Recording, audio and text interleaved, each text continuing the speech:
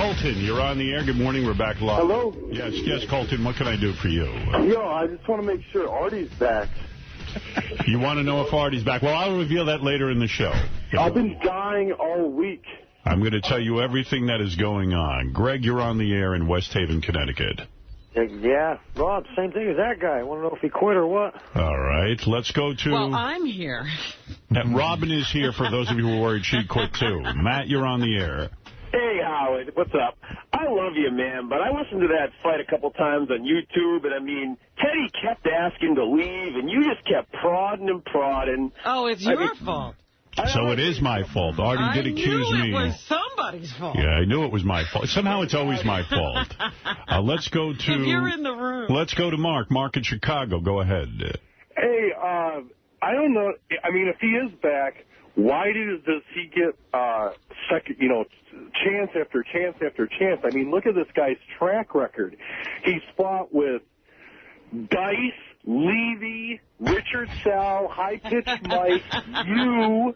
Well, I'm not going to tell you if... How many chances does this guy get? I mean, there is a double standard here. I'm not going to tell you... It sounds like a triple standard. I'm not going to tell you if Artie is back or not, but I did have a conversation with him during the week where he told me he's not a violent guy. Oh, you're kidding. That's right. Well, so how is he having all these fights? I don't know why he's having all these fights. Let's go to... Kevin. For a non-violent guy. Kevin in Brooksbury, Pennsylvania. Yes, Kevin. How we doing? All right. Artie is back. I know he's back. How do you know that? I know. How would you know? It's a psychic on the I heard the laugh.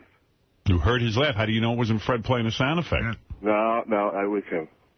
Artie always laughs on the punchline there, and I heard him. He's back. How do you know it wasn't Fred playing a sound effect? Nope, it's not Fred. Fred, play Artie's laugh to prove that you were doing that. Fred is good.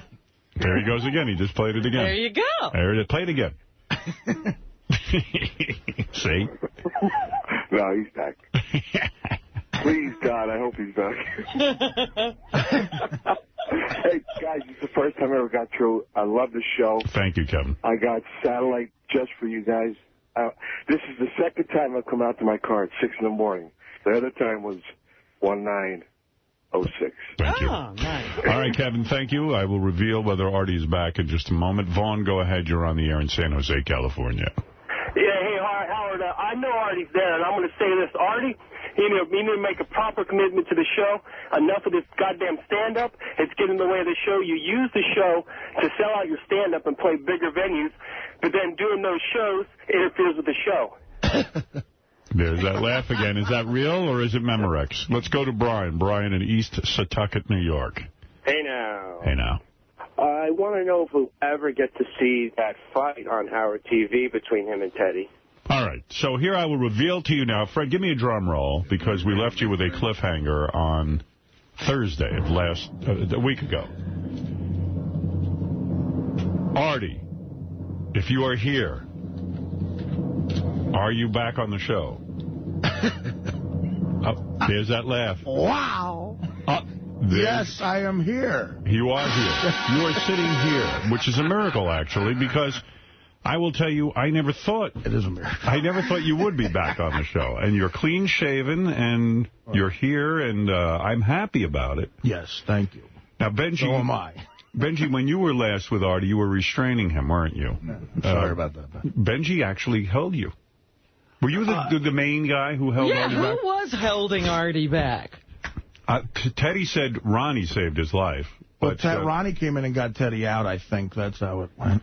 But Benji gave you the first tackle, but you got past him. I was just trying to slow down a little. Well, yeah, Benji was the first obstacle. What, did you throw a body block or something? I don't know. I don't remember. I don't know exactly. You did get past Benji. I was surprised. But Benji slowed you down somewhat. Yeah, Benji is, he's like that linebacker who Earl Campbell crushed that one time. Right, he sacrificed himself. Benji was already hard to restrain. Well, I think I was more, like I said, I wasn't like a restraint as much as just trying to slow down. And you put your belly in his way. Yeah. We had contact.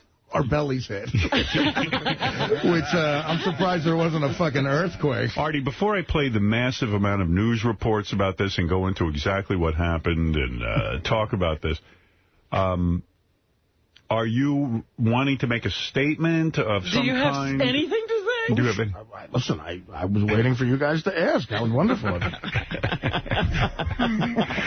right, I'll go into the story. Before you make your statement, why don't I go into Well, I mean, but the only thing I want to say is that, of course, I'm sorry. Very, very sorry. It's all my fault. It wasn't anybody else's fault. It wasn't Teddy's fault. It was my fault. And this week, I have been overwhelmed by how nice people have treated me. I really feel like I'm part of a family. Howard called me in the middle of what was probably a stressful week for him doing stuff, and a really, you know, there wasn't an ounce of anger or anything but concern for me. And other people here reacted in a similar way. Tim Sabian, Mel Karmazin, Don Buchwald. I got calls from everybody on the staff here, and I really feel like I am part of a family, and that is such a touching thing. And, you know, I was blown away by how nice everybody was. And Howard's call meant a lot to me.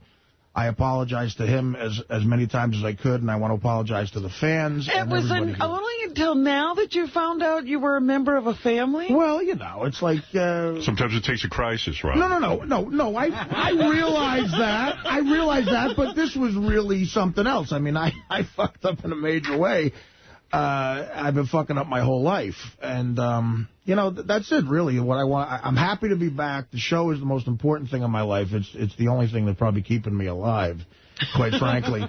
And, you know, Doug Goodstein's got the pace. Benji called. Everybody called and was so nice. And I appreciate it, man. I really, really appreciate it. And I'd like to think, if, God forbid, the tables were turned, I would do the same for you guys, because I felt amazing. And I mean, other people, like David Spade called me, and Norm and Jimmy Kimmel, they were offering me to stay at their house in California for a week and just get my head straight. What would that do for you? I don't know, but Staying at David Spade's house might not be the best thing. Well, I said to Jimmy Kimmel, who really was concerned and offered me, I said, if I stay at your house, we're not going to be friends anymore, and I guarantee it'll be my fault.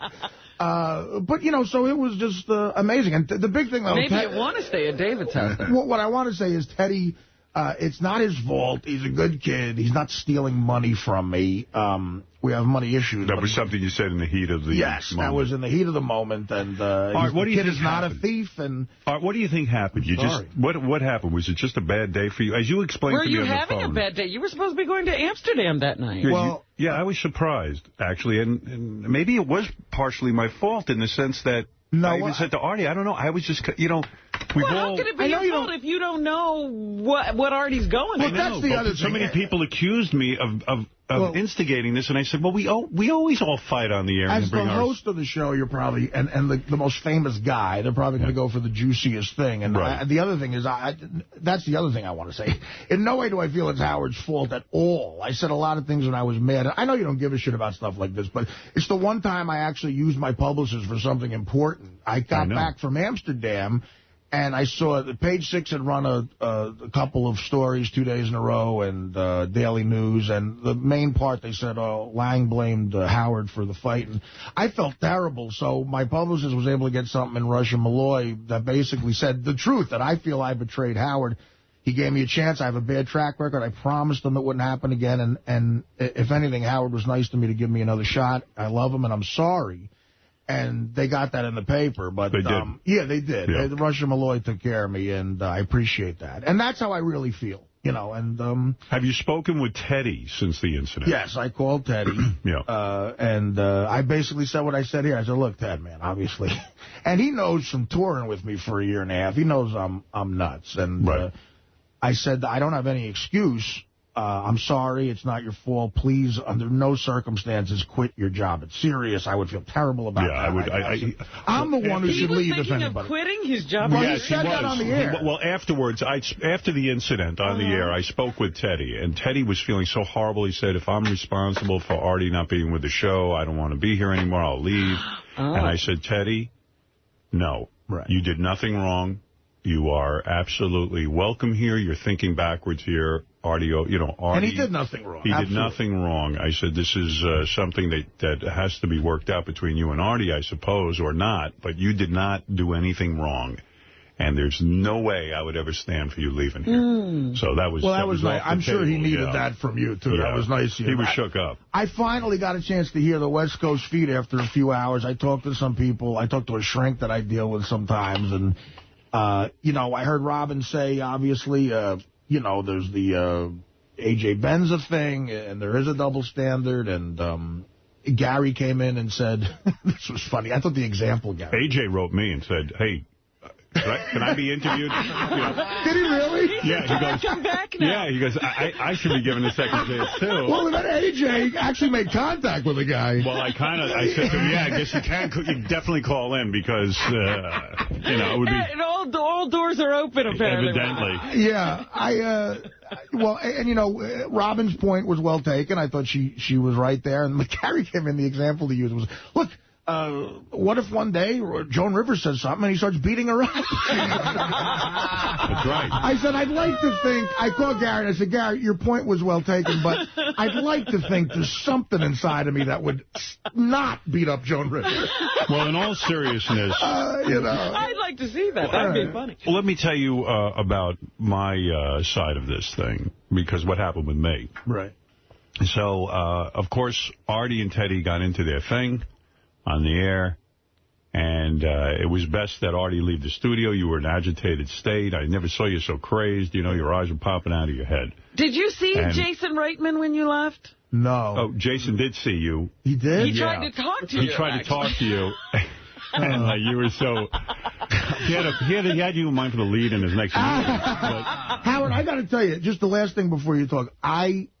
From the time that I said I resign, and, you know, I didn't know what to do, and that was more emotion than I've ever had in my life. I was so emotional. Right.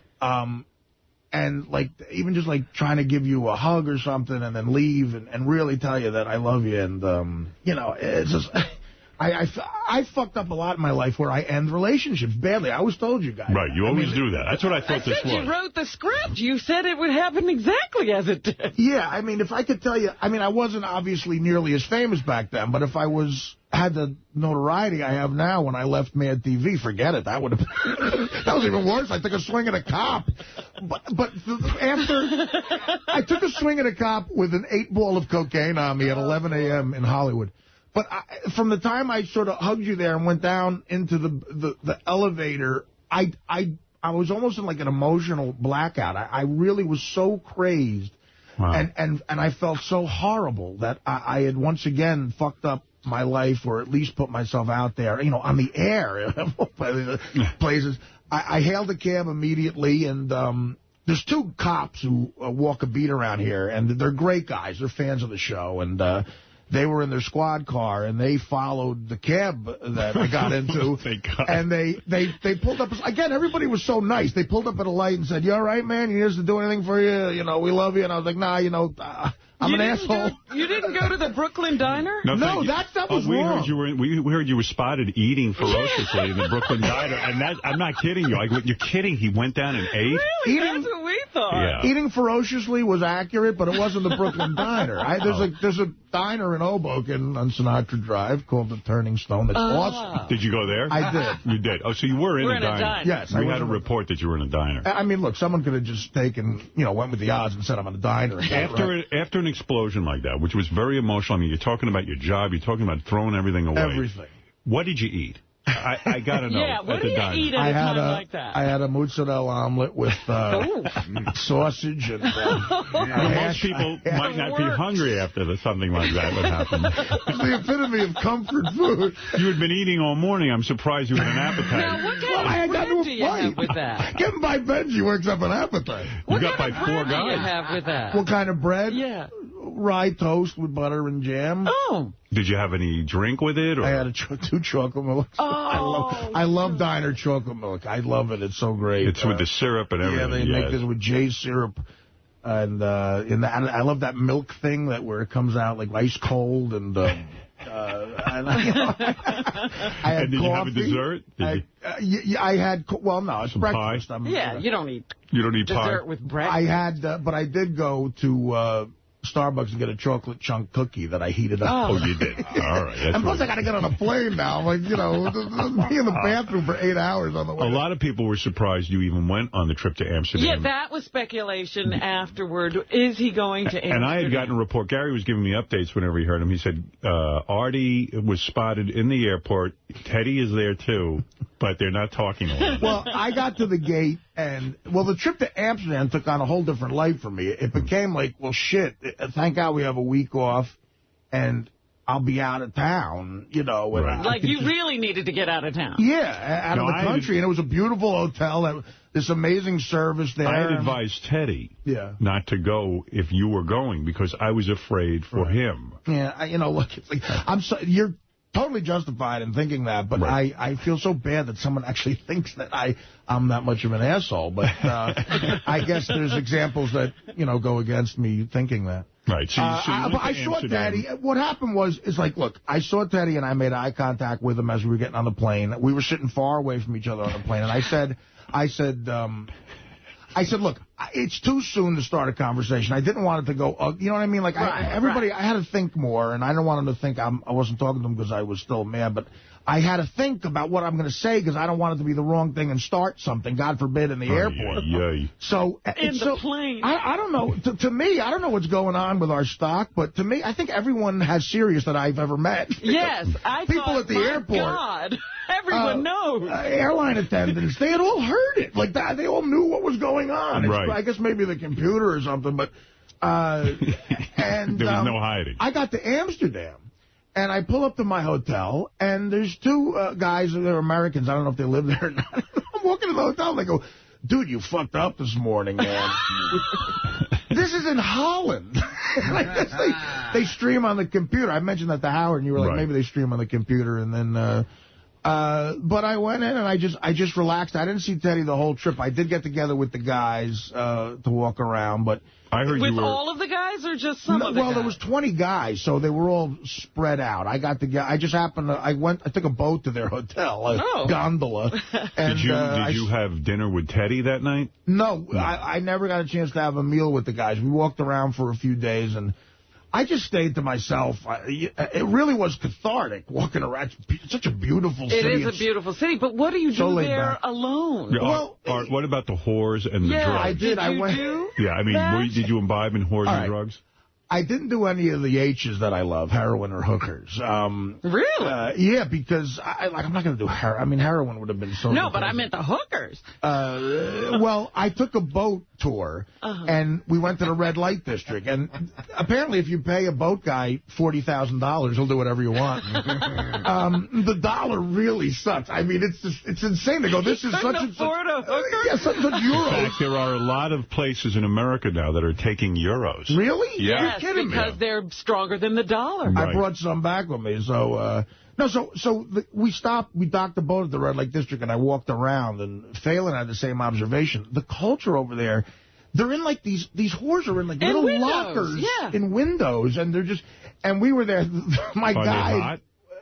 I heard they're not that hot. I didn't get a hot batch. Yeah. Because it was the time of day. He said, like, look, at night, about 9 o'clock on a Friday, you're going to see some hot chicks. But he goes, you go during the day, it's frightening. This was like a Wednesday afternoon. Some of them were old. Yeah. They looked like grandmothers with their tits hanging to their knees. I told you, we walked out. There was a woman... Must have been 87. Really? Yeah. And 87. She had one leg in one corner of the window and one leg in the other corner of the window. Well, that's inviting. But, but I was thinking to myself about these old whores. The one thing that tempted me was they probably give an amazing blowjob, I would assume. Well, they've got to try very, very hard. They must really put out. Do. Plus, it's their profession. So I walked around the red light district. I didn't partake in anything. But when I met the guys one day, we walked into a cafe. Jason and his brothers, who were really nice guys, Phelan and Shuley, and I smoked a joint. And I got to tell you, man, I didn't notice how strong it was, but it was such a smooth, like, it was fantastic weed, I guess, because 3 puffs, I was feeling all right. But, you know, like in the Jimi Hendrix song, Are You Experienced? Like, not necessarily stoned, but beautiful. You had that. I was beautiful. Wow. I was beautiful. And I like, all my troubles. You didn't get paranoid on the pod? No, and I had the same reaction you. I've had my worst experience with drugs, the hard drugs I've done, was with weed. Right. In L.A. Too. Like right. that crazy chronic shit or whatever the fuck it is. But I smoked this joint, we shot some pool, and look, Amsterdam, they're not violent people, and I'm sure, you know, legalizing weed is the right thing, but there are a lot of people who sit in these cafes who are about 42 who look like they might have had a shot, and they're just staring into space. Like, you saw guys who were like going, God, I came here to be an author or a singer, and it just didn't work out, you know. Right. There's a lot of, looks like lazy sort of people hanging around. It's over for them. Yeah, you know? yeah. And at that point, I related to them. Now, while you were in Amsterdam... So I walked back to my hotel, which was a little bit of a walk, and you're going to love this, because this was my favorite part about the culture over there. These guys will attest to it. I was beautiful. I left. I said, I'll try to call you guys later. I walked back to my hotel along one of the canals, and... I found a place for pancakes. It is the capital of the world for pancakes. What makes these pancakes so great? The guys have all had them. They're big, they're light, they're fluffy, they're unbelievable. You're talking about like these big giant pancakes, and they're loaded up with like a whole plate full of one pancake. Right, but in New York, it's almost like they're coming off an assembly line. These are like there's a fat old Dutch woman making you this. It's rich with butter and syrup. So, are there apples in it? Is there chocolate? You can get all that stuff. You can get everything on the side. I had butter. Just butter. Just butter. Extra butter. Yeah. Butter pancakes. Butter pancakes. And and a couple of eggs. And the eggs over there are really yellow. And orange almost. Nothing's added to them. Yeah. So I sat down, and if you could imagine, any pothead would think, after smoking weed like that and walking a little bit. How much weed did you smoke? An enormous pancake. Did you take one hit or many hits? I took... I shared a joint with a couple of the guys. I probably took about 6 or 7 hits total. Wow. So you were flying. Yeah, I felt really good, and I walked it off a little bit, but, God, it was just like... It was fantastic. Did you hear any music? Did you have your iPod with you? I had my iPod, and I was listening to that. And you're by yourself eating pancakes. I went by myself. I got an enormous pancake, Howard. I had, like syrup was dripping, and I was so happy. And these people know this, look, because everybody's a pothead. Right.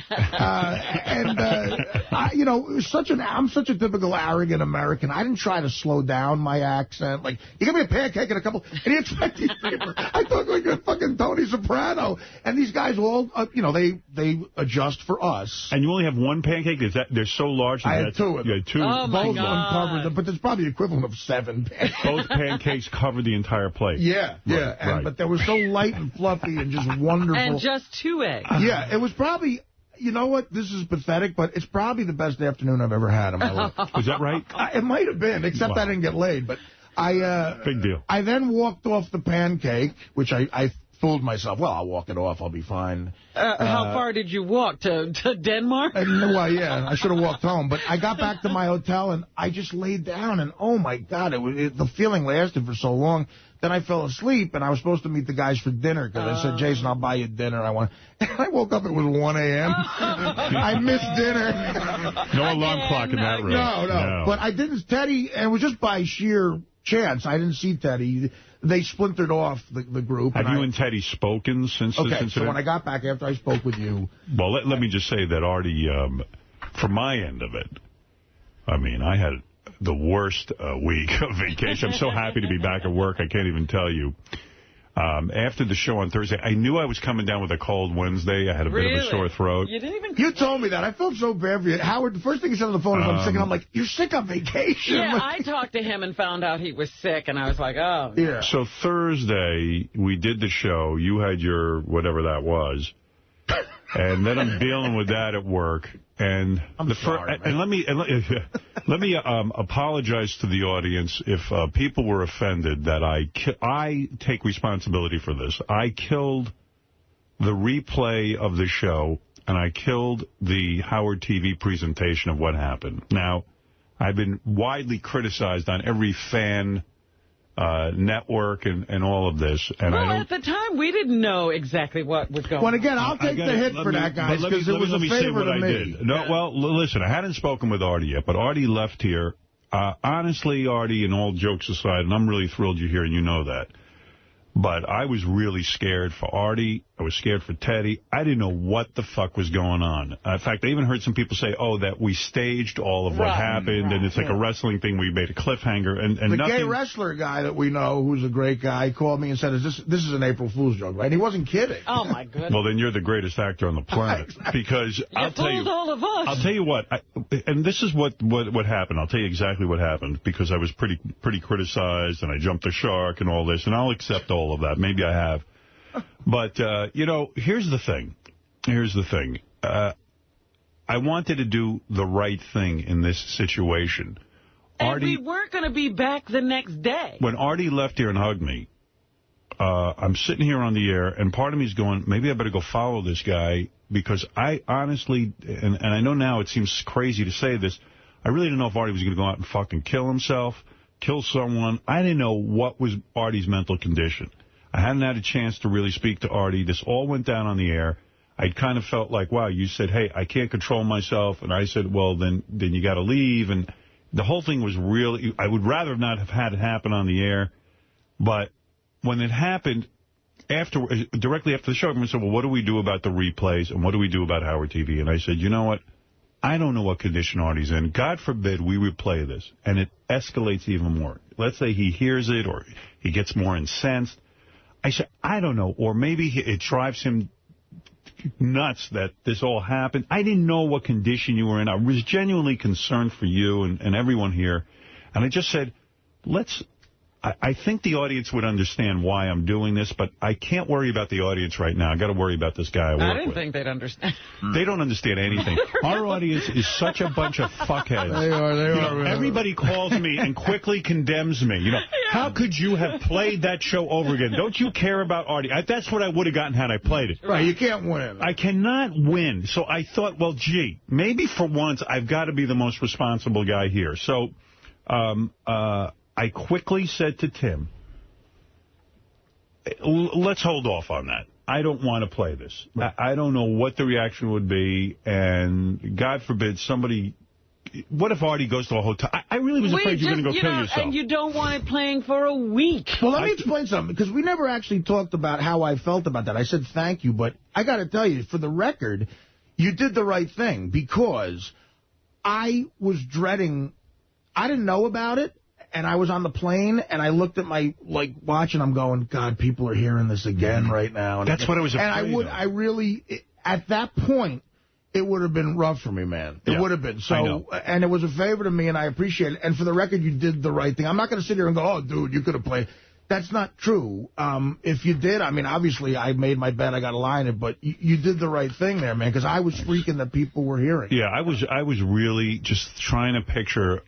I really do love Artie, and I did not want him to be further distressed. I honestly didn't, and that was where I was coming from. I wasn't sitting and thinking once, oh, wow, this will be great for the ratings or something. No, that never played into your conversation at all. It was all about the condition of those involved. I was afraid you might do something to hurt yourself. I really was. I didn't want you going on heroin. I didn't want you hurting yourself. I mean, God forbid. And, And of all the places, I'm going to Amsterdam. So we were all concerned about that. Let's take a couple of calls. Dominic Barber, you're on the air. A few things. Number one, I'm talking to somebody, and I say, well, did he land yet? And the person says, you mean the Pope? I said, no, Artie. But next... Hey, by the way, what did Bill Maher say about Catholics that now everyone's calling for his resignation and banning HBO from homes? I have no idea. What did he say? I don't know, because I'm reading about it that Bill Maher said something. Are they not replaying that? No. Maybe they're not. I don't know. But Bill Maher evidently has offended Catholics. Good. I think he's a Catholic, but I think he somehow offended his own. Well, the other point with Artie is that... all of us were waiting to hear if you overdosed in heroin, in Amsterdam on heroin, because all of us were saying, oh, he's not going. Then we heard you went, yo, he's going to take heroin. I know he is. Am I correct that you got high and ate pancakes and we had to worry about your life. Yeah, I know. Well, I got pissed because I was having a miserable day, and then I heard Artie got on a plane to Amsterdam. I'm like, why am I feeling so bad? What was weird for me is that now I get this horrible sore throat and swollen glands, and I'm sick as a dog, and just bummed out. And I wake up. I went to sleep, and I woke up, and then there's like a bunch of phone calls from Artie.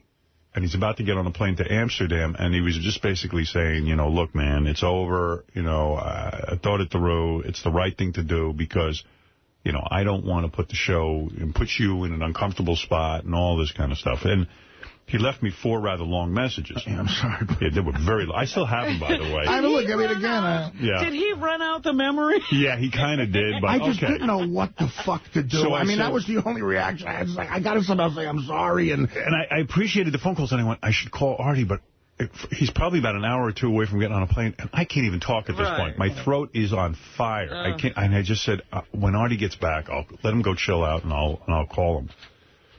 So I heard you were back. I had heard through Gary that you would come back, and I called Artie, and I said, Art, look, you know, how you doing, and all that kind of stuff. And you talked to him personal.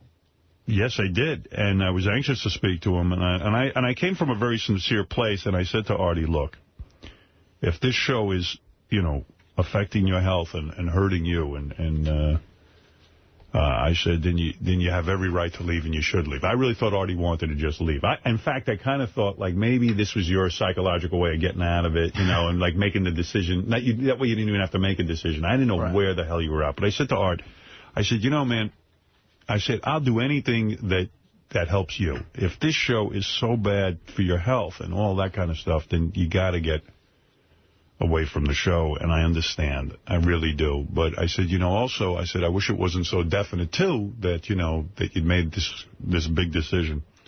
And we started talking, and Artie really did want to come back, and Artie does want to be part of the show. And I said, I don't even know. I said, from my end, I want you on the show, and I know the fans want you on the show, and you're great for the show. You're terrific. I said, but, you know, there's people you got to talk to here. It's serious, and make sure it's okay to come back and all that stuff. And Artie went ahead and had a bunch of meetings. I don't know who you met with, but he met with a bunch of people. And, you know, so I feel very lucky that you're back on the show. I feel fortunate. I feel good about it. I feel great about it. Thank you. And I'm glad you're here, you know, and you're important to me. Right. And I know you're important to everyone here. And I hope, you know, things are going to be okay. We have to say, Artie, I don't know that there's another chance. Yeah, I don't know about that. Based on the people I spoke to here, I don't think there is another chance. I mean, I really don't. I mean, the only reason I would consider leaving the show or any work I'd be at right now is because, one, I talked to a couple of doctors, and I went a medical doctor, too, and he's just like, look, you know, wherever you were working now, my standpoint is, you're close to a physical breakdown of how unhealthy you are. Right. And he's like, if you need to take some time to get healthy and even go to, like, some sort of, not like a rehab, but some sort of resort? I mean, it's like The Biggest Loser, where you go and you're like, you go into like weight camp. No, he's not going to Biggest Loser. They work there. Well, fat camp, you know, that kind of thing. Well, yeah, I mean, you know, for lack of a better word, but he said, you know, because Artie went to a pancake restaurant. That's right. He's going to a resort Amsterdam, where he can eat and sleep. There was, you talk about violent. If someone tried to get in between me and that pancake, forget it. But, you know, so he said I'm not saying, like, you should leave the show career-wise or anything, and because what I told Howard is true. I mean, the show is the best thing ever, but he goes, you're not healthy, man. He goes, you're 40, and he goes, you could have a heart attack, like, so easily. And it wouldn't be a surprise, and mentally you're stressed. So he goes, you know, the fact that the people are treating you so well at the show, you know, maybe one day down the road you need to at least take some time and get better if you can't do it within that schedule. Right. And I said, okay, the thing I want to do right now is just get back on the air and just get back to normal. So would you come back to say, I'm going on vacation? No. Doesn't sound like No, I'm saying, I mean, look, what happened on the air the other day is, like, what if I have a heart attack on the air? Nobody wants that. Let's take a couple of phone calls and see how the audience is reacting to this news and what's going on. Joe, you're on the air in Philadelphia. Welcome to the show. We're back live. Hey, Howard. Hey, Joe. How you doing, everybody? Artie, glad to hear you're back. Thank you. Time calling. I think, Artie, you just got pissed off. I know how you feel. You get pissed off, you flip out, you say things you don't mean. But, Howard, you're totally off base thinking he was going to kill himself. Well, you want to know something? Well, how does he know? You haven't seen the TV, and if Artie okays it, I'll leave it up to you. If you feel okay about replaying the audio and the video of this. Right, there was a bunch of things I wanted to stress when I was talking. That's one of them I forgot. Yeah. Now the time has passed, these people, they pay money, and this is the greatest reality show ever, and... I'm fine with it at this point. Okay. As a matter of fact, it might even be...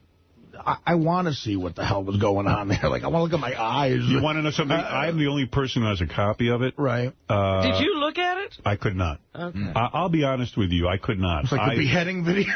Yeah, I was so upset for you and for the show and for me personally. Right. I was so upset that for the first time in my career, I really just didn't know what to fucking do. And I really was worried about you. And I swear to my audience, and if you think I'm being wrong about this, I really didn't know what condition Artie was in, and I was not going to, I think the word is exacerbate the situation. Exacerbate? Exacerbate. Exacerbate. Sir. Exacerbate? Exacerbate. Are you sure it's not exacerbate? I know it's exacerbate. I think there's an R in it. There's an ER in it. I was not going to masturbate. You didn't masturbate? Don't avoid that. You were really upset. No, but I really, seriously, Artie, I did not know what to do, and I said, God forbid he hears this and it drives him over the edge. I just didn't want you to fucking kill yourself. And it's easy to say, oh, Artie wasn't going to kill himself. When you see the tape and see how angry Artie was and how out of control this thing was, you'll see. No, you did the right thing. I'm telling you, you're talking to me. I'm the guy who, yes, that would have been really horrible for me. Well, the thing that really, I was concerned about was that I know how you then come to your senses and beat yourself up for doing something like that. And I said, now he's going to be absolutely miserable. And that took 10 minutes to get to that level. And then it was a couple of days of just wallowing in that. And if it had been replayed, and it would have been hard. But for the record, now the time has passed, absolutely, you have my permission to play it on TV and radio again, if you want. I mean, the fans, I think you talk about a family thing. I think especially now it's serious. The fans are our extended family in a way, and I'm fine with them seeing it. All right. I think it's now it's a week later. It's a whole different decision. But at the time, I wasn't going to make that decision, and I wasn't going to go home that day thinking, oh, man, this is playing, and I don't know where he is. You know what I started to think? I was like, people are paying for a service now, and we appreciate that so much, and I don't want people to start thinking, well, shit, they're editing stuff and blah, blah, blah, and then Artie's getting a special treatment to the point where not only is he not getting fired, they're not airing it for him. And for a week, I did get that treatment, but I don't want you to do it anymore. I want you to air it and let people see it. All right. Yeah, I guess it's better safe than sorry, huh, guys? Yeah, absolutely. That's what I felt. I said, I don't know what the situation is. I don't know what Artie's condition is right now. I don't know what type of shape he's in. The thing is, it was very real, and none of us knew how anything was going to play out at that point. Yeah, I did not. I guess I look at it differently because I flipped out like that before myself. Well, so we don't know you, sir. Yeah, we don't know you, Joe. I got to say, this guy's from Philadelphia. Yeah. Me and Levy did a couple of shows at this comedy club right outside of Philly, and you know how great the Philly fans are to us. And when I got on stage, man, I talk about almost crying. They gave me like a 10-minute ovation. Wow. Like, I couldn't talk for 10... This was during the vacation? Friday and Saturday night. I didn't know you did a gig. We actually did a bunch of charity this weekend, Thursday through Saturday, for a firefighter who died in my hometown and a cop who needed help. And, man, the crowds were so nice, but, God, Philly, man, a 10-minute standing ovation. I almost started to cry. Wow. And it was a packed house, and that's just... what I realized was, I always knew this, but I think, I'm so happy that Howard let me into this this world. It's a great place to be. When I get off a plane in a city, I feel like I have like 20,000 best friends there, you know. Right. And I'm so appreciative that you let me have this, man. Like, that's the other thing I told you on the message, and I feel I screwed it up.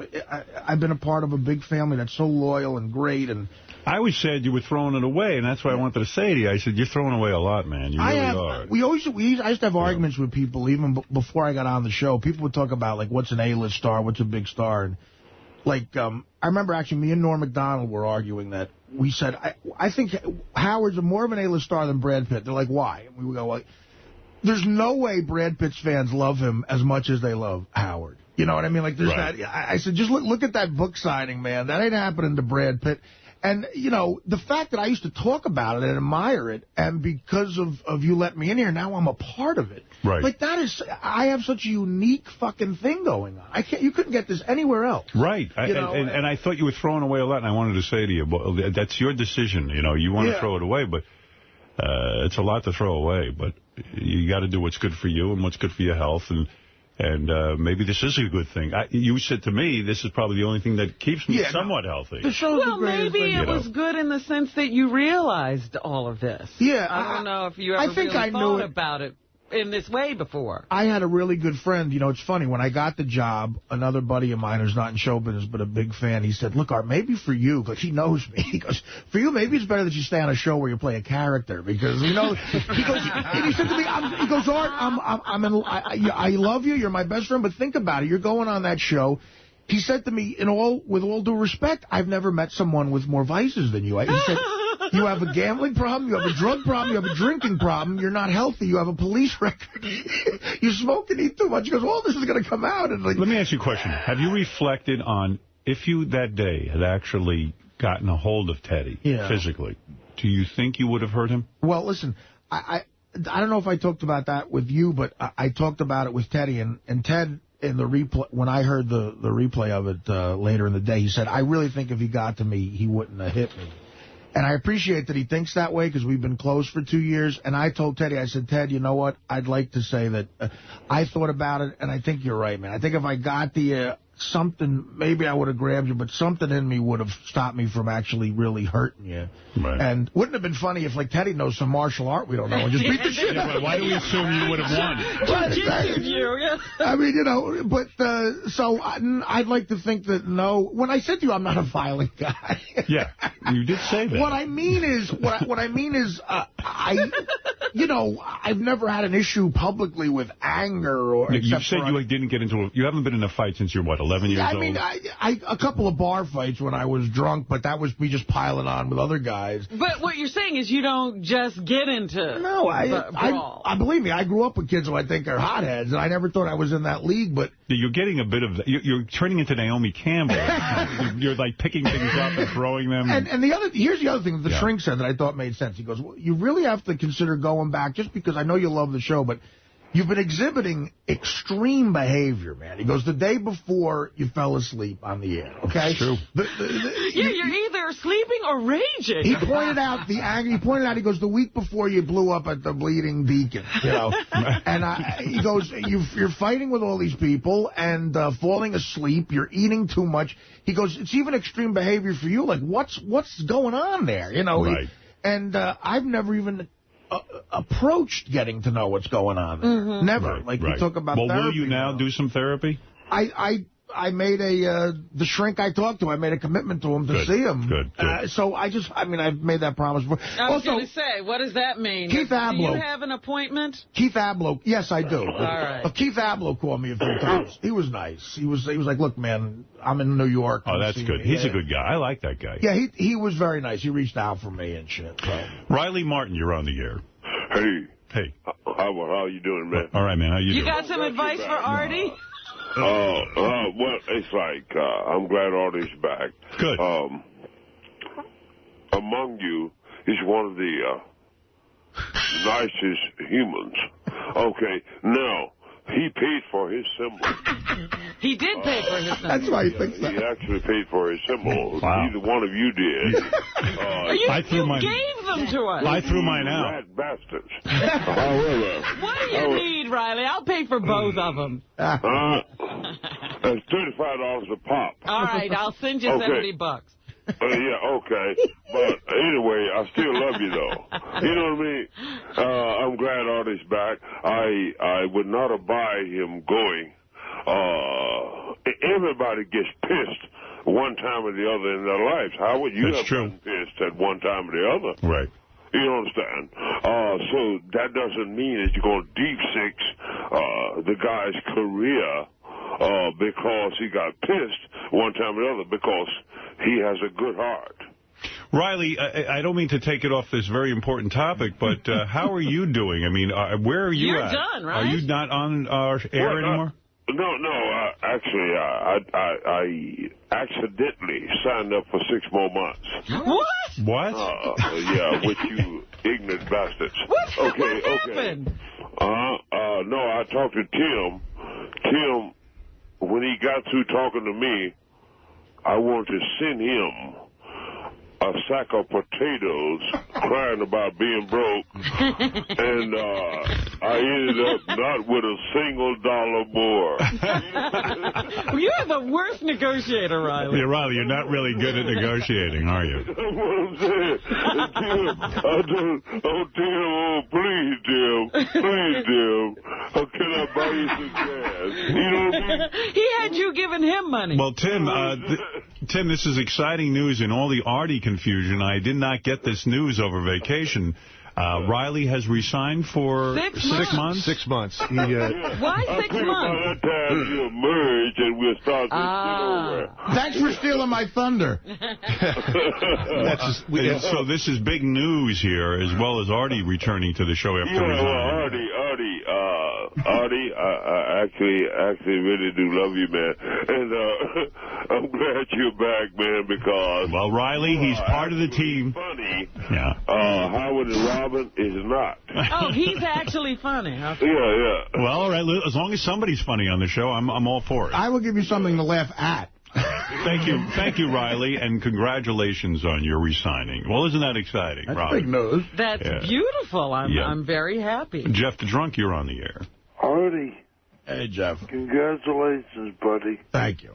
I'm glad you're back. If it wasn't for this show, I wouldn't know Jeff Curro. You know, I mean, that's true. Jeff was very sad. Yeah, Jeff was, after the incident, Jeff did make it on the air, and he was like, oh, shit. Well, I don't think any of you is going to send him $200. Right. Well, I was on a roller coaster all weekend. You were a roller coaster. An emotional roller coaster.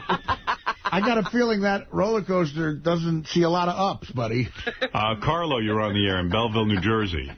Is Teddy still your manager, Artie? My manager. Uh-oh. That's the other thing. Again, it was funny listening to it because I was so mad I didn't hear some of the stuff.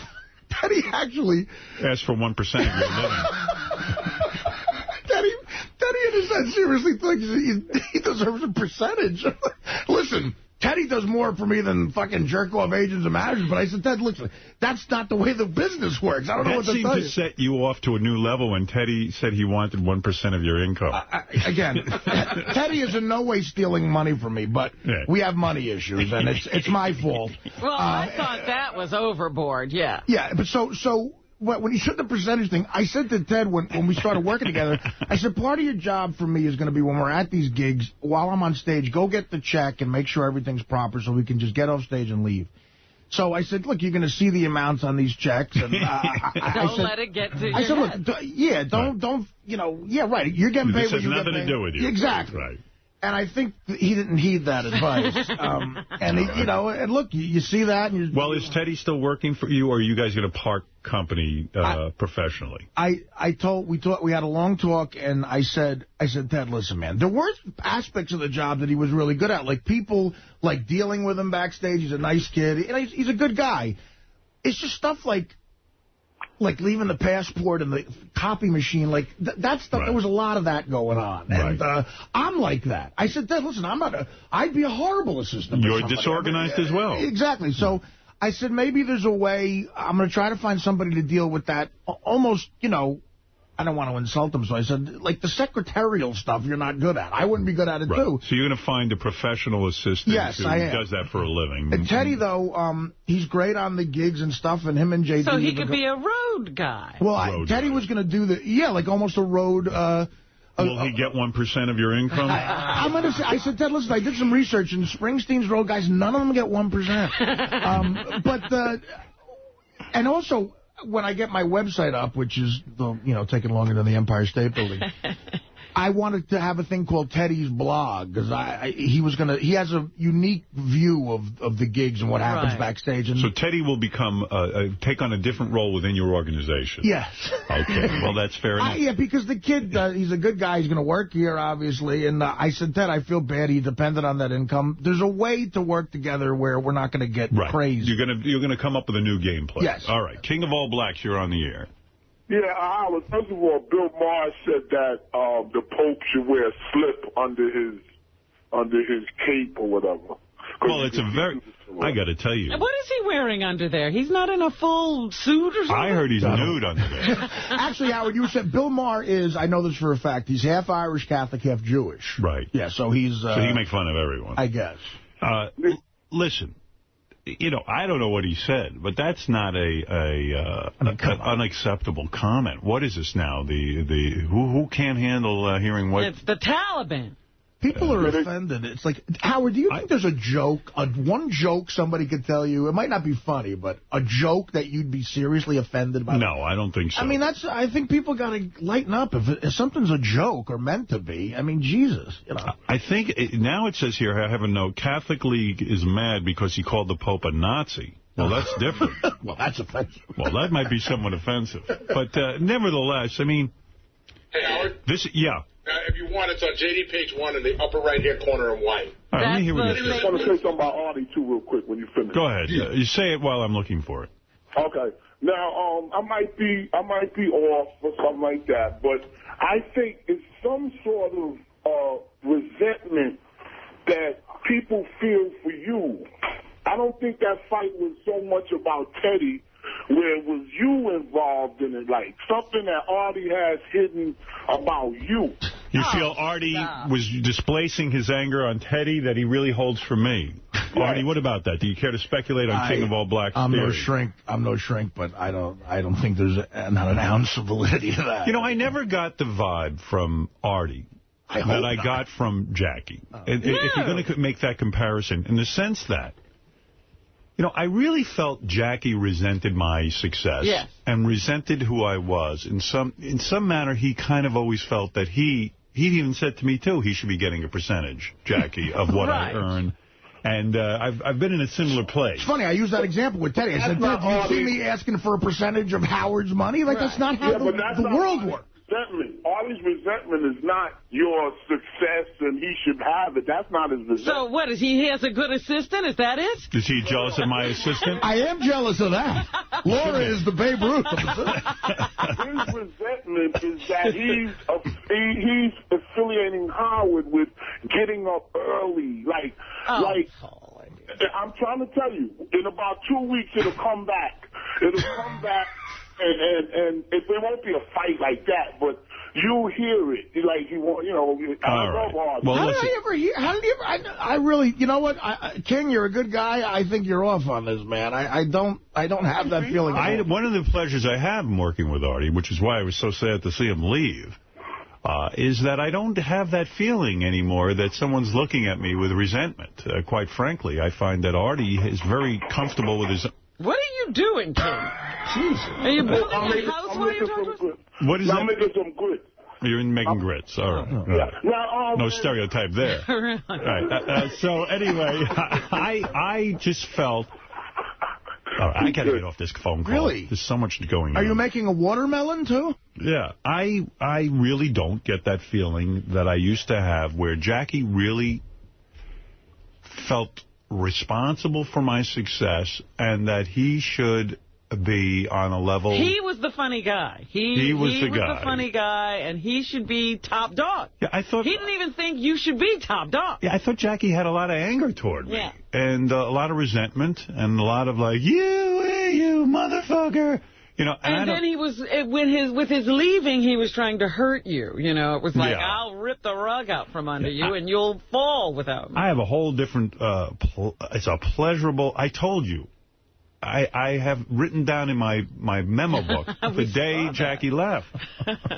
I mean, I can't tell you how great it was for me personally because, I mean, not professionally, but personally. Yeah. Because it was... Yes, Jackie was great on the show. I didn't understand how you worked with that resentment behind you all that time. Robin said to me years before Jackie left, you should fire his ass. Let him go. He was gone. I was like, let him go. Yeah, she was a big advocate. Anyway, here's what Bill Maher said. We'll get back to the Artie thing, and there's so much more to get to. Robin's tour while we were away. Tour? She was on The View. It was the Artie tour. All I got was asked about Artie. I saw you on Donnie Deutsch. Robin, by the way, you looked fucking hot on Donnie Deutsch. Well, I'll have to look that over. I saw Robin on The View. Downright hot. I didn't see The View or hear it, so I'm looking forward. I thought, A, she looked great. B, I thought she sounded great. You had a lot of good stuff to say. And we'll play these appearances of yours, and we'll evaluate, of course, every word. And probably take the clips and do something weird with them. Wonderful. But yeah, not too much stress here. I do not know what that outfit was that you wore on The View. Robin, that confused you look like Batman. You had wings. If you saw Robin's dress on The View, now what was that? Your arms were tethered. Yes, the arms of the dress were attached to the dress. So when you did this, the whole... Do you realize what jeopardy you put yourself in? The woman, in essence, like, let's say something dangerous happened, and she had to fight someone or something. Like Joy Behar. Yeah, her arms were tied. This dress on The View, I don't know how many people saw it. Robin goes on, and she looks great. She's thin and all this. But she walked out and, hello, everybody, and she puts her hands up in the air. And out comes like what looks like spider webs attached, almost like a superhero outfit. Like Batman. Yeah, like Batman has that thing where he floats down. I said to Beth, I don't think Robin picked out that outfit. I did indeed. I love that dress. Really? Yes. I thought it was funny. Where did you find that dress? It's a Norma Kamali. I found it at her store. Oh, it is a Norma Kamali. You thought it was. I thought this was the kind of dress that, like, the Wright brothers, it looked like the early invention for a plane. She looks like the first plane. Yeah, because when she spread her wings, you literally had wings. Now, see, every woman loved the dress. It would take a guy. I don't believe it. Absolutely. Absolutely. When I stepped off stage, I don't. I think people were lying to her. A woman said to me, oh, my God, when you raised your arms like that, it was incredible. Incredible. Yeah. How high up? You have to wear this dress around me. How high up can you raise your arms? You can't raise your arms up very high. First of all, after I got into the dress, I was like, oh, my goodness, this dress causes a lot of problems. You can't wear a coat. It was kind of a chilly day. Right. You cannot put on a coat because you can't get your arms through the coat. I'm looking at this thing, and I go, what is that? You can't raise your arms too high. That's my point. The whole dress goes What if you're getting a stick up and the guy's That's what I said. I said, no, if you hold me up today, I can only raise my arms You're this high. limiting your actual use of your arm. John McCain had a war injury. I don't know how many people know this. He can't raise his arm above his shoulder because he was in Vietnam and he had a terrible time there. In a tiger box for 5 years. That's what happened. But Robin literally... For the sake of fashion. Kept her arms restrained. Like, I would never want to be in that position where my arms are restrained for the sake of fashion. Well, I don't have to wear the dress every day, Howard. It was just for TV. And you couldn't wear a coat. And it was wild. I'm sitting there, I go, I can't believe what you're wearing. I've never seen an outfit like this. This is a whole new thing. And I swear, if we pushed you out a window, you could fly. I could. You're like the flying nun. Actually, my wings have a hole in them. Because there's a big hole there, so I probably would plummet to the ground. You know what you might... And listen, I haven't seen the dress, and I'm no fashion guru, but you look so good now, I think you're starting to think, I can wear anything. Well, that was the same dress you saw on Donnie Deutsch. You didn't have me raise my arms. No, you weren't wearing a... Why did you wear the same outfit? Because it looked good. I said, when you're looking good... You should wear the same outfit. But won't people accuse you of wearing the same outfit? In other words... He didn't know I had worn it earlier. No, but our audience knows. I've already gotten calls that you wore the same outfit. Oh, you did not. I did. I really... Actually, I do. What fruity guy called you with that? Yeah, really. Let's go to Raymond. Raymond, go ahead. And then I'll play the Bill Maher comments. And we have a lot to get to in terms of Robin's stuff. All of the Artie. I'll play you every Artie newscast. Yes, I didn't get to hear any of that. This was all over the country. Raymond, go ahead. You're on in Fresno, California. Yeah, hey now. I was just wondering, when can we expect the replays to come on? Okay. Let me turn to Howard TV. Howard TV, in light of what we've just discussed with Artie and the overwhelming need for people to see Artie erupt, when can you get that on TV so people can see it? And so Artie can see it. It will be on tomorrow night for sure. We're going to make some strong efforts to get that on tonight at midnight. I'm not sure if that's possible yet. I'll know soon. So you're saying Artie Erupts will be on tonight at midnight? No, we're making strong efforts to make that happen. Yeah, so Artie Erupts after Artie sleeps. Artie Erupts.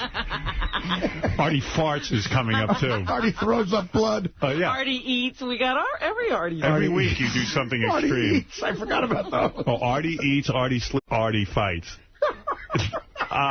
You know what? In Howard's phone call, he was so fucking funny because he's trying to he's trying to console me, and he's going, look, everybody, you are what you are. I gave him 2 scenarios. He goes, Artie, Artie's kind of, I don't know, you're crazy. I gave him 2 scenarios, but better left unsaid. Oh, no. I'm like the ghost of Christmas past. You really read him the future? I said you could go down 2 paths here, pal. I'm no psychiatrist, but what do I know? It's a helpful call. All right, so you're saying Howard TV is preparing this as we speak. And what about the Artie replay of the audio portion of the radio show? What about that? Tim, that would be Tim Sadie. Tim's right here. Hang on. Tim told me he wanted to make it a Father's Day special. How is that a Father's Day special? Tim, is that right? Well, we'll air it probably coming up this weekend then. All right, this weekend. It is not a Father's Day special. Right. By the way, can I compliment you in Sirius? I had 2 gigs that were an hour-and-a-half drive, and I caught a bulk of the Stuttering John spotlight, man. Wow. I forgot some of those that good? Entertaining conversations. John, look, I was always a fan of the show, but unless you hear 4 hours, you miss stuff. The John stuff with the stocks. And, oh, God, it's the most fascinating shit ever. I didn't want to get out of the car. I was in the bathroom. I had the radio on. I was taking a shower, and I'm listening to the Stuttering John special. I stood for about an hour and a half. In the shower? Not in the shower. Okay. I got out, and then I just kind of I have a chair in my bathroom, and I sat down in the chair. I'm naked, which you can imagine what that looks like, in that poor chair. And I just sat there and listened and thoroughly entertained, and it was great. When Fred doing his... all that stuff with Fred, there was one moment where he was trying to talk about a phone call, and Fred would not let up. And John with the money. As a matter of fact, last night I heard Robin telling a story where I didn't know that John would go in your purse and take $100 out and then say, can I borrow $100? That's what you said on the air. I did? Yeah, you're complaining about Teddy? No, I know. Yeah, John actually stole. But John admitted it. John said not steal. He would always ask you afterwards. Right. But he would tell Garillo to get $100 out of your purse, and then he would tell you later. Yeah. What the fuck? All right, here's what Bill Maher... I felt like his mother. That's what a kid does. All right, Ray, so tonight or tomorrow night is Howard TV, and then this weekend the replays, okay? And for those of you who called me horrible names and you're no longer fans because I stopped those replays, sorry, I felt that it was a severe situation, and that was my call. Don't feel bad about losing that. Yeah, well, goodbye is what I'm going to say. And what can I do? Sayonara. What do I care? All right, it seems that too many people are listening anyway. Sorry, I finally did something responsible. Let's go to Bill Maher and hear what he said about the Pope that has the Catholic League completely bent out of shape and calling for people to cancel HBO.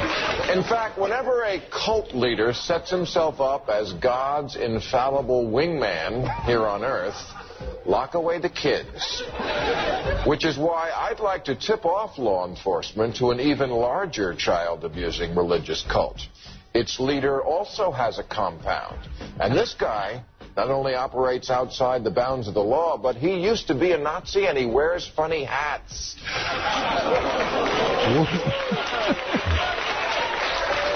That's right. The Pope is coming to America this week, and ladies, he's single. Now, I know what you're thinking. Bill, you can't be saying that the Catholic Church is no better than this creepy Texas cult. For one thing, altar boys can't even get pregnant.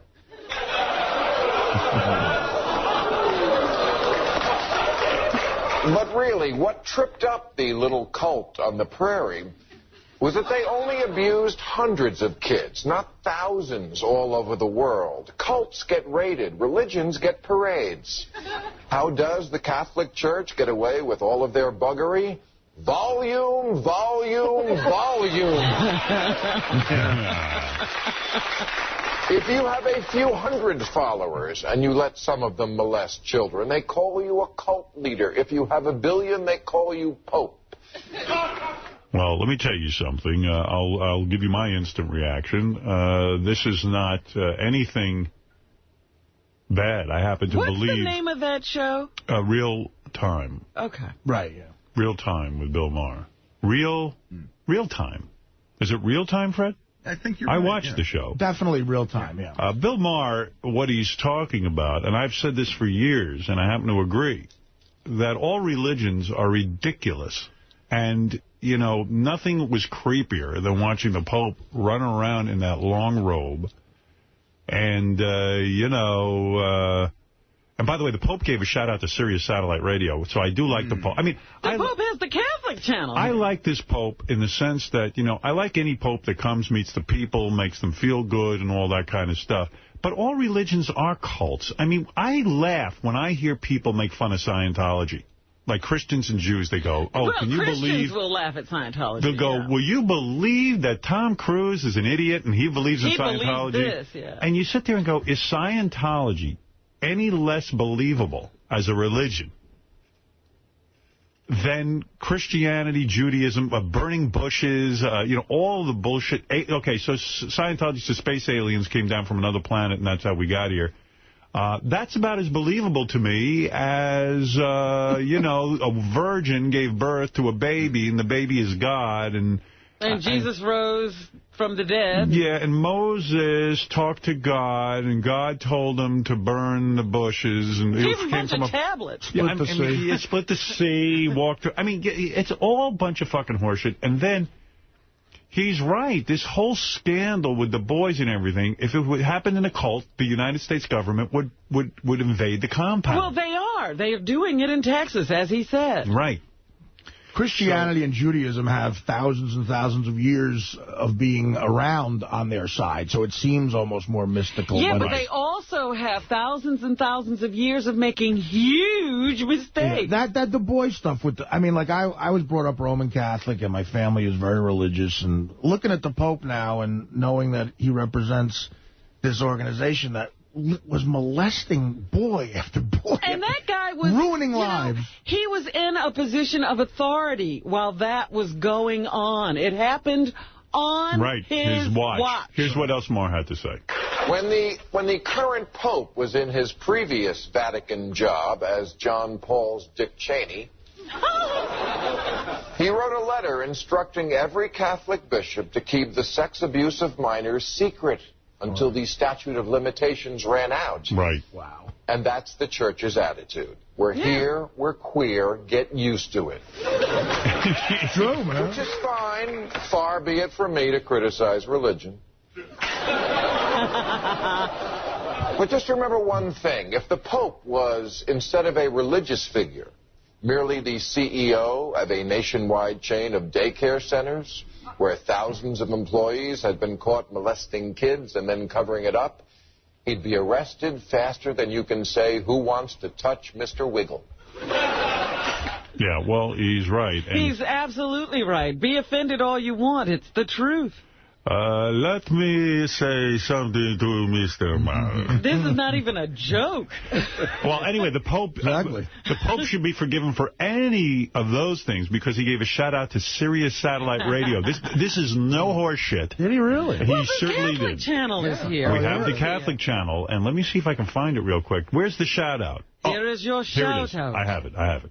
On the occasion of the third anniversary of my election to the See of Peter, I would like to take the opportunity to greet and thank all those who have joined us by radio and other media, especially the listeners of the Catholic channel on Sirius Satellite Radio. Indeed, this means of communication assist in sharing the ceremony. I mean, not that you can understand the mention. You know what, though? I mean, that's that crazy German accent. Gives me the creeps.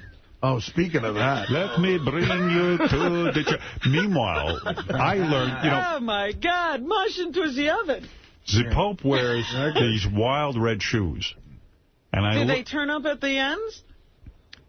Kinda. Yeah? And, the outfit's kind of weird. And odd. I learned that the red shoes, I thought that had some religious significance, has nothing to do with that. He just likes red shoes? Well, there was a pope back in, I don't know, like the 16th century who was Portuguese, and he liked red shoes. And it became... he took that from that pope? It's become a thing. So all the popes. All the popes wear red shoes, but it's merely a weird fashion statement. How dumb. Well, first of all, what is all that garb anyway? It's to make you feel good. I mean, it's a Superman outfit. But my point is that's exactly what it is. There's no reason for him to wear those robes.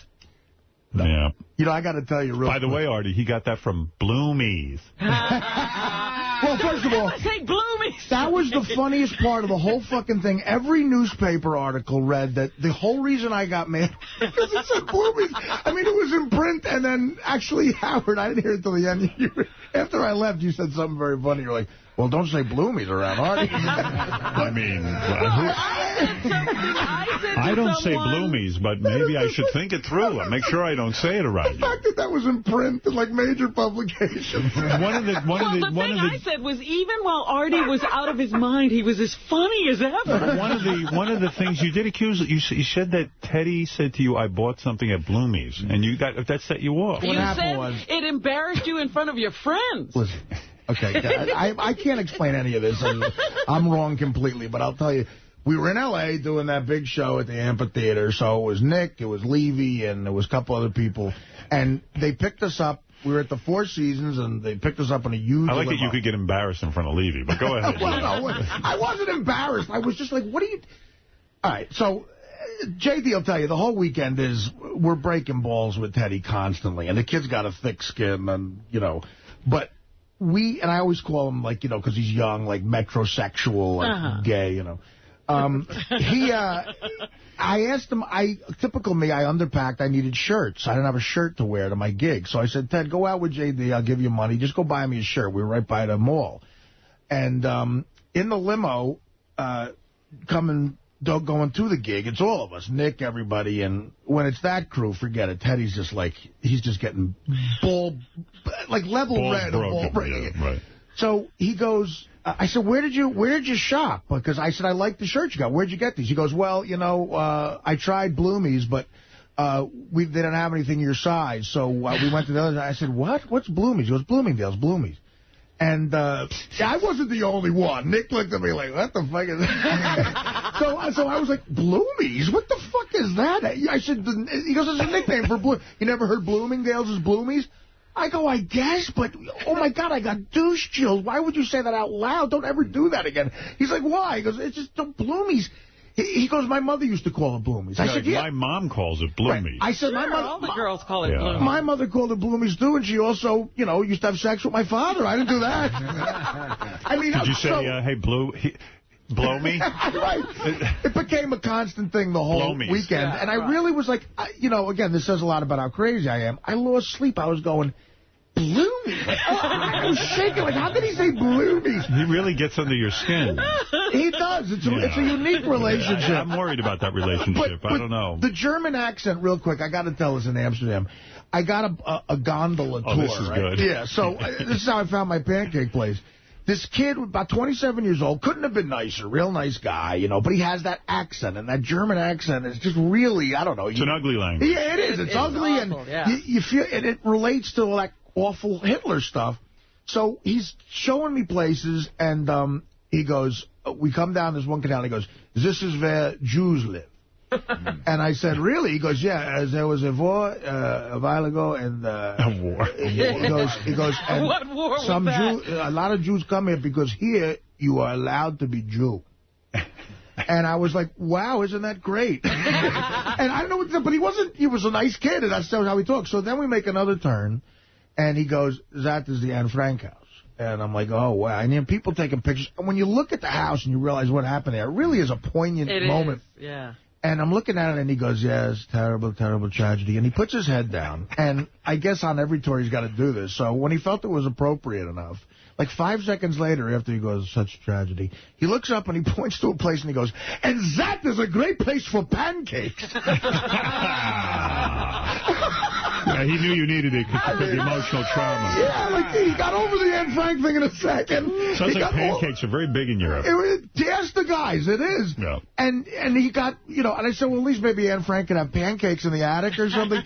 But, it's just how it is over there. It was really funny. Hey, you know what? I'm going to take a break, and we have a lot going on. Neil Patrick Harris is stopping by. He used to be Doogie Howser. Now he's on How I Met Your Mother. How I Met Your Mother. I like that guy. I'm anxious to interview him and find out what's going on. I heard he's a big fan of the show. Is he? Mm-hmm. He's a guy who was a child actor who was able to make it happen as an adult. Well, it's a rare he thing. grew up. He's 6 feet tall. He's not like a fidget. Right. Yeah, he didn't grow up looking like Leave It a Beaver. Well, the kid from Wonder Years, like he grew up and he doesn't look like an adult. Right, yeah. A lot of those kids just don't grow. I saw Jerry Mathers on the street in New York a couple of weeks ago. He was waiting at a red light with everybody. I was at a red light in a cab, and I looked over and I said, there's the Beeve. And he just had such a depressed look on his face. People walking by, kids, obviously.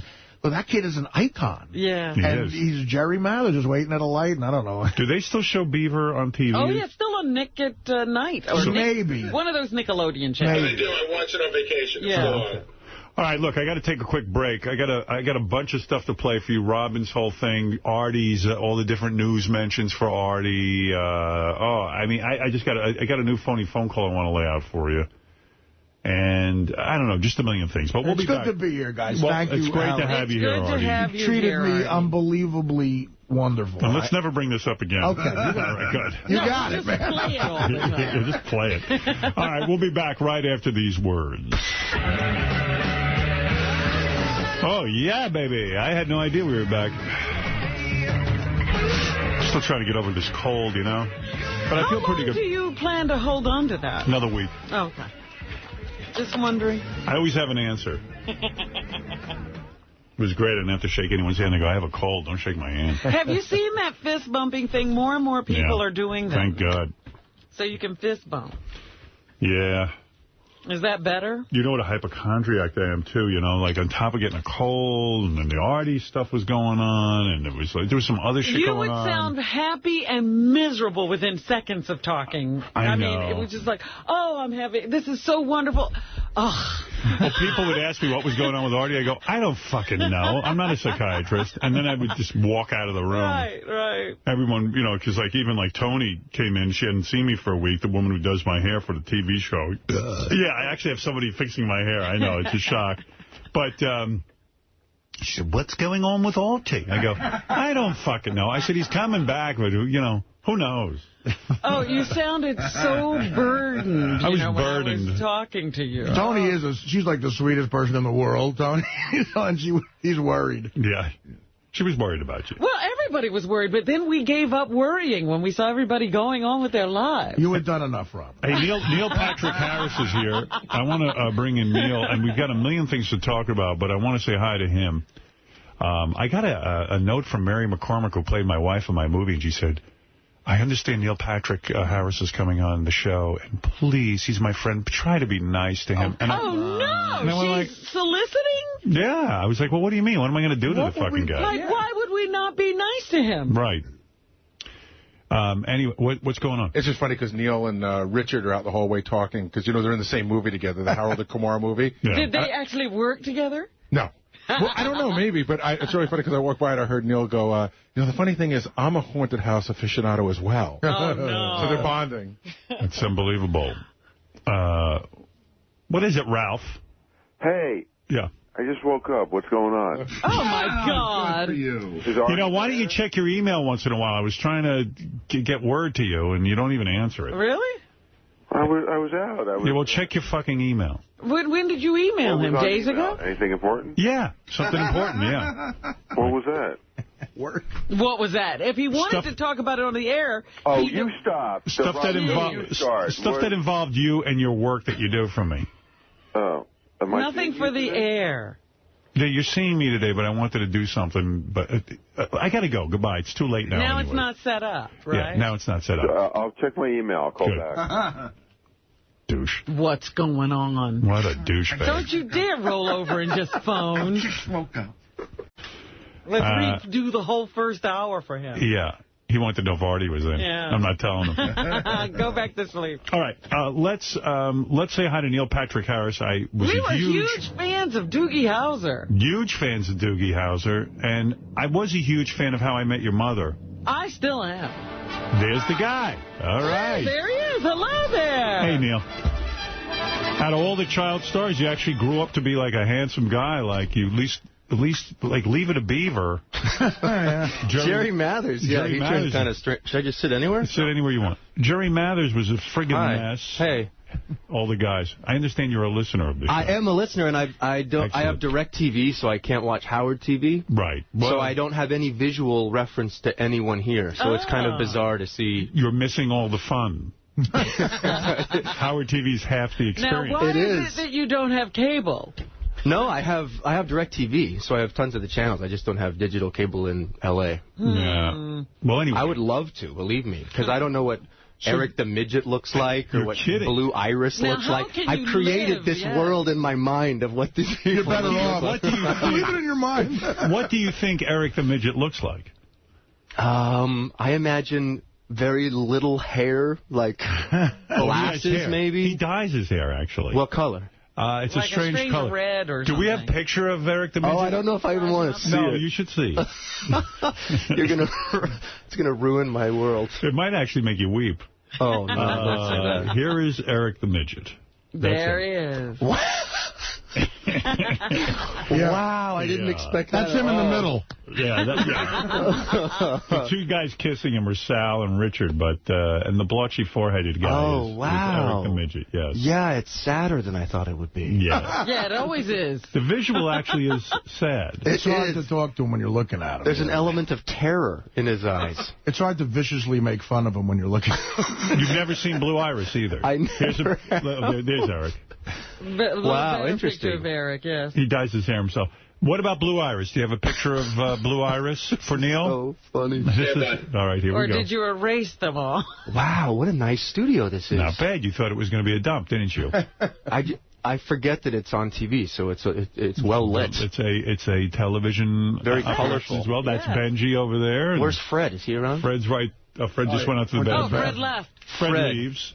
Most underrated man in radio. He is. He is. Up there's Blue Iris. Where? There, right there. You're joking. No, that's her. What? She looks young there. She looks like a man. She looks like a young man, No though. way. Yeah, that's Blue Iris. I pictured, like, 30 years older. Neil, it's Blue. Well, that actually, she looks a lot younger in that. There's urine in my feet. Otherwise, I'd be there. There's Fred. Neil, right Hey, there. Fred, how are you, man? Nice to see you. It's pretty scary, huh? Wow. Fred, isn't it? Behind me like that. That's weird. Yeah. Stay on your guard. So, Neil. Yes, sir. Your parents push you into acting when you get that role on Doogie Howser? You must have had the showbiz parents, right? No, actually quite the opposite. What do you mean? I grew up in small-town New Mexico, and I went to a week-long drama camp at New Mexico State, and the guy that was in charge of it, Mark Medoff, is a playwright, and he had written this movie called Clara's Heart, and it was starring Whoopi Goldberg, and the opposite co-star was supposed to be some little kid that was raised upper crust-like, and she became his nanny. Oh. And so he thought I'd be right for it, so he talked to my parents, and they're both attorneys in small-town New Mexico, and were very reticent about the whole thing. Did they move out to L.A. with you or something? Is that the plan? They did. Yeah, well, yeah, we thought it was more important to be together sort of as a family unit than it was to split us up. So you have brothers and sisters? Yeah, one older brother, Chris, 3 years older. Is he an actor? No, he's not. And so you get the shot on Doogie Howser, and how long did that show air? 4 years. 4 years. Yeah. And highly successful. I mean, I loved that show. That was a great show. Yeah, I was a nice huge fan of it. It was not like a sitcom. It was one camera filmed. That was Stephen Bochco, so he did L.A. Law and Hill Street Blues. And do they sign you up for a small amount of money because you're an unknown? Do they sign you to a contract that's pretty minuscule? Well, shoot, for a little kid from Ruidoso, New Mexico, it sure wasn't minuscule. Did you have enough money after that show that you really didn't have to work the rest of your life? Not the rest of my life, no. But a lot of it went into a trust that I could get once I turned 18. And my parents were very conscious of not spending it. They're actually really amazing. No horrible story of your parents taking a salary for themselves out of that money and bleeding the thing dry. You didn't have to emancipate yourself. No, I didn't. But they had to sort of uproot their lives to come to L.A. so that we could all be together, which we thought was important. But are their lives really that important? You were on TV. Your life became most important, didn't Well, they're your parents, so, you know. I mean, screw them. It does make a unique dynamic where you're having to, you know, your parents have to be within 50 feet of you when you're 16 or 15 on set, just by labor law standards. Oh, really? Yeah. And yet everyone thinks that the stage parents are kind of creepy, so no one talks to them, but they're required to be there. So it's tough for them, and then, yeah, they're not working, so they're with me. So they sort of took a salary that they didn't really want to take, but they had bills to pay, and they were there because of me. So it was a strange dynamic for a while, honestly. It's really weird, too. So then, like, you kind of disappeared after Doogie Howser. I didn't hear about you for a long time. I did a slew of awkward television movies. Right. Yeah, it was kind of like you just kind of, I figured you'd fade off into the distance. And then all of a sudden, How I Met Your Mother came out. And you were really good in that role. Thanks, dude. And well, you don't go to Broadway. He did some Broadway shows. That flash forward is pretty... I mean, honestly, that's like not even being in show business. Broadway's cool, though. It forces you as a person to like stretch out and try and figure stuff out. Listen, I'm sure there's something to it. I don't know. Growing up on camera is strange. What did you do on Broadway? I did Proof. Proof. I did Cabaret. I've heard of that. I did Assassins recently. Yes. Those are the big three. You were able to memorize lines and do this acting, so you were good at it. And you had to prove something because most child actors cannot make the transition into adulthood acting. Isn't that true? I suppose so. I wonder why what that equation is. Because most of the kids grow up ugly. You think it's that the physical? Cute kid. Look. Well, what's that kid, Mason Reese? There was no cuter kid than that. I'm going back now a long time ago. He was a commercial He was in the commercial Oscar Mayer Wiener. Oh, yeah. He's a great guy, I know. Didn't he shoot someone? No, never did shoot. Wanted to, I'm sure, but never did. He's got a lot of anger. No, he missed. No, he's a nice guy. He's a real nice guy, but it didn't happen for him. Beaver being the example. Sure. All these guys. The kid from Wonder Years. Yeah. Fred. He looks odd. Trying. Danny Bonaducci. Even this kid who's in the movies, the Lord of the Rings. Elijah Wood? Yeah. Elijah Wood. Elijah Wood. Looks strange a little bit. And the most, Macaulay Culkin. Macaulay Culkin. Talk about that. But he's sort of growing up. I mean, it's hard because when you're a little sort of growing up. Sort of growing up. He's 90 years old. Oh, wait a second. Someone wants to say hi to you. Yes, Eric. Good morning. Quickly say hi. Say hi to Neil. Hi, Neil. How you doing? Good morning, Eric. Turns I'm out well, thanks. Neil is a fan of yours, but was quite shocked to see the visual. Yeah, I have no visual perspective on you at all until just recently. Did you make the short film? Did you make the movie? You know that Eric... No, I haven't. No. Oh, no. The writer's strike slowed down production. No, he didn't make the movie yet. I'm waiting for that movie script. He has not made that yet. But, you know, it's funny with Eric. He probably wants a shot on How I Met Your Mother. Yes. Am I right? Wow. There he is. is. We can see him live via cam.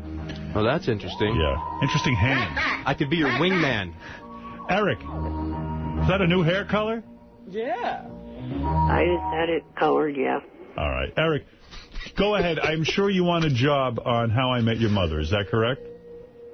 Well, I was calling in because I heard that Neil Patrick Harris was talking about me and just wanted to say hi. And, you know, I do watch the show every week.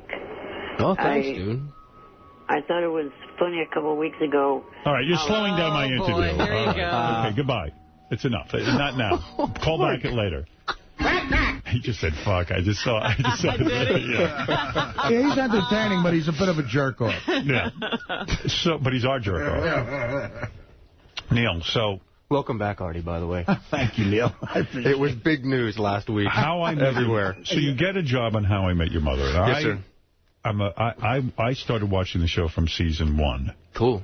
And I'm going to talk honestly now. I think the hot girl on the show, I don't know her name. Kobe Smulders. Kobe Smulders, the hot chick, the one who he's in love with. Yeah.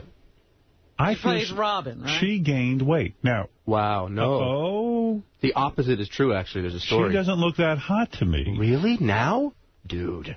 You're not watching. She's got a great face, but the body is getting chunky. Her body's killer. Actually, the opposite was true. In the first season, she was chubby. She was not as skinny as she is now. She wasn't at all chubby, but it was... TV standards with girls' bodies are crazy. They're not crazy. It's the way it's got to be. It's TV. I don't tune in to see reality. I want to see fat chicks. I can do that walking down the street. I mean, she's not all fat. She's unbelievably gorgeous. In person, even more so. I'm a huge, huge fan of her. Fred, you're a judge of women. Do you watch the show, Fred? She's a pretty girl. But I don't watch the show. I'm going to go on the internet and take a look at some. Take a look. All right, take a look and see Kobe, C-O-B-I-E, Smulders, S-M-U-L-D-E-R-S. So I stopped watching the show because of that. Are you serious? I'm dead serious. There are so many hot chicks on the show because now he's single and dating other girls. Sarah Chalk from Scrubs. Britney Spears. Now, let me ask you something. Yeah. You were criticized because you... was. But I understand what you're saying. You felt the show was strong. You didn't need to have stunt casting with Britney Spears in your show. Not even with Britney Spears. It was post the Britney Spears thing. We were all very conscious of being protective of her because she's so weirdly damaged in the way that society perceives her, you know? So I didn't want to be that guy. On the set? She was good. It was a weird week because... security is raised. We all are wearing wristbands. There's camera guys that have snuck into the parking structure and are snapping pictures from above. It was very weird. Were you upset that they cast Britney Spears in that part on your show? Not at all. You were kidding? Not. Okay. They didn't even... Their camp called How I Met Your Mother, and CBS, I suppose, and said, we hear there's this part for a receptionist on the show. Would you be interested in Britney Spears doing it? And everyone thought we were being punked. I watched that show. Sort of weird joke. I watched that show. I thought she was fabulous. Yeah, she did a great job. I thought she did a good job. But here's the fear. If she really is that mental, which obviously she must be, how many times do you see a broad lose custody of her kids? I mean, she's got to be whacked out of her skull. Something's going on. Something's going on. But when you were working with her, did you say, gee, I don't see any sign of mental illness. She seems to be perfectly rational here. Did you see? She was very quiet. And really kept to herself. She now has people that are in eye contact all the time to make sure that nothing's going bad, nothing's going south. Oh, so she's watched every moment. Well, yeah, right, because her dad can... Yeah, could we get that same crew? What about that for us? So that whole week, everyone was dying to get on the set and to hear the dirt, and everyone wants to know the dirt about her. And Mike Walker... There wasn't much dirt. Mike Walker told us. Yeah. And I don't know if you'll be honest with us or not. Would you be honest with me? Yeah, for sure. Okay, Mike Walker did a report and said that most of the cast members were upset that she smelled. Oh. Absolutely not true at all. Not true? Not true at all. You did not detect an odor from Britney Spears? Not a foul odor. She smelled like perfume, I think. Did. Yeah. That'd be great if Neil said that's the one rumor that's true. She stunk. Can you describe how she smelled? I really can't. She was sort of surrounded by... She smelled a lot like hairspray because she was surrounded by hair guy that was constantly dealing with her hair. Maybe it was somebody in the crew makeup. that smelled that was around her. She smelled somewhere in between dog shit and really great pussy. Who would call Mike Walker to say that she smelled bad? Oh, people call. That's a weird thing to say. Every time I smell bad, people call them. But to get back to the controversial statements that were made, yes. I was asked a question that was, why do you think a gem of a show like How I Met Your Mother needs stunt casting in order to succeed? So my response to that was, I don't think that we do. I wasn't even referring to her. Like, that was our highest rated episode ever. It brought so much attention to the show. There would be no reason for me to then go behind weeks later and talk shit about her. Does she have to pass an audition to be on How I Met Your Mother? Oh, absolutely not. No. She's a big star, in the world. But how do you know she can deliver the goods and be funny? That role called... We didn't. You didn't. You took a chance. What if she really sucked? Well, we're not filming in front of a live studio audience. Right. And so that was good for her. It was a good sort of safety net. So if she messed up her lines or something, they'd just do multiple takes, and then they would edit the best ones together. So during the course of How You Met Your Mother, the show's going great. You play the womanizing guy, this and that. Barney Stinson. Right. So then it comes out that you're gay. God. Yeah. And I was wondering if that would affect the show because people go, like... I was worried, too. I didn't know. Yeah. Were the producers worried? No. I think the network might have been the most worried. But I had to have conversations with them, private conversations, before I released any sort of statements and stuff, because I didn't want to step on anyone's foot. But in a way, thank God for that. I mean, you didn't want to make it about you being gay, but Perez Hilton outed you, right? He kind of was the guy who outed you. He was sort of on a witch hunt to out me. He started posting things saying, if you've ever fooled around with Neil, please send him pictures. He was really trying to get some scandal going. So rather than have to respond to that, I'd rather just respond to the, right. So topic at hand. So you came out and just said, hey, look, I'm gay. Who gives a fuck? Yeah, at that point, I had a boyfriend for 2.5 years. It wasn't like you were hiding it. Right, yeah. But Carter you weren't and making Craig an issue. And CBS knew. And right. Yeah, for sure. Did you ever confront Perez Hilton and go, what's your problem? Like, what are you looking to screw with my life some way? Well, it's a tricky subject because people decide that they want to be out in the open, whether on a public forum or in their family to friends and stuff. It's their decision. At their time. But Perez is from a generation that feels like it's a non-issue. So it's offensive to him when people don't declare that, because in his world, it's always been part of who he is. And that's great, but still, he's messing with your livelihood. He is, because you're a leading man type. Yeah. You're a leading man type, and the fact of the matter is that it could hurt your career. And in a way, I understand sort of wanting to just not make it all about sexuality and being gay. You know what I mean? But I don't really feel like I'm that alpha, like leading man guy. That's some guys that need to be worried about with that. I think I'm going to be like the funny sidekick or the supporting actor in a blank guy. Yeah, I mean, like I watch Rock Hudson movies now, and when he was in these leading roles, what do you think of that? It's weird. I kind of looked at him differently. I was like, well, he's a gay guy, but I don't think it's an issue for me anymore. I don't care. I honestly don't. But at first you did look to see if you could see something now. Yeah, like now Gary. You're watching them again. Limp wrist or something. Well, Gary said to me, he's a big fan of How I Met Your Mother, and he said when the news first came out to him that you were gay, he said for the first 3 episodes he watched after that news came out, it was on his mind. He goes, oh, yeah, Neil's gay. And then he said after 3 weeks, he forgot about it and didn't care. Because it's a character. Yeah. And thankfully, the writers and Carter and Craig didn't care either. Like, they didn't make him more of a womanizer or try and deal with it. They just sort of kept writing the show. It's kind of nice that way, actually. I think it's a non-issue. Cool. Yeah, I really, truly do. And I'm thinking that's nice to hear from you, actually. But you know what I think? Have things changed outside of this show, though? Do you notice that you're getting different offers or fewer offers? Business-wise? Yeah.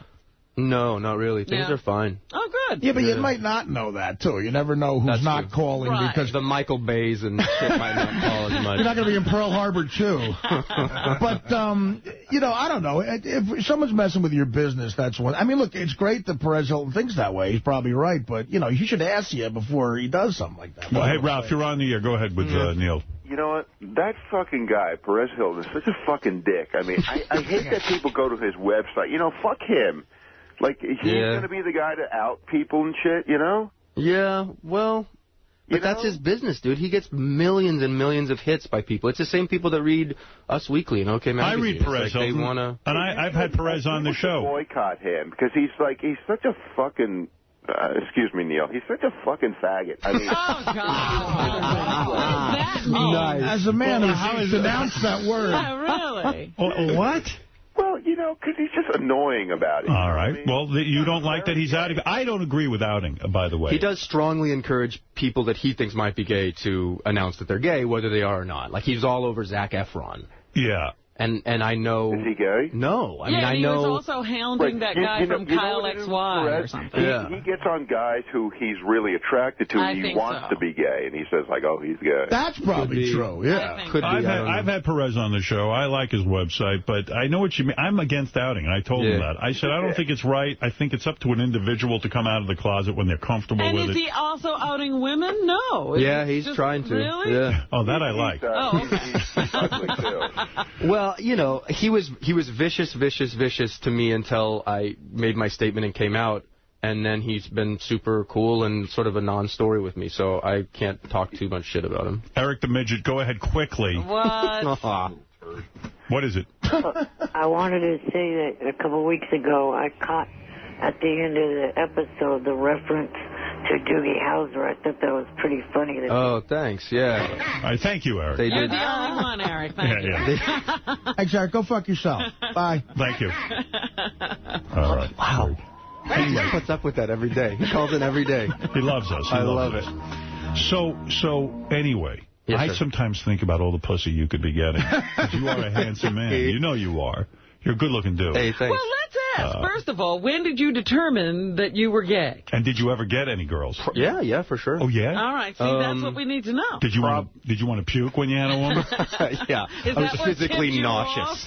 Well, I mean, I understand that. No, I've talked to tons of my gay friends, and they tell me they all have tried. Like, there's only one I know that never even had sex with. Really? My cousin Stacy, who's gay. Never had a woman. He's like, he said, I can't stand the thought of it.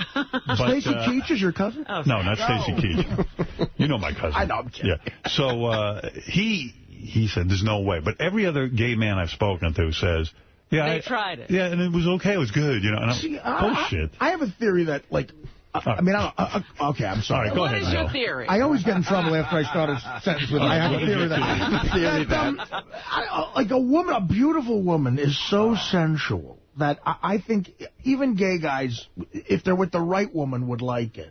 But here's my thought. A gay Maybe man... they will like it, but apparently a man is mind-blowing. Okay, well, maybe that's true. So maybe like it better. Neil. But to hate a good-looking woman, I don't think they... Neil, what has your experience been? So you figured out you were gay when you were about 15, right?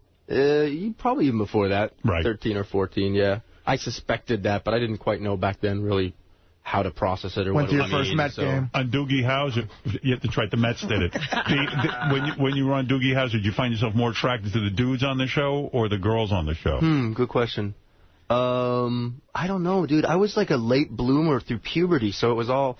I just felt really awkward. Like Right. going through that show, I had big ears and a big Adam's apple and acne, and I was being filmed, and that, so I didn't feel very sexual, just at all. Speaking of your ears, there were listeners who wrote me and said, ask Neil if he had the operation on his ears. I did, yeah. You did? You to make your ears did? smaller?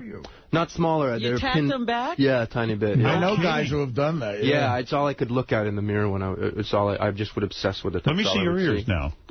You have tiny ears. They're not tiny. I mean, But your they're ears looked, stuck- before they looked like this. Oh, really? Yeah. Oh, then you can't have a career.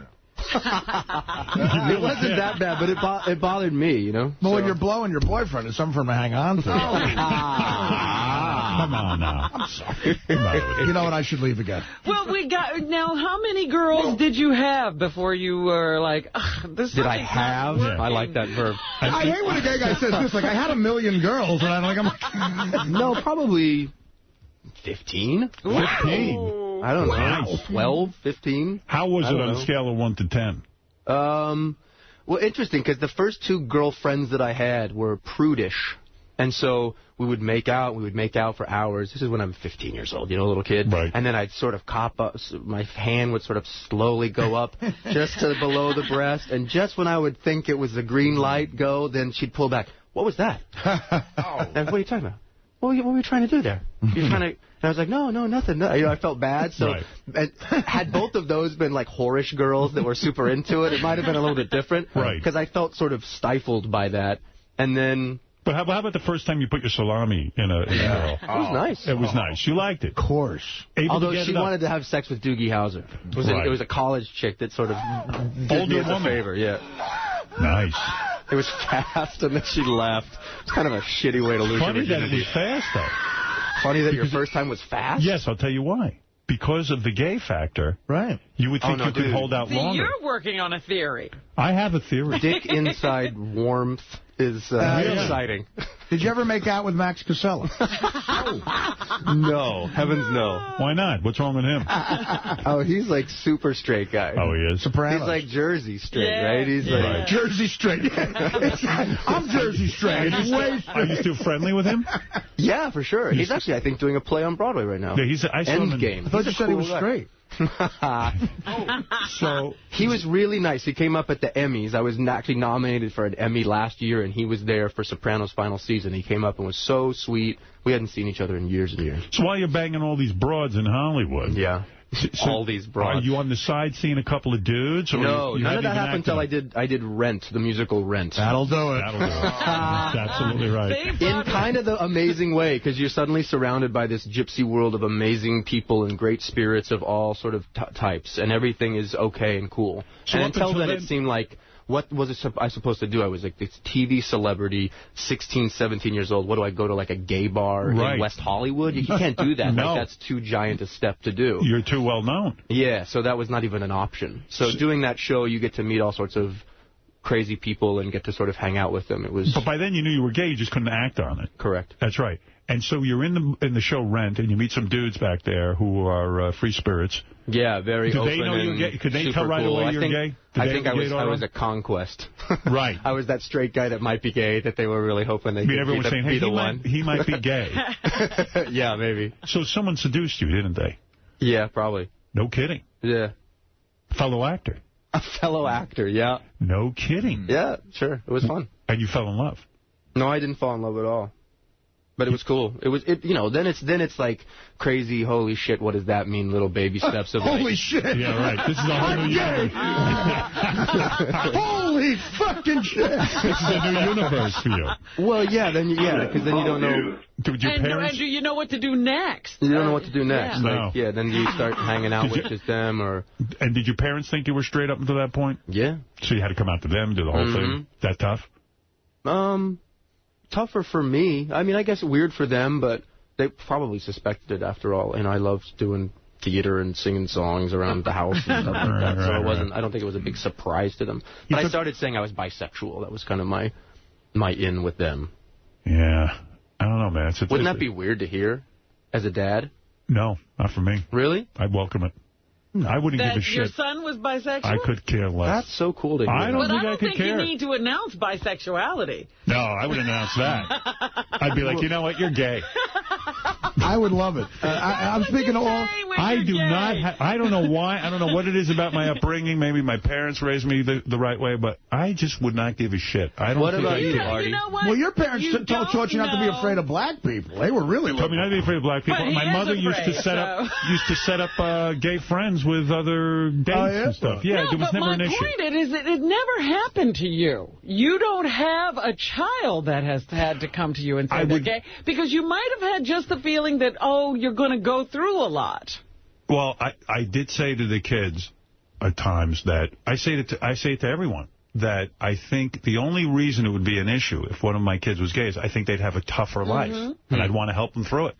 I would think it would be harder to be gay in our country or in any country in the world, quite frankly. Not really, but it is moving to. There are nowadays. No, but you're in Hollywood. I'm telling you. L.A., New York are totally different. Beasts right, yeah. For sure. But that's the point. Nowadays, there are places where he can go and live a really great life, accepting life, and, just imagine you got to grow up and get to those places. Yeah, it's hard. If my son came out and said he was gay and black, I wouldn't have a problem. Honestly. I know that you'd really be upset if your son was black. What about you, Artie? Say you had a kid and they had to have the talk with you. What would you do? I joke around a lot. I talk about that in my act, and I'm being dead honest with you right now. If my son ever did that, the first thing I would do would be to give him a hug and say, listen, you got to know, because of the type of guy I am, there's no way I have a problem with this. I love you. And this is a new Artie. No, I mean, this is Artie. I joke around. The keys to the house on leave. No. But and I would also say exactly what Howard. I would say what Howard said. I said I'm just concerned that I'll help you as much as I can, but it's a crazy world out there. Yeah. And I think that was unfortunately, I know people who don't feel the way I do, and they're close friends of mine, and it's horrible. But fuck those people. You got to do what you got to do. I mean, honestly, that's what I would do. You're accepting the life mate and everything. What do you... Absolutely. What did your parents say? My parents, son. I think their main concern was one of just safety, because their big worry was that meant that I was going to be on crystal meth and get AIDS and, have crazy unprotected sex with all sorts of random people. Which wasn't the... by the time I came out to them, I had started dating someone. No. I came out to them just to let them know. But then when I came out sort of publicly, I had someone that I was dating. So the guy my son was fucking, I'd kill him. So you in a relationship now? Yeah, we're past our 4-year anniversary. Well, you're married. Yeah. You getting married? We talked about it. but it's not legal yet, so it seems like it would be on a lot of expense for no piece of paper. So you think you can go through the rest of your life fucking the same guy over and over again and not get a new one? And you two don't have, like, one of those open gay relationships? I don't believe in that in any kind of relationship. Okay. I think that's weird. If I was gay, I'd have an open gay relationship. But that's really part of it being in a relationship, no? Is like going through phases and like things being great and things being not great. And I don't know that if you're gay, you get this card where if things aren't great too, then you can go fuck other guys. That doesn't make any sense. You get jealous and all that shit. I know. Yeah, and it gets too be complicated. all up in my head. What is it, Ralph? Hey, a couple quick questions. Neil, are you top, bottom, or versatile? Whatever How do you plays, know that? man. Yeah, whatever goes, Ralph, just like you. The guy with more money is always top. Okay, so wait. So who yeah, you should be. What does your life partner do? What does he do for He's a an living? actor. He's and an now actor? actually he's a private chef in L.A., in New York. Wait, he lived in L.A. for a while, and he just hated L.A. So Private chef? Yeah, for a family. Mario Batali? How much does he get paid for that? It's not super... Not a ton of money. Not a ton? He's paid like $35, $40 an hour. He works 5 hours a night. Wow. Wait, I have a question. Who was the actor who seduced you? Oh, he's just one of the ensemble members in Rent. He wasn't like... he doesn't know if he wants his name out there. Fred I Savage? didn't talk to him. Fred Yes. Savage. Yes, Fred Savage, co-starring in Rent. Steve Urkel? Took my cherry. Kirk Cameron? It was Malcolm Jamal Warner. There, I said it. You ever been with a black guy? No, never. Interesting. See, racial bias. I've made out with a black guy, but never fooled around. Racial bias, perhaps? No, not at all. Just never happened. As a father, that I'll admit. I would say just no black guys. Right. No black guys. You'd be okay with your son being gay as long as you didn't date black guys? Right. Yeah, no black guys. All right. And I think that's being fair on my part. I understand that. How much can I put up with? You can only accept so much. So where do you live? You live out in L.A.? Yeah. You got a big spread? You got a nice place? Nice little house. Very tranquil, chill place. They paying you big money on How I Met Your Mother? Decent scratch. I wish it was more. And what happens? Do you get just a regular paycheck, or do you own a little piece of this How I Met Your Mother? No, just a paycheck. The actors make their 6-year contract before they go in for the final audition. Can I they guess? sort of have you by the nuts at Go that ahead. time. Give me a number, a guess. Having a man who's been out there before, never a hit show, but all right. I'm going to say that Neil, because he had quotes and was on a... It's an ensemble, keep in mind. Don't forget, he did Broadway. He was doing Broadway. I'm going to say he's making $75,000 an episode. Oh, that would be nice. 50? You're not making that much? No. Between 50 and 60. Around that, yeah. Wow. Yeah. I thought a guy you like shocked? Yeah, I mean, he was on a hit show. He was a name. Like I said. Yeah, but hit show doesn't mean anything because all those people from the network say they're all 26. See, that's where they get you. When you sign a contract, even if you have a deal, they go, okay, this is for lead. This is for ensemble. This is for, like, small support. And ensemble, even though, obviously when I hear about that show, you see Neil mostly as the guy out front they talk about. And but it's still considered an ensemble, and for that they give you less money. Do they all get the same amount of money? All the No, we all negotiated separately. But really? It's the legal department on those networks are tough. They want to give you as little money as they can. Right. Business affairs. Do you think you make more than the other cast members because you are sort of the star of the show, in my opinion? Well, no, Allison Hannigan probably makes more than I do because she was on Buffy the Vampire Slayer. And the American Pie movies made tons of money, so she made a ton of money. What's her story? I can't figure out if she's got a hot little body or not. Is she good? I think she's got a hot little body. She does? Yeah. And what is her story? Was she straight? Yeah, she's married. Yeah, she's married. She's married. Yeah, she married one of the guys from Buffy the Vampire Slayer. I thought everyone on the show was Alexis. Gay. Alexis. No, just me. Who is Alexis? He was the Alexis Denisoff. He was in Angel, the show Angel. But he was also the in guy Buffy that talked the with Vampire the British Slayer. accent. That guy? He was one of those keepers who worked with Buffy for a while, and then he went on to He's super Angel. nice. They're very domestic. So when you were doing girls, you don't do girls obviously anymore, you're in a committed relationship, but did you ever do any famous women? Did you get that experience? Yeah. You did? Wow. Yeah. Look at you. Look at you. Wow. Yeah, she's married now, though, to another famous person, so I probably shouldn't say her name. Is it Angelina Jolie? Yes. Jolie. Yeah, we're all thinking the same. A friend of mine was fucking her, actually. Really? Well before all of this. Is she great in bed, did he say? Because... Yeah, he went gonzo for her. He did? Sure. Yeah. Because she's crazy, right? She's a little nuts. I would assume so, yeah. Yes. I never met her, but he like stopped hanging out with anyone except her for the period that they were together. Is your friend Billy Bob Thornton? No. Wow. No, earlier than that even. Okay, so you banged an actress who is now, we would know the name. And she's married and she's married to someone famous. We dated for a while. In fact, she was so beautiful, and then that was Who one was of the, that? that If was you one dated, of the I guess reasons. it's a known thing. Christine Taylor. Oh, the broad who's married to Ben Stiller. Yeah, correct.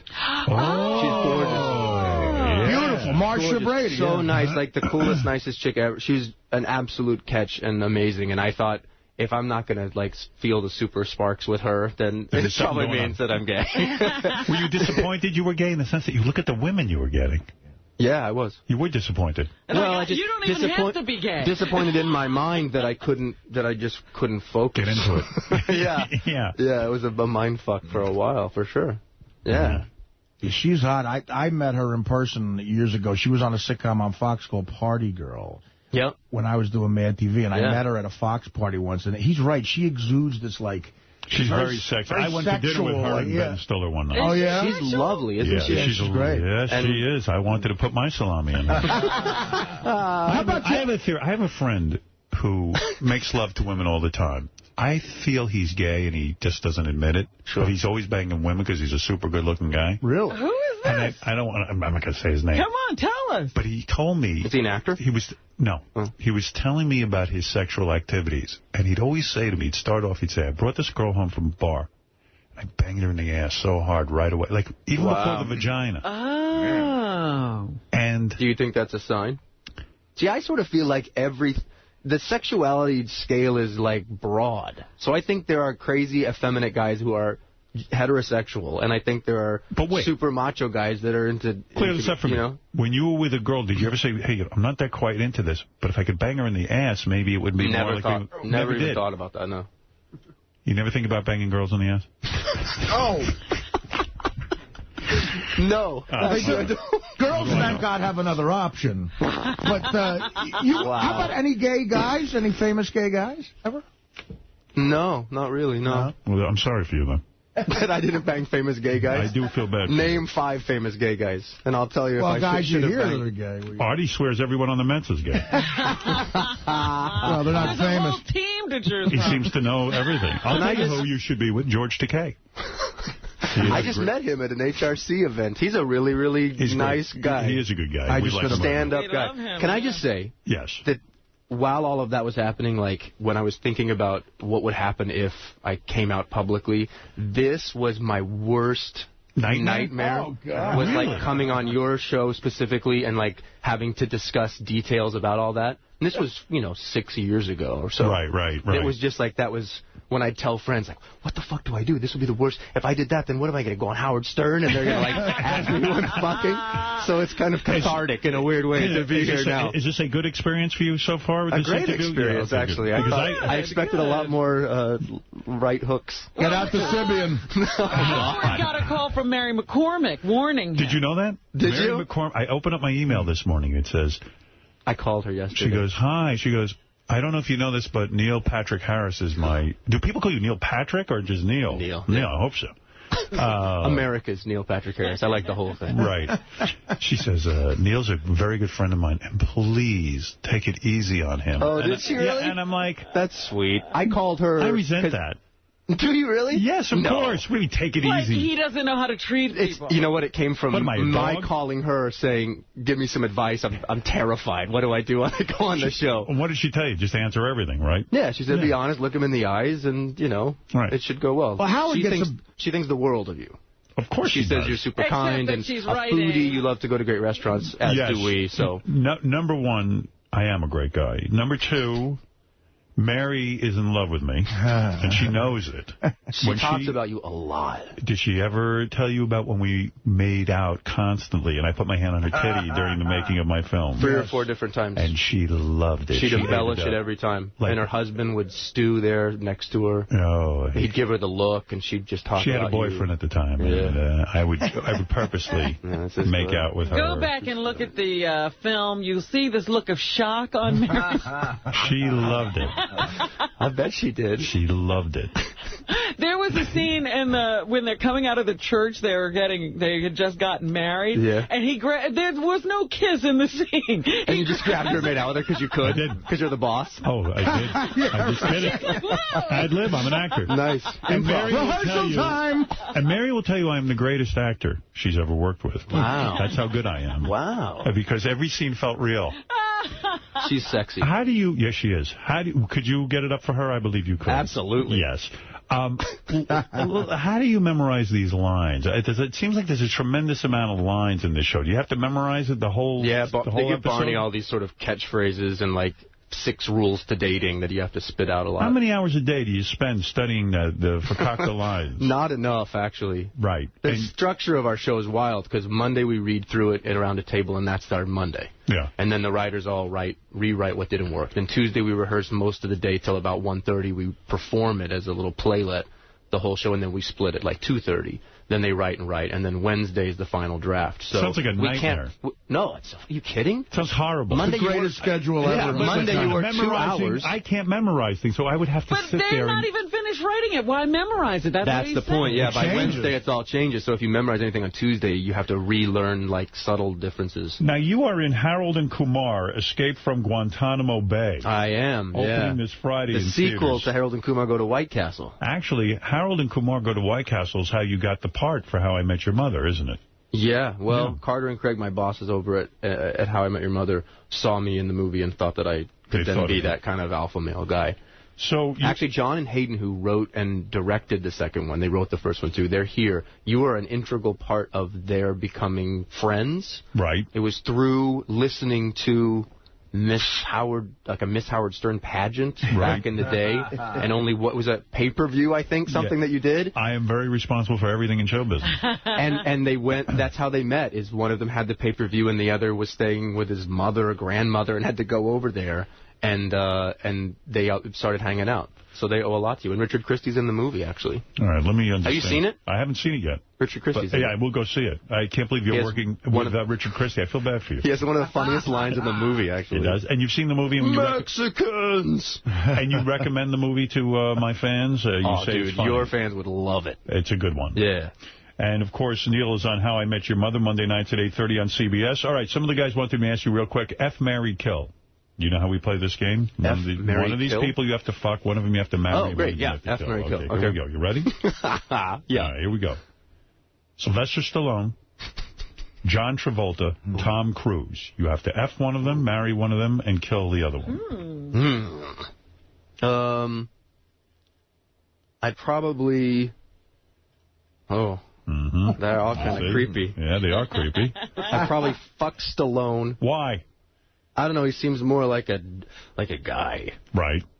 I don't know. I'd probably marry Tom Cruise because he'd get all the money. Right. That's a smart move. And then kill Travolta. You would kill Travolta. Interesting. He's poor. He seems what? Oh, that's true. That's a good point. He'd probably make more. He's got a lot of money, too. Guy parks a 767. You say Travolta seems what? I don't know. There's something like a creepy, weird vibe with him. I can't quite figure it out. He seems like I've never even met the guy or talked to him, but he always looks a little odd. I understand what you're saying. Yeah, I just read that he took one of his kids to see The Little Mermaid, and he went backstage and he was touching all the costumes. Doesn't surprise me. All right, here's one last one. He was funny in Hairspray, though. Did you see that? I haven't seen the movie. That's actually played abroad. Here's one for you. This one is a little tougher. Yes, sir. Leno, Letterman, Conan. Oh, wow. All right. You have to fuck one of them. You have to marry one of them, and you have to kill one of them. I'd fuck Conan. Right. I would, too. I'd kill Leno. Right. And I'd marry Letterman.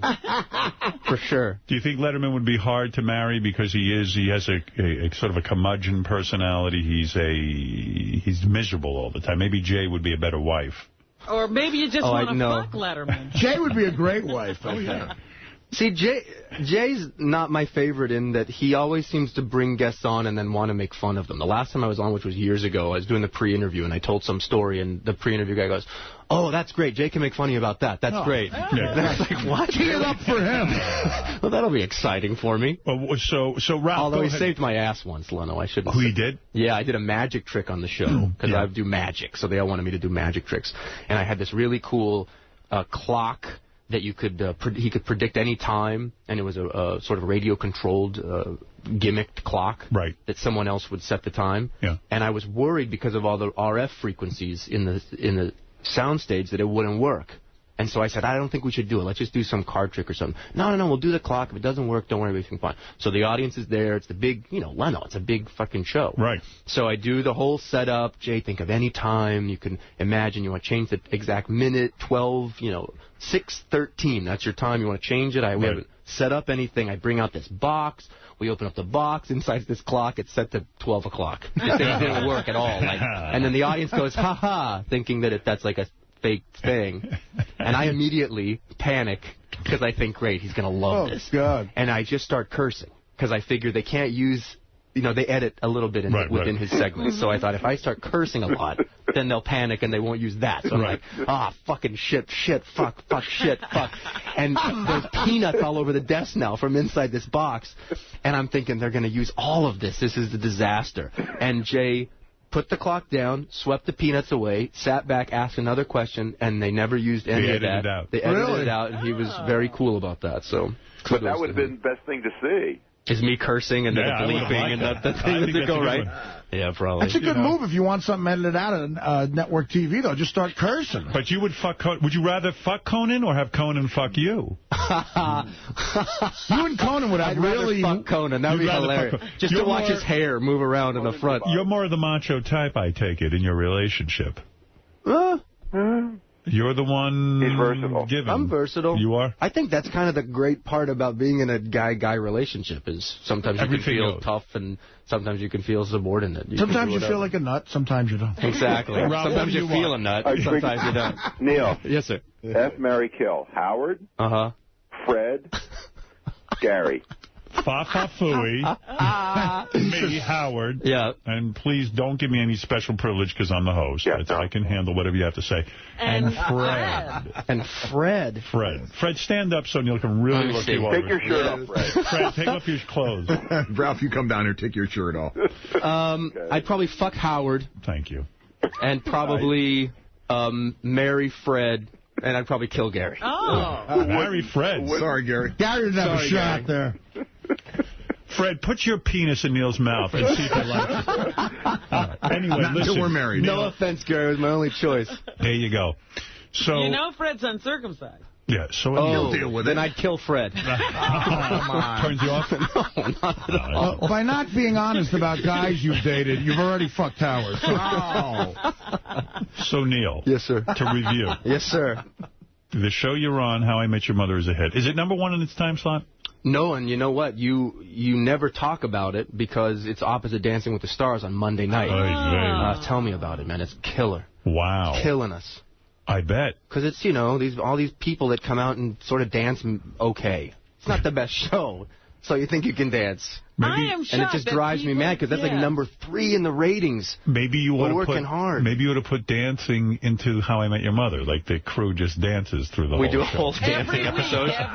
We'd probably get better ratings. Every once in a while, you just spin Adam Carolla around. But I really can't believe it. I mean, I'm looking at the promos last night. Who cares if Christy Yamaguchi wins? Howard. I don't please, Robin. But it's like a kind of Schadenfreude show, isn't it? You kind of want to watch people not dance so good and then think that they're human, and that seems to be the culture today, is to look at pictures of celebrities or watch people's reality shows and see them falter and think, well, then they're normal. They're human beings. I never thought John O'Hurley was a human. Does it bother you as an actor that there are so many reality shows and that acting... I watch a lot of them. So not really. I like the competition ones, but I can't stand the faked ones, the scripted reality shows. Like, which one bothers you? Well, I don't even watch the ones like the Bachelors and The Hills and all of these. The best.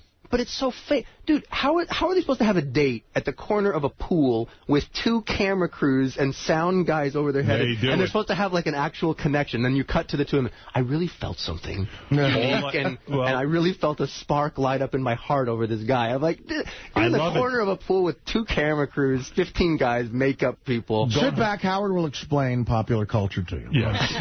The Bachelor is a very important show. Maybe the most important show on television. In fact, next week. Oh, come on. Lorenzo Lamas' daughter, Shane, is taking the Bachelor home to meet Lorenzo. Oh, no. That's Wait right. a minute. She never grew up with him. She don't even... See, it is fake. She's taking the Bachelor home to meet Lorenzo, and she's going to meet Lorenzo. I love Survivor. I love Amazing Race. I love American Idol. I like the competition ones where if you win immunity, you can't be voted off the fucking island. Who will win American Idol this year? David Archuleta.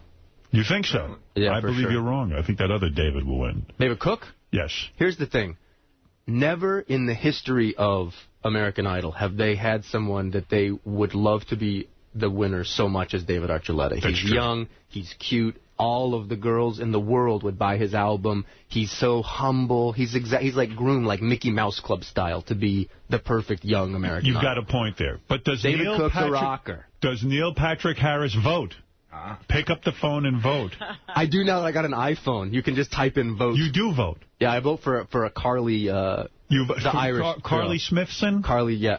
With the big tattoo? Yeah, because I feel like she's so talented and that she'll be one of those under the radar and all of a sudden be gone before people who aren't so good are there. You know what? Two people in this room. I think the final 2 will be them. Archuleta and Carly Smithson. 2 people in this room have officially voted for American Idol at least one time. And one of them we know for sure is gay. Right. The other one is Howard. I have voted. Who did you vote for? David Cook? Sanjaya. You didn't. Oh, yeah, of course you did. No, but didn't you admit to vote? Oh, maybe it was Gary. I voted for... I got upset one week. Did you vote for somebody other than Sanjaya? Yes, I did. You remember the first year? I don't remember who, but I did vote. Why didn't you... I voted for Kelly Clarkson. Kelly Clarkson? She was crazy. She deserved it. Dude, she deserved it. So every week she'd go out there and rip it up. That's right. So wait, why is there no Sanjaya this season? Why haven't you guys picked someone that you want to keep on? Because there was nobody that bad. That bad. I was going to say, they're all equally bad. Sanjaya thing was so organic for him. Look, we could talk all day. In fact, we have. We've done over an hour. Oh, wow. Have we really? Yes, we have. By the way, speaking of a sick guy in the Post, in the TV section, it says Britney Spears will definitely be back. Be back on How I Met That's what they're saying. Nothing official has been said yet, but that's what I'm hearing She as well. happened to have done a good job. Yeah, it was good. We left the door open for her to come back if she wanted, and I think she might come back. And for date you, right? It says she's going to date you, maybe. I've read nothing. What if you have to do a makeout scene with Britney Spears? How awesome would that be? Awesome or weird? Awesome. I mean, she's mentally ill, you know. You got to tiptoe around that situation. Well, but I'm not making out with her as a person. I'm making out with her as a character. Does she so I know get that, all of a sudden to make out with Britney Spears. What if she smells? What if? Then I'll report back to you. I'll call Mike Walker if she smells. Let me know. I don't know if they should be putting all this pressure on Britney. I don't know. Isn't that amazing that they put so much fucking pressure on Britney Spears? It's amazing to watch. What if she rapes you? What if she rapes me? Yeah. That would be newsworthy, wouldn't it? You would let that happen. See Neil Patrick Harris and Harold and Kumar escape from Guantanamo Bay. Yeah. They are locked up in Guantanamo Bay and they escape. I take it that's the plot. That's kind of the plot, yeah. They have to get to Amsterdam to smoke more weed. More weed. A lot of the guys just came back from Amsterdam. You know who's a big... I'm going to Amsterdam. Good weed. Dude, I've never been. Are you a weed guy? I've smoked pot before, yeah. You have. So do you think in Amsterdam, where it's legal, would you smoke pot? I hear they're doing a world smoking ban in all these bars now, so soon you won't be able to smoke pot in Amsterdam. Is that true? This is what I'm hearing. That's why I want to go before the whole landscape changes and be able to smoke. So pot is that important to you that you need to go before they change? Don't you want to go to Amsterdam once and like experience that vibe? No, I don't ever want to leave America. I love it here. Well, yeah, but I love this country. Have you been to Italy? You know, the Andy Rooney did a piece last night. He goes, why would anybody want to travel anywhere? He was mostly talking about the airlines and how horrible they are. No, but he's right. I mean, what? So let's say you pick up and you go somewhere. What is going to be so different? We went 3 weeks to Italy and trekked all through Italy, and it was fan-fucking-tastic. Really? Right. In other words, why can't I track through the village here and see all kinds of wonderful stores and restaurants? But you don't do that. I don't You care. don't even leave your apartment. Right. Why would I leave there? I've never had a bad experience in Europe. It's just great. It's really great. It really is nice. I want to go to Ireland, too. I would never go. You know what I did? I spent the weekend. I had the new DVD for the Batman cartoons. Oh, Are you part of the Batman cartoons? You're on Spider-Man. Justice League. That new Justice League DVD on the, I just on the watched Flash. it. On the Flash. That's terrific. Thanks, Barry Allen. That was cool. The new Justice League. That's a cool one, right? Is so good. Yeah. Are you a cartoon fan? Yeah. Yeah. Justice League of America, which Neil is a part of, is a great cartoon, but also the Batman series. You can get it on DVD. It's 2 DVDs. I laid in bed. I watched all the Batman cartoons. I was so happy. I did the voice of Spider-Man. They had an MTV version that was like CGI kind of Spider-Man. I need to get some of that kind of work. You'd be great. Yeah, why can't I be a hero? You could probably, with the T1 line or whatever, record sitting right there. Talk to some of your friends. I'll see what I can do. You know what I mean? I could be a villain. Dude, if you were I'm the villain. If you were a supervillain in one of those things, you know how many DVDs they would sell? That's right. I don't know why no one calls me. Oh, you should put it out there. You put it out there. Is your Flash voice and your Spider-Man voice the same? Give me Similar. What does Flash sound like? Flash was just super articulate. You know, everything that he says is like sort of like a superhero. And what is Spider-Man? Spider-Man was a little. He had to be kind of awkward as Peter Parker. Right. So everything was kind of, you know, like younger guy in like college that. like this, and then Spider-Man was very. Do you have to audition? Look out, Joker. Yeah, of course. You do? Yeah, for wow, sure. Yeah. Like those are fun though, because you can go in like a T-shirt and jeans and just record for 3 hours and split. Oh boy, that's great. And they pay you. Yeah. That's nice. Not a ton, but you know, a few $1,000. I'd probably be shitty at it.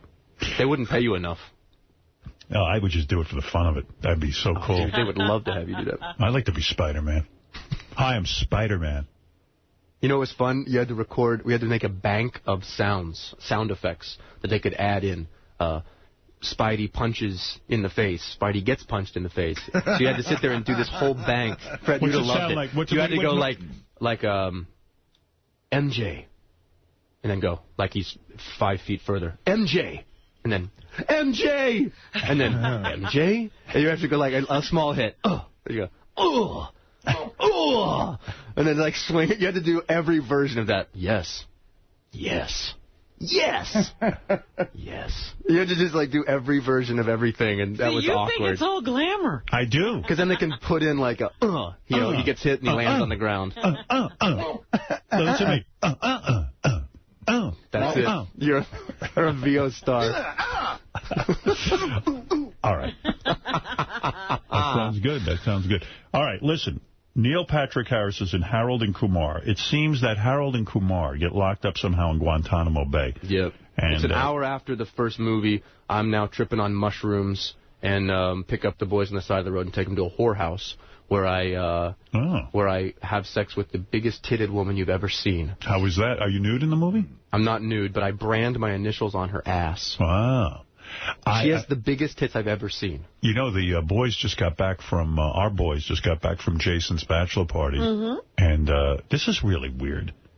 Tim Sabian, the program director, said to Jason, don't talk about if you guys did drugs over there.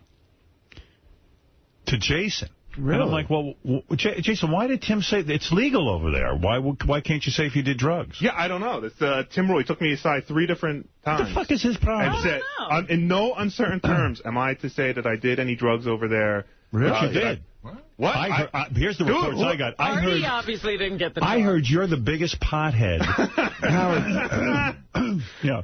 Well, that's why. You see, I purposely, I didn't know anything about this, but I purposely pulled Jason aside this morning and said, hey, look, do you mind if I talk about that? Because I was talking to Howard on the phone, and I just have an insane observation about Jason. What was your observation? Well, you know, like I said, I smoked joint with the guys, and it was the best pot experience I've ever had. Right. But like, when I saw him, I hadn't seen him in a couple of days, and I wanted to hug him and say, hey, it's great being here at your bachelor party. Dude, you were a zombie. I mean, like, really, like, emotionless. Ooh. I don't know what you're talking about. And, like, floating, like, kind of floating, like, What's your deal? And Phelan was like, he's been this way all weekend, and he was just, like, going back and forth in La La Land. I heard Phelan was the worst, even worse than you. Listen. You expect that. Was Phelan eating mushrooms Tim's my boss, so I don't know what I can say and not say. All I will say is by Sunday, you know, we had been there since Friday, so It'd have been 2 straight days of just nonstop, just and going at it. And your eating was out of control. Like, I mean, fuck that! My eating was out of control. Look how fat you got. Oh, okay, fine, but it wasn't out of control in Amsterdam. I barely ate. I didn't see you eat. I saw you smoke. That's not for me. Artie's eating. We're walking. He's so distracted by a pancake house. He kept getting Don't attack me. We're trying to talk, and he goes, "Wait a second. You get pancakes there any time of the day?" I'm like, "Yeah." What is it, Julie? When we would go out to eat, like everything in Amsterdam is real tiny. Everything's built real small. And there's like 20. Hey, man. And there's like 20 of us at a table, and Jason orders a pancake, which is an entire plate, is one pancake. And he orders eggs, and so now we all have to adjust because Jason's got 2 orders coming in, and that was kind of the theme of Jason's weekend. I didn't realize. Look, dude, what are you doing? You order pancakes and eggs in America. It comes on one plate, and it's Well, are you going to let me respond, or are you just going to tell me how disgusting I am? All right, Neil. Probably the latter. Julie, Jason. I left him a voicemail on his phone because I said, listen, Tim, I know I can't talk about this on the air. Why? What is the big deal? You guys are in Amsterdam. Ask Tim to come in here. Tim, where are you? What's going on? The guys can't say they smoke pot in Amsterdam? All I'm allowed to say they're created by man. We can solve them by man. All I'm allowed to say is I had a good time in Amsterdam. I can't go into any details. Tim's my boss. I don't know what to tell you. You weren't doing anything illegal. No, I didn't. I broke no Amsterdam laws. Tim, what's Howard, going on? he was a zombie. Why that edict? I just like to, it's that we act responsibly. That's it. In Amsterdam? What do you mean we act responsibly? Who here acts responsibly? We're not promoting drug use. No, but these guys do smoke weed where it's legal in Amsterdam. All right, fine. Whoa. Wait a minute. Where does this come from, Tim? Tim, did you get a talking to from somebody about this? No, not at all. No? No. He did. He walks out Tim's not the kind of guy who's going to say that. What else shouldn't be discussed on the air?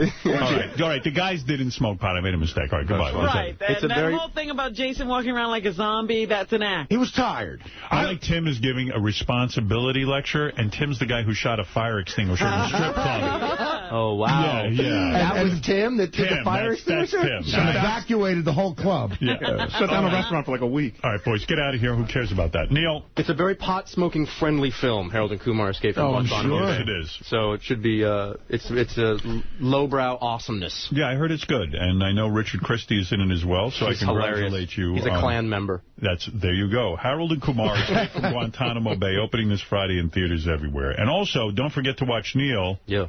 And not that dopey Dancing with the Stars. I love you. How I Met Your Mother, Monday nights at 8:30 on CBS. Great meeting you, Neil. You too, sir. Real pleasure. And come see us again. I'd love to. Thanks a lot, guys. We'll be back right after these words.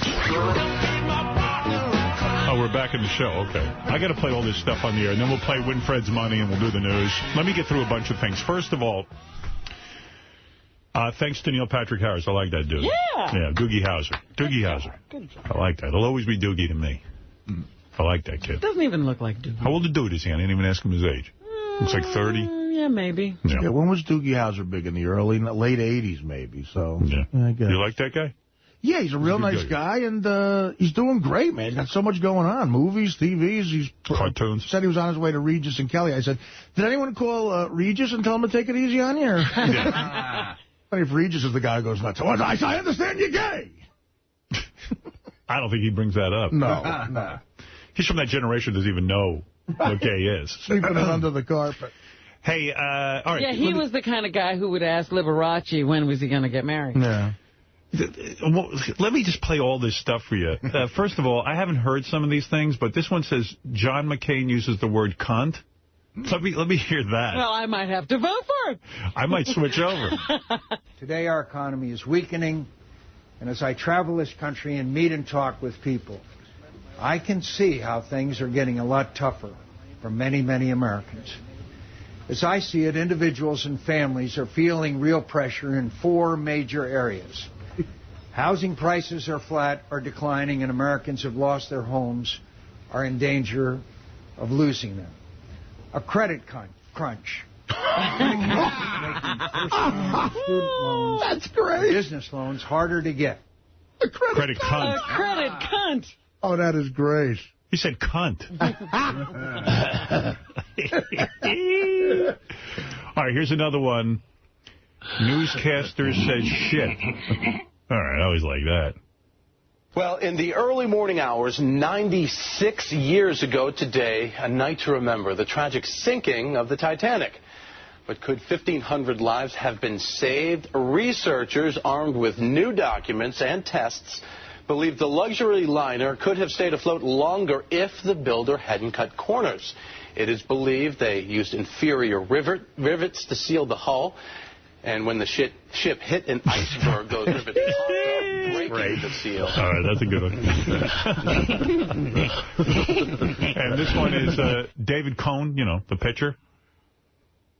David Cone was jerked off. What does that mean? Let's see.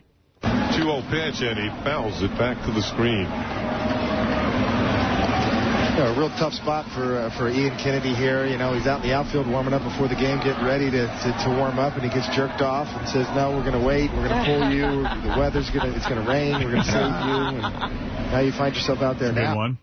David Kennedy, not Cone. Yeah, right. David Cone. When you said that, it had a weird connotation because of the rumors about him. He has a former Met and Yankee, and the rumor about David Cone is he's got a huge cock. Oh. That's what the rumor is. Here's one quick one. Umpire says fuck on ESPN. He is wearing a microphone. Let's go back and have a look. Jeff Kellogg, the home plate umpire. Oh. Well, it got him on the side. It didn't get him straight on. Oh, my God. That was Brzezinski's voice because he knew that he had been hit. And it's funny, they replayed it. All right, this is a phony phone call Sal and Richard put together. You know when I do that impression of my mother, Ray Stern? Yeah. You know, when I go, Howard? They took bits of my voice and called a gay sex line. So this is me as my mother calling a gay phone sex operation. Nice. All right. Hey, stud, you've reached 800. Yeah, that's right. I'll keep you up and coming. Back for more. Hello? Howard. Hello? Give it to me. What do you want me to do, baby? Give it to me now. You want it now? You want this cock? That's right. Oh, yeah. Got a big 9.5-inch cock here for you. What? Got a big 9.5-inch cock here for you. Oh, yeah. I'm going to take that ass. Why? Because I'm going to fuck it, because I'm horny. Put it in my hole. Oh, yeah. Ow. Oh. Ow. Oh. Ow. Ow. Ow. Help me. I'm parting the hairs. No. Give me your horse cock. Horse cock, baby. That's right. Suck it. Gurgle, gurgle.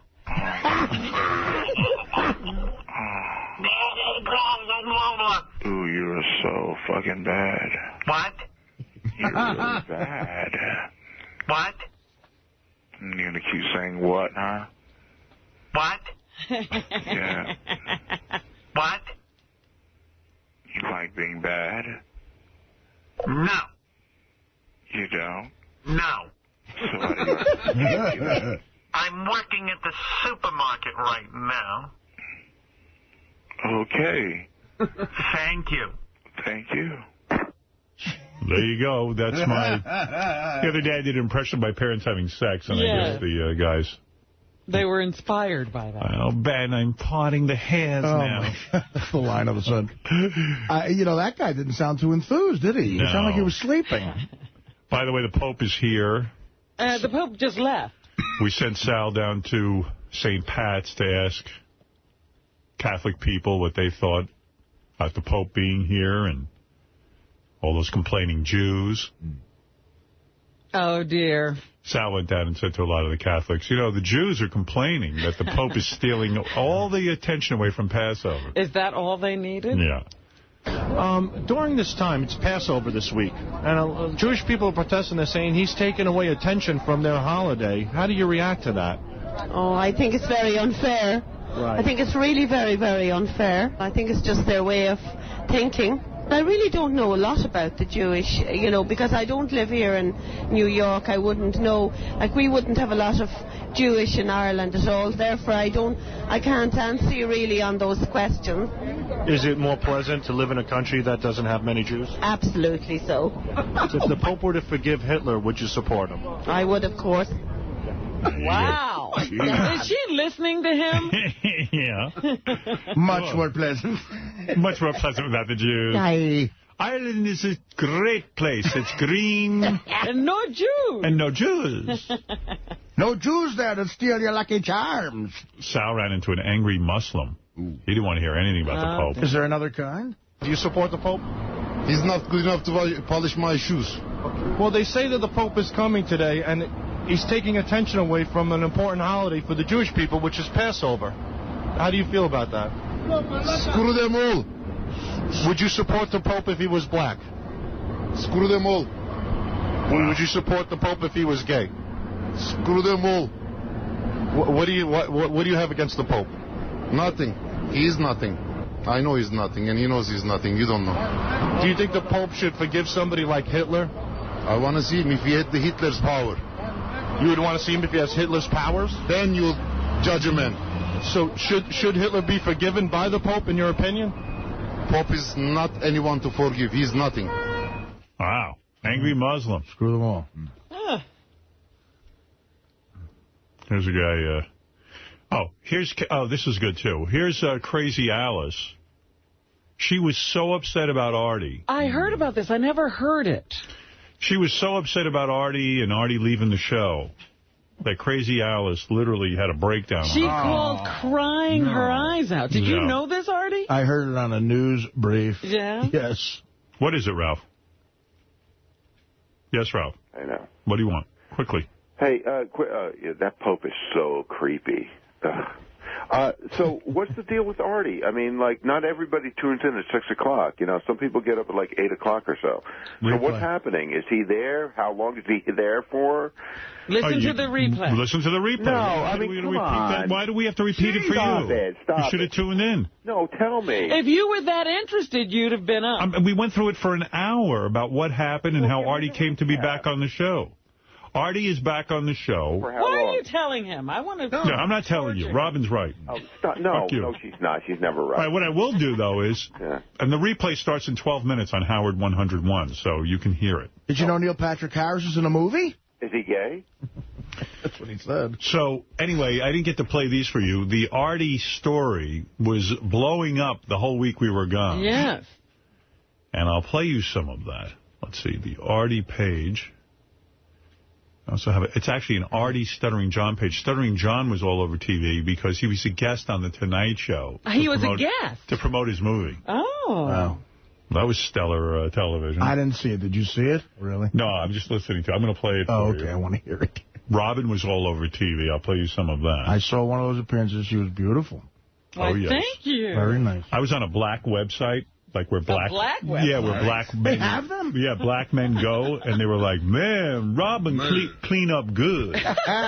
They were very complimentary, the black men. Well, thank them for me, too, when you're look on good. The guys think you look good. The black man thing. Man, Robin clean up good. Here is, in no particular order, some of the...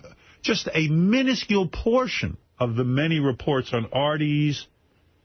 What would you call it? Breakdown on the air? Would you call it a breakdown, Artie? Unbelievably embarrassing breakdown. Was it a nervous breakdown, you think? It was close to it. Was close to I've had several, and that was in the league.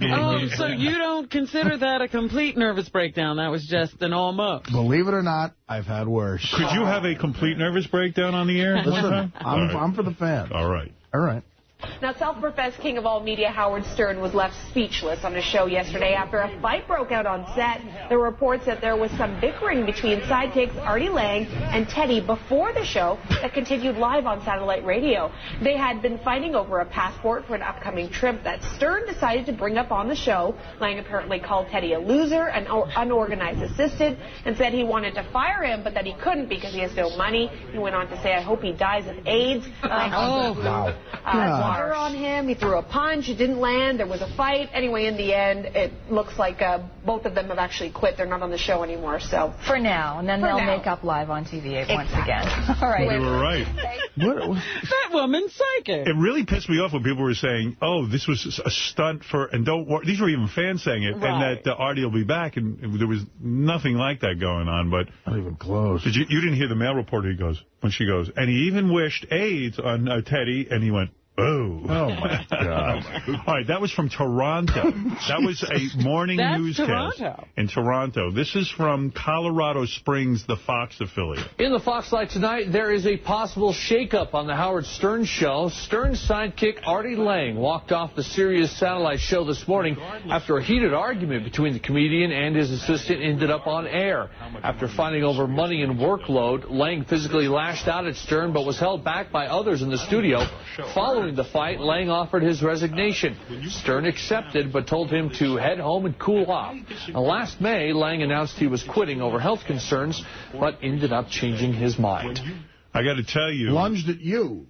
Yeah. I thought there was one point you looked like you were going to take off on me. Well, no, was that when he hugged you? Oh, he hugged me. No, I didn't know what was going on. I go, uh-oh. If I lunged at you, I've officially lost my mind. You could put me away. And you had a big red mark on your neck, too, that I was concerned about. Yeah, we couldn't figure out what that was. I don't blame anybody for this, but someone, when grabbing me, scratched my neck. What are you going to do? How dare they? Yeah. It's not their fault. Right. Well, Artie... The funny thing is, I'm the only person who has a copy of your meltdown. Right. And I have You mean, wait a minute, the Howard TV people have it. I wasn't able to, yes, Howard TV gave it to me, I guess, to review, and I couldn't even bring myself to do it. But with Artie's permission, we are airing that starting either tonight or tomorrow. Air it all. And this weekend, they're going to re-air Artie's thing. And as I explained, a lot of people are angry with me for not replaying it. But if you want, go listen to the replay, and you'll hear my explanation for all of that. Mary Ann from Brooklyn. I'll get back to these clips. There's a lot more of them. Thank God you're back, Artie, because if you would have allowed the greatest gig going, I don't know what I would have done. Howard, what a week. I know I have a family, but Howard, the fans, we are there every step of the way. Well, you know what's funny? It's incredible. Jeff the Drunk taped it, Howard. I must have had 100 calls for people to want to play it. I knew it wasn't a hoax. I knew you pulled it, Howard, because you thought it might damage Artie more.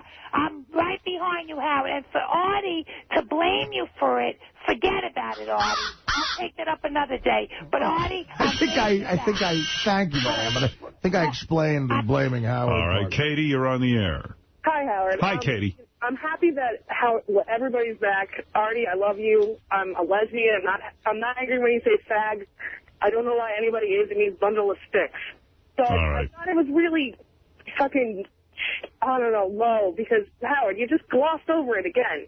I mean, we were just waiting every day. It was sickening, just waiting for Howard 100 News to come on to say something about this. And the New York Post was saying that Artie left.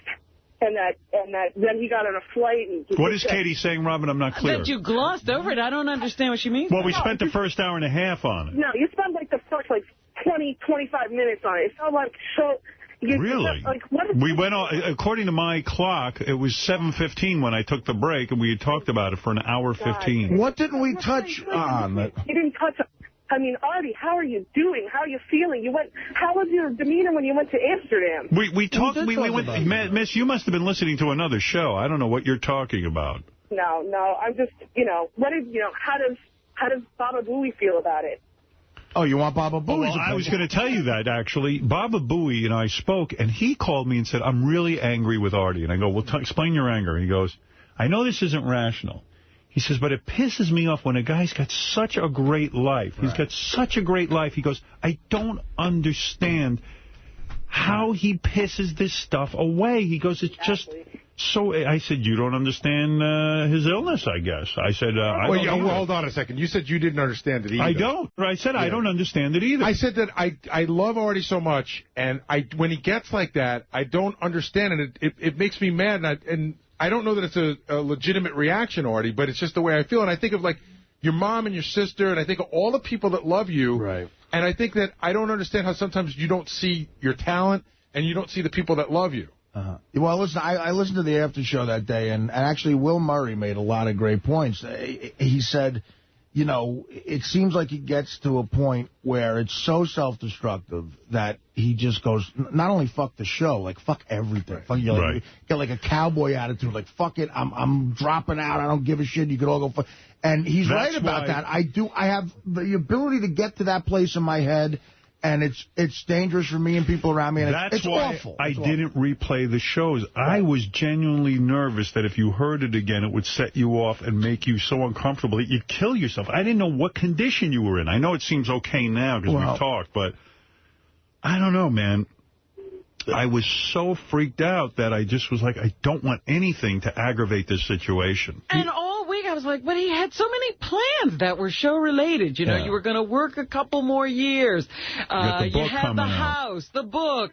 You're going to entertain the troops. Yeah, I was like, he doesn't think about any of that. No, I mean, and again, you know, the best way I could describe why the exercise video. Well, that's to come. I really should put one of those on. But the best way I could describe to you why Howard made the right decision in not playing it is, like, you know, if the way I left Mad TV was on video and I had to see that over and over again, it would have been worse than I was there. Right. And that was really, really bad.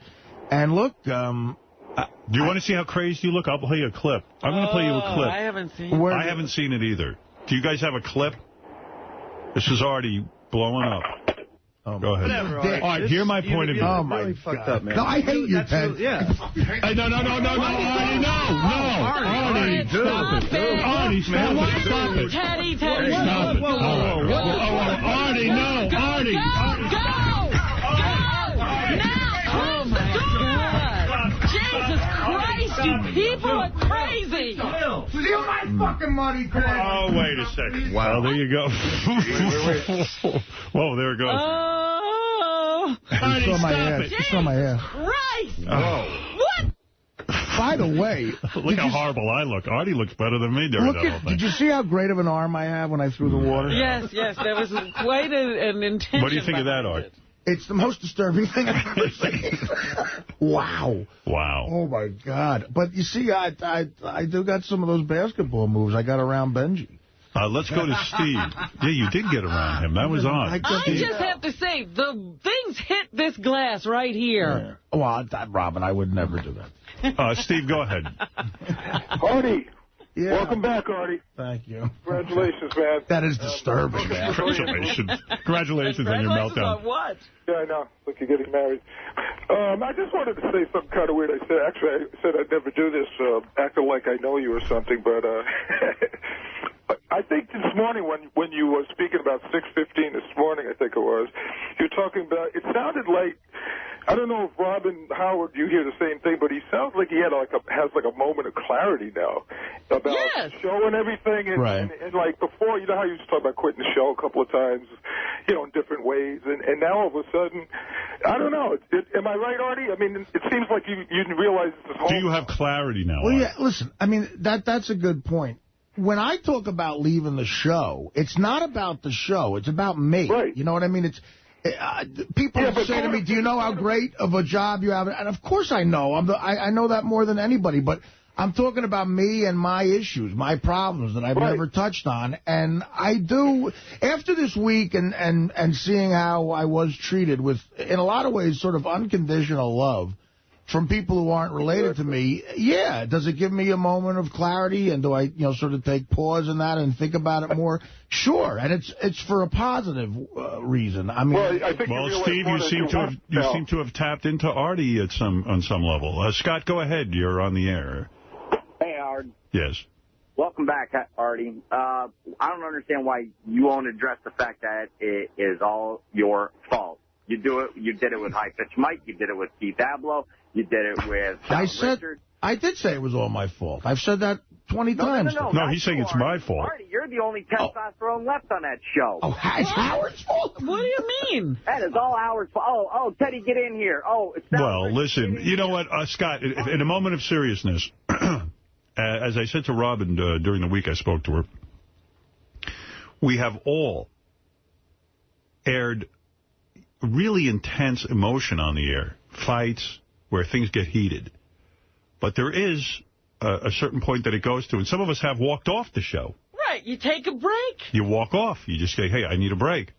But you know, this is going to happen on the show all the time where we bring our arguments on the air. I really do not feel responsible, but if I am, I certainly would take responsibility, but I really don't. I don't know, Art. I don't. This is why I wanted to have that thing in the paper where I feel like I betrayed Howard in a way that, betray's a weird word, but you know, after the last time, I promised Howard it'll never happen again, and as a friend, he accepted that. So there was no reason.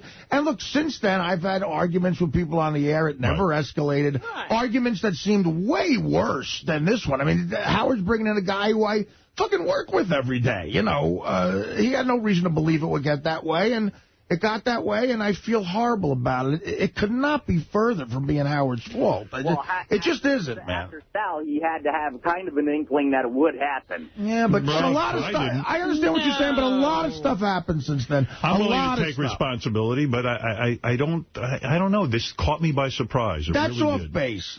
Saying it's Howard's fault. Ralph thinks I am responsible. How am I responsible, Ralph? Well, you're responsible in the way that you love arguments. I do. And people but I don't know around, and me too, and everybody, they want to sort of, you know, perform for you. Mm-hmm. So... Oh, so you think Artie did that? If I call in and go, that was some performance. If I call in and go, hey, Robin, how come you didn't invite me to your party and this kind of thing, and we're going to argue, you're going to love it. So people, you know. Yeah, Robin, I heard your big charity dinner. You didn't invite Ralph. You know what? I thought about that after, but I was so busy. I couldn't think of Robin, everything. You know what? Here's a problem I have with you. Oh boy, here we go. When you don't have, I love you, and I think I always thought you were a good friend of mine. And, but it's only only when it's convenient for you. When you don't have a boyfriend, you call me. You see? That is true. It's true. That is not true, Ralph. And, like, you were too busy for me? No, I wasn't too busy for you. You are a wonderful friend of mine. Do I not have enough money and for your charity? No, yes. I am. It was an oversight, definitely, on my part. It was a huge oversight. It was a huge oversight. You're absolutely right. How did that charity event go, by the way? Did you raise a lot of money? Yes, we did, and it went very well, and Ralph was very helpful, and I am really You know what I heard? I heard Dominic was there. And he was so obnoxious. Go ahead. And you weren't even there, Ralph. I heard stories. And I heard he's fatter than ever. Really? That's depressing that a guy eats through a band. I'm watching 60 Minutes last night, and they're talking about those bariatric operations, and they're saying the people don't gain their weight back. And I just saw Dominic. He gained the weight back. All of it, though, like he was really... like he couldn't walk or get out of a car. And I heard he walks with a cane. Yeah. That's sad. You know what he did? So Robin had a, I know this. Let me set this up. Okay. See, I heard everything, too. I heard that, they have a dinner. Yeah. And it's a charity dinner. Right. Dominic, is so obsessed with eating that he couldn't eat whatever Robin was serving at the charity dinner, that he ordered like this big, giant portion of pasta. Yeah, all of a sudden there was pasta at the table. I was like, we weren't serving pasta. Where did that come from? Like, wait, just eat what everyone else is. There's always something with him with the order. Remember he was in that mode where, like at Howard's 50th party, that beautiful party you threw, after the band, he gave me half of his risotto or whatever. Like, he was into ordering stuff and giving me half. Yeah. Now he's back to eating all of it. Yeah. He ordered like no one else had pasta there. He had to have his pasta. That's weird. Yeah. Like, that's almost like look at me or something. But well, he bought like... How do you know this, by the way, Ralph? He bought, Sam told me, he bought tickets for like $3,000 worth of those. Yeah, we were selling raffle tickets. Raffle tickets, right? He bought up all the raffle tickets. He bought up all the raffle tickets. That's why you put up with him. He's a glutton. So he goes to Sam, he goes, hey, you want to split it with me? And Sam goes, okay, I'll send you a check, for $1,500, whatever it is. So Sam goes outside for like 10 minutes. He comes back in. Dominic won like 5 things, but he gave them all away. Yeah. Like Sam's like, wait, what happened? He's very generous. He is. But those are people's money. Robin. Oh, right.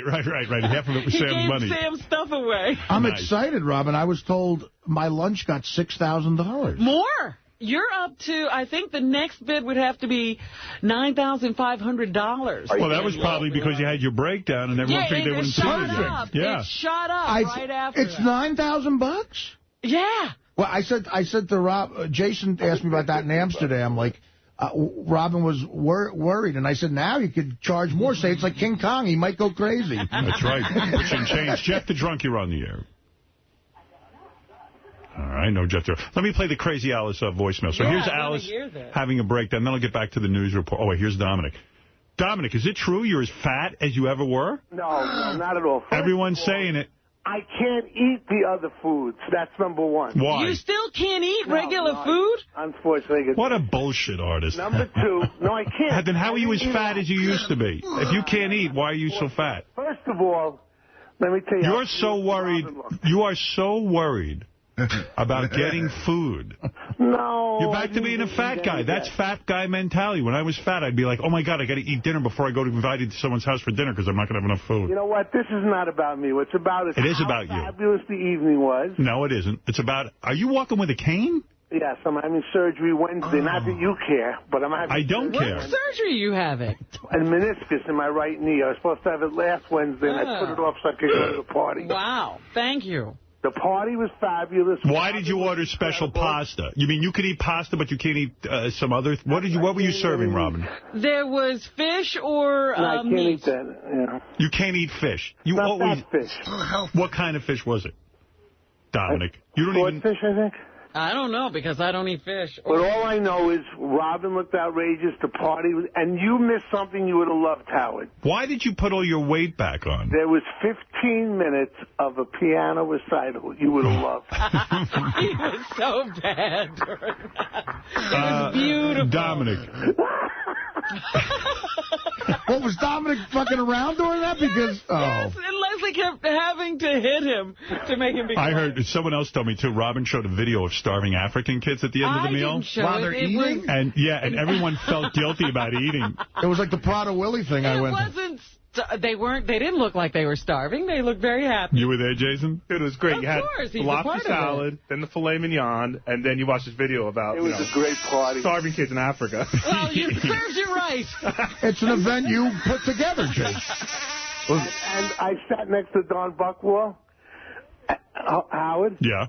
And immediately I give him my lobster appetizer because I can't eat lobster. And how are you so fat that you can't eat anything? What can you eat? I put a lot of things he can't. On his shoulder to talk to him, and he says to me, please don't ever touch me. So for the rest of the night, I teased him and annoyed him for the entire You want to know something? Don told me about that. And he was so you know what he said? Dominic was sitting there eating with his hands. His hands are full of grease. And you know Dominic's touchy-feely? Right. He starts rubbing his hands all over Don. And Don's like, I'm wearing a nice suit. What are you fucking doing? Yeah, he said, stop touching my clothes. Stop touching my clothes. And then Dominic got all offended. I know. But Dominic was walking behind me saying, Robin, can I bite your ass? That's the ass of an 18-year-old. Were you high? First of all, I won 80% of all lottery. Well, because you won everyone up. Of course you won it. That's actually a shitty night for you. You only won 80%? You bought everything? What are you, Polish? All right, Dominic, thank you. We have too much to get to. I'm running out of time, and I got... Why don't we spend more on Robin for a little while with Artie running away? The party was fabulous, Robin. I'm glad. And it was, looked gorgeous. I'm very proud of you, Yes, Robin. she did. Ed Torian, you're on the air. How you doing, Howard? How you been? Okay. Listen, is Artie there? Yeah. Yeah, I'm here, Ed. Yeah, Artie, you're a man's man. Let me tell you something. You just had a good fellow's moment. That's all, buddy. Thanks, buddy. You okay? Oh, Ed's okay with everything. Well, Ed is I've talked to Ed. We're friendly, and Ed is he's a stand-up guy, but I'm in a corporate world, and that's not right to do. Right, Ed. You know that. We're not at the docks. Ed's a Vietnam vet, right, Ed? That's right. He's a man's man. He knows. That's a good man. He knows the law of the jungle, but, I'll tell Ed. I'll make it plain for Ed. Artie took out the village. Well, he's good. I'm telling you, he's the man. I'm telling you. I know he was going to make it. I'll tell you. Thanks, Ed. Actually, Ed has always been strangely nice to me when he comes to Ed's our guy. We love him. Ed's a good guy. Tim, you're on the air. What's going on? Hey, Howard. How you doing? Hey, I listened to the show live, and I'm just curious. from the time the incident happened till the end of the show, I don't think Fred said one word. I mean, what does Fred think about this whole thing? I spoke to Fred. I spoke to Fred yesterday on the phone, and I want to tell you, I asked Fred what his feelings were. I wanted to fill him in on what was going on. And I got to tell you something. Fred was on the phone with me for a good 15 minutes, Fred, would you say? I'd say that. And I don't know what he said. I don't know how he feels, even what he said. Still, you don't know. I still do not know. Fred, do you want to comment on how you are feeling about I just hope that Hardy gets help. I really do. Right. I think that was an exercise in just, I mean, I was doing one thing, and then I looked up, and all of a sudden he's like bolting out the door, chasing after, some poor kid. It's like, I mean, Artie is a talented guy. That just came out of nowhere to me. I mean, Artie even said it himself. There have been other things that have happened on the show. That just kind of threw me for a loop. But if that makes him crazy, then you got to seek some help. And I know he's probably rolling his eyes. No, He's done that before. And I've told him when he's had some problems, I said, Artie, you really should see somebody. He's like, oh, yeah, well, whatever, It's like, but just for yourself. Again, just for yourself so that you don't crash into the wall. Well, I mean, you know what, Fred, I respect your opinion. I do, and you're right. I mean, you're right, and I've been running away from therapy. It's okay to get pissed at stuff. Years. It's okay to even throw things, but when you get up and you're starting to chase somebody out of the room, that's fucked up. I have no explanation for that behavior. What did you do while Artie was doing that? Did you try to? I didn't even think that anything was going. I mean, then all of a sudden you see them at the door, and I'm like, Jesus Christ! You mean he got past you and you never? My back is to the well, I don't think, Fred, you weren't really like, did I touch you? I'm sorry if I did. I don't know. No, absolutely not. But Robin was... it's one of those things, like, if someone's coming for me, then... I'm all there. By the way, Teddy is here, and I haven't brought him in on purpose because I just... We don't know what will happen. I don't want to start anything. I can guarantee you nothing but will I just hope... I've never been sure he might say something like Bloomies and set you off. Well, he could say anything. He won't say Bloomies anymore, but he's got another one in there. If there's one lesson that he learned, it's not to say Bloomies. Right. And, I heard that Teddy had a dream that I might run over and beat him up. Yes. And, you had a premonition. I want to say this in my defense. When Teddy started working with me, I told him I'd make all his dreams come true. And you have. Robin was the funniest, though, because while you just hear commotion and Robin just going, "You're crazy!" Yeah, I have that actually isolated on tape. It's like, what's wrong with people? You people are crazy. You people. What did I do? It's me, actually. Yeah, what's wrong with Artie? Never mind me. It's Gary Page 2 in red. Yeah, here's Robin's big reaction. I'm like, Robin. What the F is going on here? There you go. That's my girl. What the F? Even on satellite, the F. I didn't curse. Right. Amber, you're on the air in Sacramento. Hi. Hi. Howard. Yes. I just wanted to say, I think you are absolutely right in not replaying the show and not having it on television. Well, in retrospect, it might seem like a silly notion because Artie's okay and Teddy's okay, but at that point in the day, I didn't know what was going on, and out of respect for the situation, I felt I'd hold back. And I know some people disagree with that decision, and I do not. Yeah, well, thank you. My husband and I are huge fans. We are so thrilled. I am thrilled. He's sleeping still. That Artie is here. And yes, we all are. Thank you. Ralph, go ahead. Hey, now. Hey, two things. First of all, Bloomies. I mean, how long has that been shopping for you at Bloomingdale's? I mean, would you ever call it Bloomies? No, I wouldn't. You should have punched him in the face for that. No, you see, well, that's what, see, Ralph, that was the mentality. In the limo in L.A., that's where I was saying, dude, who says Bloomies? You're a guy, and that escalated into... the fact that I said it in that tirade... It's ridiculous. And the fact that the newspapers picked up on it is ridiculous and hilarious. All right, speaking of the newspapers... Wait. Yeah. Did you fire Teddy now? No. Well, we're going to figure something out. Right now, he's not my assistant. Ralph said something that I thought was very intelligent, too. Ralph said... Artie hires his kid. He's never been an assistant. He's not an assistant, and he's right. I put too much pressure on him. Teddy, if you want to, you can come in and just say hello and tell people you're okay. Who cares? I care. Wait a minute. Where's the bat? Who cares? Yeah, and please, Artie, please contain yourself. I should come in a straitjacket every day. We should have that Hannibal Lecter board for you. Teddy, in a moment of clarity now, just say, let us know how you're doing. Was it uncomfortable seeing Artie in Amsterdam? Were you nervous? I didn't see him. I stayed away from him. Right. Yeah, but we're talking about I saw him from about 500 meters. He didn't even know. Now, was that on purpose that I didn't see you? Totally. Really? I don't know. I feel bad about it. But what about at the airport and when you had to go by him in the plane? I was in the back of a bar. We saw him go by the security guards. Sent Jim McClure and Brad Driver over to Were you able to have a good time in Amsterdam? Yeah, of course. You were. Okay, good. It doesn't take much for me to have a good time. How are you doing now? Artie's back on the show. I know you were worried about that. I'm worried about him. Yeah, of course. I was worried about the show, because I knew if he wasn't here today, I'd be getting death threats. So no, stop it. And how loyal is that, though? Teddy worried about the show. He worried about the show. He was really. I said, Teddy, stop being worried about the show. I said, I'll go. Let me go. I said, the show will be fine. Yeah. I'm worried about you. He even offered to leave so you'd be comfortable. Well, that's very nice, but that's not Teddy, necessary. what about, are you still working on getting 1% of Artie's income? You think that's out of the question now? Yes. I mean, I don't know. No, right now, I don't do anything for the guy. Right. But how about this? Nothing. We'll talk. I mean, you're going to hire a professional assistant, have them call me. Would you like to be a road guy, though? I can't agree to do anything right now. It's way too soon. Teddy's blog? Can we look forward to Teddy's blog? JD's video blog is something we can look forward to. But, Ted, I just want to ask one thing. Like, the second article in Page 6 the next day, it was rarely so for a newspaper. It was completely on the money of what happened. And it said, a spy tells us, were you the spy?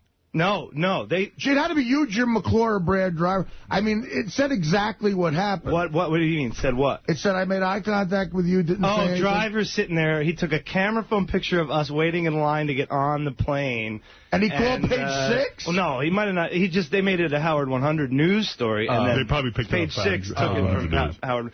Page 6 did call me. They got my number from Benji. And Benji's friend Mary Ann. I said no comment. I said no comment. No comment. Yeah, they called me too. Very professional. Hey, Howard. So, Teddy, you said you were relieved you're not Artie's assistant anymore. No. You're putting words in my mouth. No, I mean, it's probably best. No. It's just, right. It's best. This is for the best. Right. I love the guy, but, and then maybe something down, right now it's Monday. It's way too soon. Let's just get to this week. I really feel bad because I'm a maniac and I lost my mind. Teddy is out a little bit of, an income right now. No. That's fine. You guys shouldn't be working. I'm all right. Don't worry about me like that, all right? Please. No. I'm okay. I've talked to my family. Everybody's... I'm giving Teddy 1% of my income. There you go. Retirement. Double A, go ahead quickly. Hey, how's it going? Yeah. First, I want to welcome everybody back. Glad to hear you all back.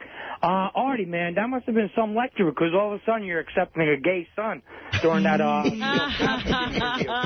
What kind of lecture did they give you, bro? Well, listen, there's an Artie who wants to work in show business and another who's bitter and mad, and that was the Artie who wants to work in show business. Right. Mark, go ahead. You're on the air. Just, Mark, quickly. There's so much to talk about. You got to move along quickly. Hey now, Howard. Hey now. Mark, the patent attorney. Hey, I don't know. Did Arlen Specter happen to cross paths with Scott the engineer up there? Because he's got Hodgkin's is back. Yeah, did you see that? His cancer has reoccurred. What a shame. Tim wrote me a note about that. Arlen Specter, the senator from Pennsylvania, who was just recently on our show, wrote about his battle with cancer. And, yeah, I was really freaked out and saddened to read that his cancer is back. It sucks. And we wish him well and hope that, he's okay. Because what a good guest and what a good guy. And it shook me. It sure did. He had to have stopped by the Black Cloud Cafe. He did, actually. Did Scott shake his hand? Get the fuck out. He did. Scott did walk up and shake his hand. I'm being honest with you. And if I lived in your state, I would vote for you. Here, accept my hand in friendship. Cancer is so fucking scary. Danny Federici of the E Street Band died while we were away. And yes, I mean, he was my favorite keyboard player. By the way, Artie, in the midst of the Teddy-Artie fight, right afterwards calls Gary to tell him how horrible he feels. And he does a 2-minute eulogy for the guy from the E Street Band. Yeah, it wasn't 2 minutes. Listen, I had heard about it, but what was astonishing to me was, you talk about cancer. In November, we saw this guy do a 3-hour, he was on stage for a 3-hour rock concert. And you go, maybe he'll make it, and he's dead, like, what, 4 months later? It's amazing. Weird. Scary shit. Really amazing. Hey, by the way, should I officially erase all of your messages to me? I think I will. Listen, maybe they're too personal. I'm not going to play them on the air. But again, it's up to you. I don't know. Yeah, all right. Don't erase them, Howard. Maybe you should, I don't know. If you don't feel right about playing them right now, just hold on. All right, I'll hold on to them. I don't know. I want Artie to listen to them. I will say I had a Mike Schmidt moment, but... oh, really? You talked while you were crying? I think you cried during one of them. Oh, you got to And you talked anyway? I got to hear I broke my rule of not talking when I'm crying, but I was afraid it was going to run out on me. I ran out the voicemail. Did I not leave that, too? You did. At the fourth one, I said an hour. Let me just say, before every jerk-off does it, let me say, wah. Yeah, he did. He called back and did a wah. All right, so, Teddy, you're doing okay? I'm all right, yeah. All right, thank you, I was Teddy. never hurt or anything, like nothing happened, and it's all good from here, so. All right, good time. All right. Teddy, fuck Teddy. Oh, thanks. Oh, my God. Let that begin. Teddy's a good kid. Let that begin. All right, thank you, Ted. Hey, Howard. Yeah. That's funny. They said that when Teddy was in Amsterdam, I guess he was so afraid of Artie, he was walking around like in disguise. Look at this. He wore this hat and glasses like the whole time. Oh, wow. You're kidding me. Oh, my goodness. God. All right, here is Crazy Alice getting upset about Teddy. Here you go. This is, I told him not to go. All right, let's see. This is Crazy Alice. Hi, shoot. I don't mean to call back because I know you're busy, but is there a way that you can, catch up with Artie and tell that Alan love him? I want him to come back. And I'm sorry, I'm just crying a little bit because I'm upset. I told Gay Howard stop fucking with Artie that way. I don't know, Gay Howard, John or what. I love you, Gay Howard, but you kept on pressing about his waist. And Ronnie, that fat lesbian bitch you cheated on her waist, she's no better. But the day she decided to take up for him. I told y'all to stop doing that to Artie. I told you to leave him alone, but you did. I'm a baby now, so I got a south side when I love somebody. It was wrong what y'all did to him. He had 2 million followers with no big, stinking dick and ass over here yesterday. What? Screw you, stupid motherfuckers. Well, I love you. And I don't want you to leave the show. Jack is dead to me, you understand? He's dead to me. Come back, Artie. I hope you hear this message. I don't want you to leave. I want to go to the Yankee game with you. I want to enjoy the food that you eat. Come back, Artie. Bye. I don't understand one word. I didn't understand a lot of what she said. She wants to enjoy the food that I eat at the Yankee game. Very emotional. Ever since you bought her, like, Yankee shit stuff, like, the woman just loves you. Like, you used to have the worst fights with her. Now she loves you. The best thing was she lives in L.A. I wanted her to show my show in L.A. I wanted to bring her out to the crowd, and she got mad because Teddy didn't send her a big enough limo. Oh, stop it. She didn't come. Ralph, you're on the air. Go ahead. I hate her. She's so fucking annoying. Anyway. I love her. No, you don't. So, Artie's messages. I heard one or two of them. Oh, yeah. Ralph was over the house while I was dealing with this. So fucking great. You got to. All right, I'll play him. All right. But not the second one. Like, it cut off because he was going on for like 2 hours. I go to Ralph. I go, you're here. I go, what's going on with Artie? I can't figure out these messages. I don't know what's going on. I'm sure that's what it was like. You got to hear this. Wasn't it? I mean, I was like, I go, what the fuck is going on? What? My favorite part was Artie's like, yeah, I consulted with some doctors. This is like 10 minutes after. Like 2 hours. Who'd you consult with? Dr. Bombay. Glad to see you two were broken up in the apartment. There were doctors at the diner? A lot of Jersey doctors will come to a diner. I did say to Ralph, I go, I can't believe Artie's already consulted with lawyers and doctors. I go, where's he digging these people up from? All right, listen, I don't know. If you want, I'll save them on tape. You listen to them, Artie. Play the show, air the show, play the tapes, do every fucking thing you want to do. I don't know. I don't want to belittle the good feeling I have that you're okay. The one person I would hope besides you to hear him would be Ralph. Ralph. My advisor. Yes. Let's see. Ralph wrote me and calls me during the week. He goes, I want to come over to your house this weekend, so maybe I'll come by. And I went, of course he does. He's already inviting himself? Yeah, inviting himself. All right, let's see. Okay, here's some more reports on Artie, and then we got to get to Winfred's money, and then we got to do the news. All right. And it was no laughing matter on the Howard Stern show yesterday. When show fixture Artie Lange's anger led to an out-of-control outburst, causing him to walk off the show. Lange got mad following a dispute about money with his assistant, and at one point the 300-pound comic tried to physically attack his assistant, had to be restrained by several show members. Howard Stern was quick to condemn Artie's actions, saying he, quote, cannot condone them. Lange then said he couldn't promise similar actions wouldn't occur in the future, and that led to his resignation. Stern accepted, but told the comic to go cool off, and we'll see what happens. Don't go, Artie. We love Artie. How's that? Oh, that was nice. She hot, that chick? Yeah. You know who else loves Artie? But does she have to have a 300-pound? My weight is a concern. 300-pound comic.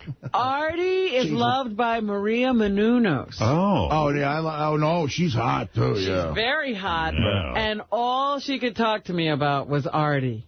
Yeah, I met her. What's Was she gonna bang Artie? happen? I don't know, but I've Not that never much. seen someone so obsessed. Really? Really? Yeah, she was devastated, almost to the point that Alice was devastated. Wow. Well, how come Maria's not calling? Maria Menounos. The one from Entertainment Tonight or something? Like, which No one? kidding. Access Hollywood, I She think is. it is. She's Oh, if you could get her, Artie, that would definitely cheer you up. I got to tell you, in Vegas a couple of years ago, I was there, that Cine Vegas film thing with Beer League. She had something there, and Yeah, she said you two had films there together. she actually directed a movie that was really, really good. She's talented. You should give her anal. But she is so stunning in person. Like, she was in here. Yes, oh, good-looking man, gal. is she pretty. I like her. Real pretty. Yeah, all she could talk about is what is going on. I like to touch your Artie's hair. gotta come back. You got a pretty mouth. You're real pretty. I want to rub your titties. All right, here's another Artie. You want a couple more? Yeah, You didn't hear any well, of if they're them. all as nice as that, wow. All right. Well, this is something that's close to my heart right now that I heard about yesterday. There could be a shakeup on the Howard Stern show. His sidekick, Artie Lange, walked off the radio show yesterday. Now, reports say Lange exits came after a heated argument with his assistant and ended up on the air. After fighting over money and a workload, Lange physically lashed out at the assistant, but others in the studio held him back. Lange then offered his resignation. Stern accepted it, but told him to head home and cool off. Now, the crew is on vacation until April 21st. Now, what's interesting here is that his assistant, Teddy Microphone, as they call him, he was supposed to go to a bachelor party in Amsterdam last night, and Artie as well. So it's... who knows if they even went together. So let's see what happens with this. I hope not, because I met Artie once. Real nice guy. And he makes that show. And I'd like to see him back on the show. Hopefully he'll collect his thoughts and come back. They've got, it says, a cooling off period till April 21st. So they got some time to, everybody kind of chill out. And I'm sure you'll keep us posted. I definitely will. Isn't that amazing? Ashley Simpson and Sean Penn are creating a stir. Who is that guy? He's a guy from Fort Myers, Fox Television. I mean, nice. Isn't that amazing, the amount of coverage and the well wishes and the... I mean, really. Very nice. It was touching. It was, what stunned me was everybody heard it. Yeah. Well, I didn't know our saturation was that low. Did you tell them we're on satellite? Nobody should have heard it. Yeah, I was like, wait a minute, too many people are listening. That's the point I was making, that, Howard and you guys carved out this is a very unique situation here, and the people that listen, it felt very good, Let's see, what else? The only other, I got a bunch more, but I don't know how redundant it would be. But here's Stuttering John being interviewed by Jillian Barberie. I guess he's out promoting his movie. And then she asked him about it, because Jillian always brings up our show. Right. Hey, do you know this whole thing that happened on Howard's show recently? And I know you haven't been there for a long time, but with Artie quitting, that was all real? That wasn't pretend? I called Artie twice since then, and the first time I texted him, he didn't text me back. Oh, how annoying. Did he call you? Yeah. You didn't call him back, did you? Well, I was in Amsterdam, and oh, good. Stuttering John. And that's that other one. So you want to hear from when you're in the middle of a fucking crisis. That's not Jillian. That's who's the other chick on that? That's not Jillian? I think it is. Wait, just listen. And I called him, and his answer machine was full. But Artie was one Those are all my calls. The closest friends. I love the guy. So I don't think it would be something that was a stunt. No, it's definitely not a stunt. I listen to it, Howard, every day. And no, it wasn't a stunt. But if you know the relationship, as you do with Artie and Howard, Artie's always sick. I mean, he says he's grotesquely overweight, you know, and he's and it worries me about because he is over like 300 pounds. He fell asleep on the show the other day, and they had the mic up so you could hear him snoring, which was great radio. But you're like, God, you know, you feel bad for Artie. Yeah, that is a fun thing to say. Because I heard they have a bed for him. They do. Is it true that he's going to make the announcement he's Craig Ferguson's announcer? Yeah, that's funny. It was Dorothy Lucy at the beginning, and then Jillian. Okay. Anyway, so there is some of the Artie stuff. I mean, there's a million of them. I could play you this. I'm fascinated. Howard Stern's known for ticking people off, but this time he did enough for his sidekick to quit.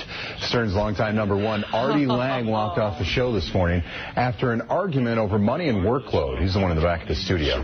Apparently, the on-air fight got so heated, Lang had to be held back by other people in the studio. Lang turned in his resignation. It was accepted, and he got told to go home and cool off. Back in May, Lang said he was quitting because of health reasons, but ended up changing his mind. And you can see him there in the background not looking too happy. Right. Good for ratings anyway. Yeah. God, I got to tell you. When you have a bunch of embarrassing facts about your life, it's bad to be talked about. Yeah, it's horrible. You know, I got to tell you something. The other bugaboo I have with these newscasts is that they play our show behind them. Right, and you can't hear over it. They talk over the show. You hear your voice. It's like a constant soundtrack. Yeah, how do these guys manage to read the news and listen to that at the same time? And the thing that annoys me about those last, it made it sound like it was a dispute about money with you. I know. You know, absolutely, and it sounded like it was Howard picking at you and ticking you off. Right. All right, here's one final one. It's from Hartford. What the hell? And then we'll get to Win Fred's money. This fly on the set of shock jock Howard Stern's Sirius satellite radio studio. Yeah, here's some file footage from Stern's show. Off the air, show regular Artie Lang and his assistant Teddy apparently got into some kind of a fight over Lang's passport. When Stern brought it up on air, Lang snapped, calling his assistant a loser. There was a punch thrown. Apparently it didn't land. Page 6 citing a show insider reports that Lang's future is now in the hands of Sirius Satellite Radio management. Also in trouble for snapping, 90s rapper Vanilla Ice. Robbie Van Winkle, remember him, was arrested last night at his home in Florida for an alleged altercation with his wife. He was booked on... You're with Robbie Van Winkle. I was going to say, look at you in the same story with Vanilla Ice. What a lame newscast. Me and Vanilla Ice. Another out-of-control celebrity, Vanilla Ice. Yeah, that guy. Reportedly... You know, that's the other thing. You know, Mel Karmazin was very nice. Greenstein, Ross Zapin left me a nice message, and Sabian. But I got to tell you, you know, Don Buchwald is one of the meetings I had. I went to his office, and Howard always told this to me about Don, and I'm glad I've got a chance to experience it. He's such a... There's something very soothing about talking to that guy. I can't explain. I can't explain when he's... He should be a therapist, because I don't get that feeling from a shrink. Like, when he's talking to you, everything seems fine, and, he seems sort of wise, and he knows how to lead you in the right direction, and he's like, everything's going to be okay. And I don't know, it was like therapy for me. I appreciate Funny you say that, because Don taking the time to do that. Aside from your situation, right. This week I had something really trying going on, a personal thing. So Don asked me what was going on, and I started to tell him. And he said to me, look, he put it into perspective for me. He said, look, no one else is living your life. Here's how it goes. And I was so released. I said, the fucking guy, you know, he really is a good friend to me. Yeah. And he does that all the time. He'll put things in perspective for you. Yeah. He'll just That's what he's great at. Right. And say, here's what you need, how you need to look at this, and here's what it is. You know what? You want to know something, though? I'll tell you something, Marty. And maybe I'm out of line with this one. Maybe I'm in the wrong place. But up in my career, until I had Don, I really didn't have a team or any kind of guidance. Right. I didn't have anyone I could talk to, not only about show business, but just sort of feel like there was someone I could turn to. Right. And I'm suspecting, because of what you've said in the past about your team, you know, your management team, right. that you don't feel connected to someone that way that I have with Don. Because not even close. I'm with Peter, I was very close with Peter, and he's a great guy, but our relationship became dysfunctional because, you know, we were in different places and blah, blah, blah. And, you know, I have a new management team now that seem fine, but what you have with Don, not only me, I guarantee every famous person I've ever worked with, from the Norms to the Spades, would be insanely jealous of the relationship you have with Don. That's a unique thing. It's not the norm, unfortunately, in show business. Yeah, I mean, I find that I have a friend there. Like, because people talk about their agents in these horrible ways, and I go, gee, I don't feel that way about my agent. I feel like he's more than an agent. He's just like a good dude that I know who gives me very good common sense advice. Because there are times I get crazy over stuff, and I'm not thinking, and he'll even say to you, have you done this or that in your career? When you're, like, moving up, he knows where you are and what you're making, and he'll say, have you done this, or have you considered that? Because this is what you need to be doing at this point. I was glad you talked to him. Yeah. I really loved talking to Don. I wanted to say that. He cares about you as a human being. And you get that. And look, he's a successful guy, too. You look around, you go, well, this guy must know what he's talking about. And, you know, what you guys created here, sometimes the right people don't meet. You know, Howard and Robin and Fred and Gary meeting, and then hooking up with a guy like Don behind the scenes, that creates... That's how this happened. Yeah. Everybody has a part in it. And, I feel so good about Don. I said, be my date at my charity. Yeah, I know. He told me that. Yeah, he was... Florentine was out of town, and Don said that to me. Really? I'm taking Robin to the charity. I wonder if he put his finger inside there. All right, listen, win Fred's money real quick. Here's a guy. Actually, this is the worst day to do it because we have so much to talk about. I will play the tapes from Robin's interviews tomorrow. I will play Stuttering John on the Tonight Show tomorrow. Yeah, I can't wait to hear Stuttering John on his own show. Does the stutter ever reappear? No. Bonghead Eric, you're on the air. Hey now. I saw Stuttering John on TV. He sucked, man. He tried to be funny a few times or whatever, and it was like silent. You could hear a pin drop. I wonder if Jay Leno really likes John. I mean, now that he's worked with him for a couple of years, I wonder if he rethinks that whole... Well, I understand that even in the John Spotlight or something, he talks about Jay, and he says very kind things like Jay is a wonderful guy, and he's wonderful to the staff, not only at work, but off the set. You know, and he talked about, I don't know, I didn't actually hear it, but apparently Jay, you know, has people over or something. I don't know. Did anybody else in the studio see it, Howard? I haven't seen it. I haven't seen it. I started listening to it, but we'll listen to it all together tomorrow. I'd like to hear the John Spotlight stuff, actually. Yeah. That's all good, man. They're really good. It was good. One more question, Howard. I was wondering, you know how they said they didn't want them talking about the pot experience in Amsterdam. How about the whores in the red light district? You know, I heard that the whores in Amsterdam weren't that good looking, but the guys, each and every one of them came in here and told me that they're all like 9s and 10s like at night. See, now, I had the experience Gary had. I only went to the Artie had. I only went to the red light district during the day. Yeah. And then Gary and Mary went back later on, and they said, yeah, it was completely different at night. Howard, there's a Wednesday at noon girl, and there's a Friday at 9 o'clock at night girl. I saw the Wednesday at noon girl. Yeah. I mean, in the daytime, they're just, you know, it's just weird looking, but at night, they're beautiful. The report I got, some of the guys on the trip, like single guys, not the married ones. How about the engaged? Some of them were walking around and going, you know, hey, I'm going to go walk down the street myself. Really? Oh, really? Yeah. They just wanted to take a stroll on their own. Yeah. Who partook in the pleasures? The first night, we're all hanging out together, and I think some of the guys were thinking of going to one of the girls, but they realized it's weird to do when you're with a group of 12 other guys. So then the second night, everyone found an excuse to go be by themselves for a while. Me and this guy are just going to go walk down this street. Yeah. And but the chicks were smoking hot. I mean, really, really hot. Like, fuck, how is that? What do they go at night? Like, if you wanted to get They stand, there's giant glass doors, basically, and they just stand there street level, and they try and get your attention when you walk by. They're mostly in lingerie. They're in lingerie, really sexy lingerie. Some of the girls... Like, when you say a girl, a hooker is a 10. Is she on the caliber of like a Pam Anderson? She could be a model here in the United States. Absolutely. Wow. What would that cost you, Jason? $50 for a great-looking girl. For a great-looking girl for the standard, which is what they call the fuck and suck. 50 euros or $50? 50 euros, which comes out to about $70 American. And then, but then once you're in there, you can negotiate anything you want. Everything you want. What more do you want than fucking and sucking? How do you know this? Yeah. What else do you get? Listen, I asked questions when I was there. He knows how much a cheeseburger costs. It's not like he had one. I don't understand how. Like, what would you want more than a fucking? Well, okay, so they don't let you touch. You can't touch them. So for $50, they'll suck you, But you can't try and grab their tits, or if you want to take their bra off. Touch them? You can't touch them like that. If you go to touch their breasts, they'll say, no, that's extra. So then you got to pay for that. Even though they're sucking you. Right.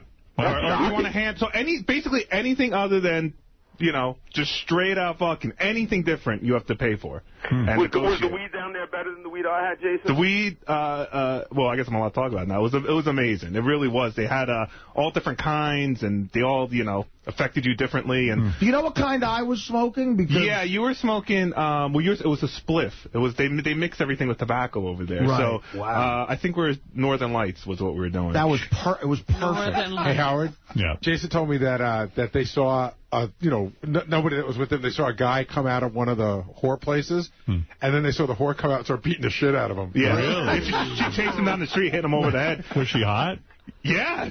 No, she was talking. She was in jeans. Oh, the hottest thing I saw was I was watching this girl. I mean, you could just stand on the street and stare at him for free. Right. So I'll just beat him. Yeah, staring is $5. They don't charge to stare. So I was a big creep staring at this one chick, and then I guess she was done. So then she comes out in her street clothes, which were like, you see her standing there. She's leaving work. Yeah, she's leaving work. So you see her in lingerie, and you think, wow, there she is, she's a whore. And then she comes out, she's wearing jeans and a tight little T-shirt. And she still looks good. She looks even hotter that way. Wow. But these, just real quick, so when you're walking down, you just have these huge windows where the girls are, and they tap, they're trying to get your attention. They're dancing, they're making out with other chicks. Hot guy over there who's stoned. You just ate a pizza. Come on, let's go. Pancake guy. If they lure you, if you go over there, they'll open the door and just grab you. I mean, they'll open the door and you're saying the girls are like yes.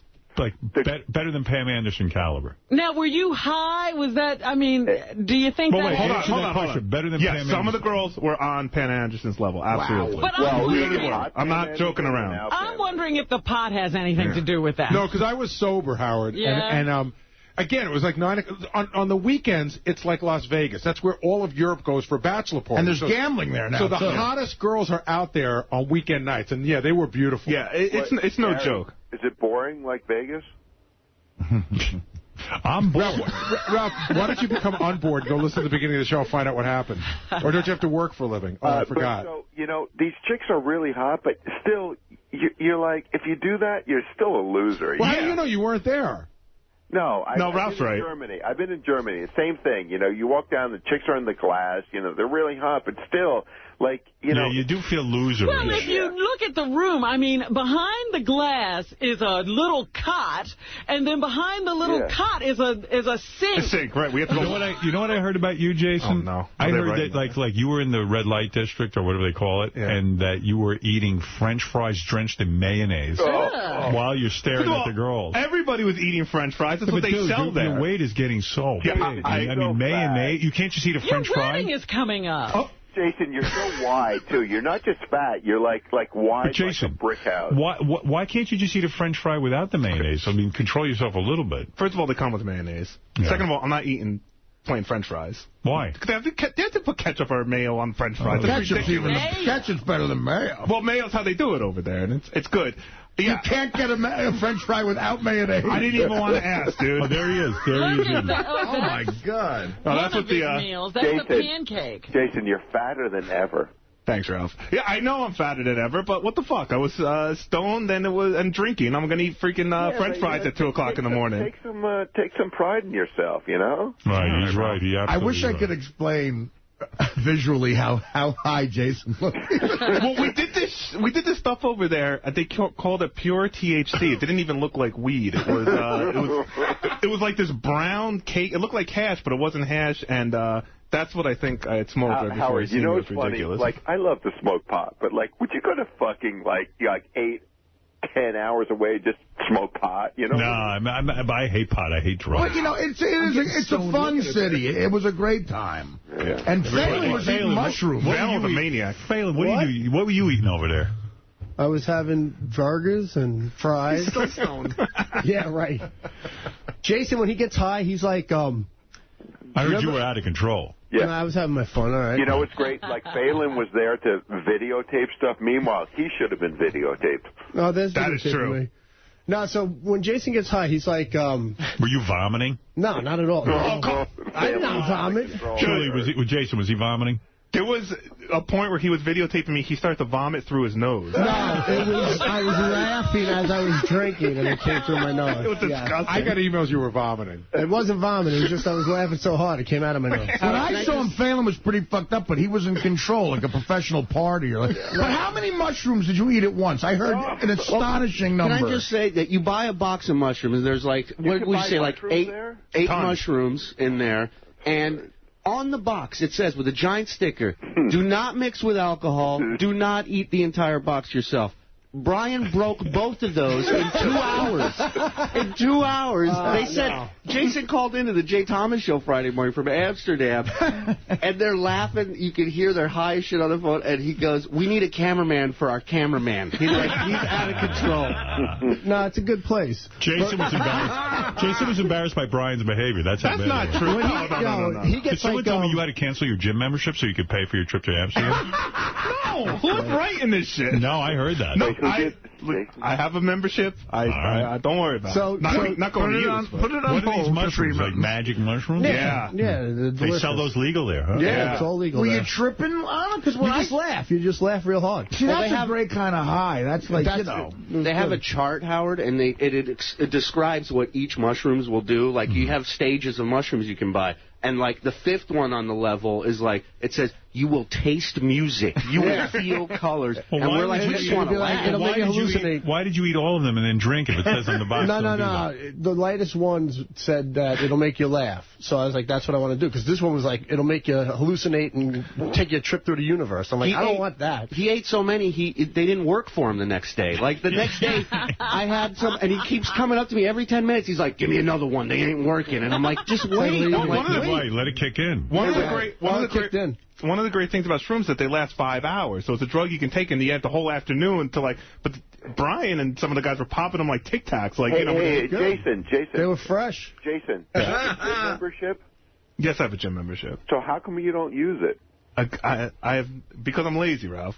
I don't use it. I don't go. I'm not going. I got to get to win Fred's money. All right, thank you. When you get married, thank you. 29 November. Right. You're 29? No. Man, you look like you look older. Stop it. It's okay. I know I look horrible, all right? Is there someone in the room who hasn't mentioned it yet? He said yes. He's gonna be I thought you were much older. And you're getting married in November. You're 29? Yes and yes and yes. My God. Is there a party that wants to be thin for the wedding?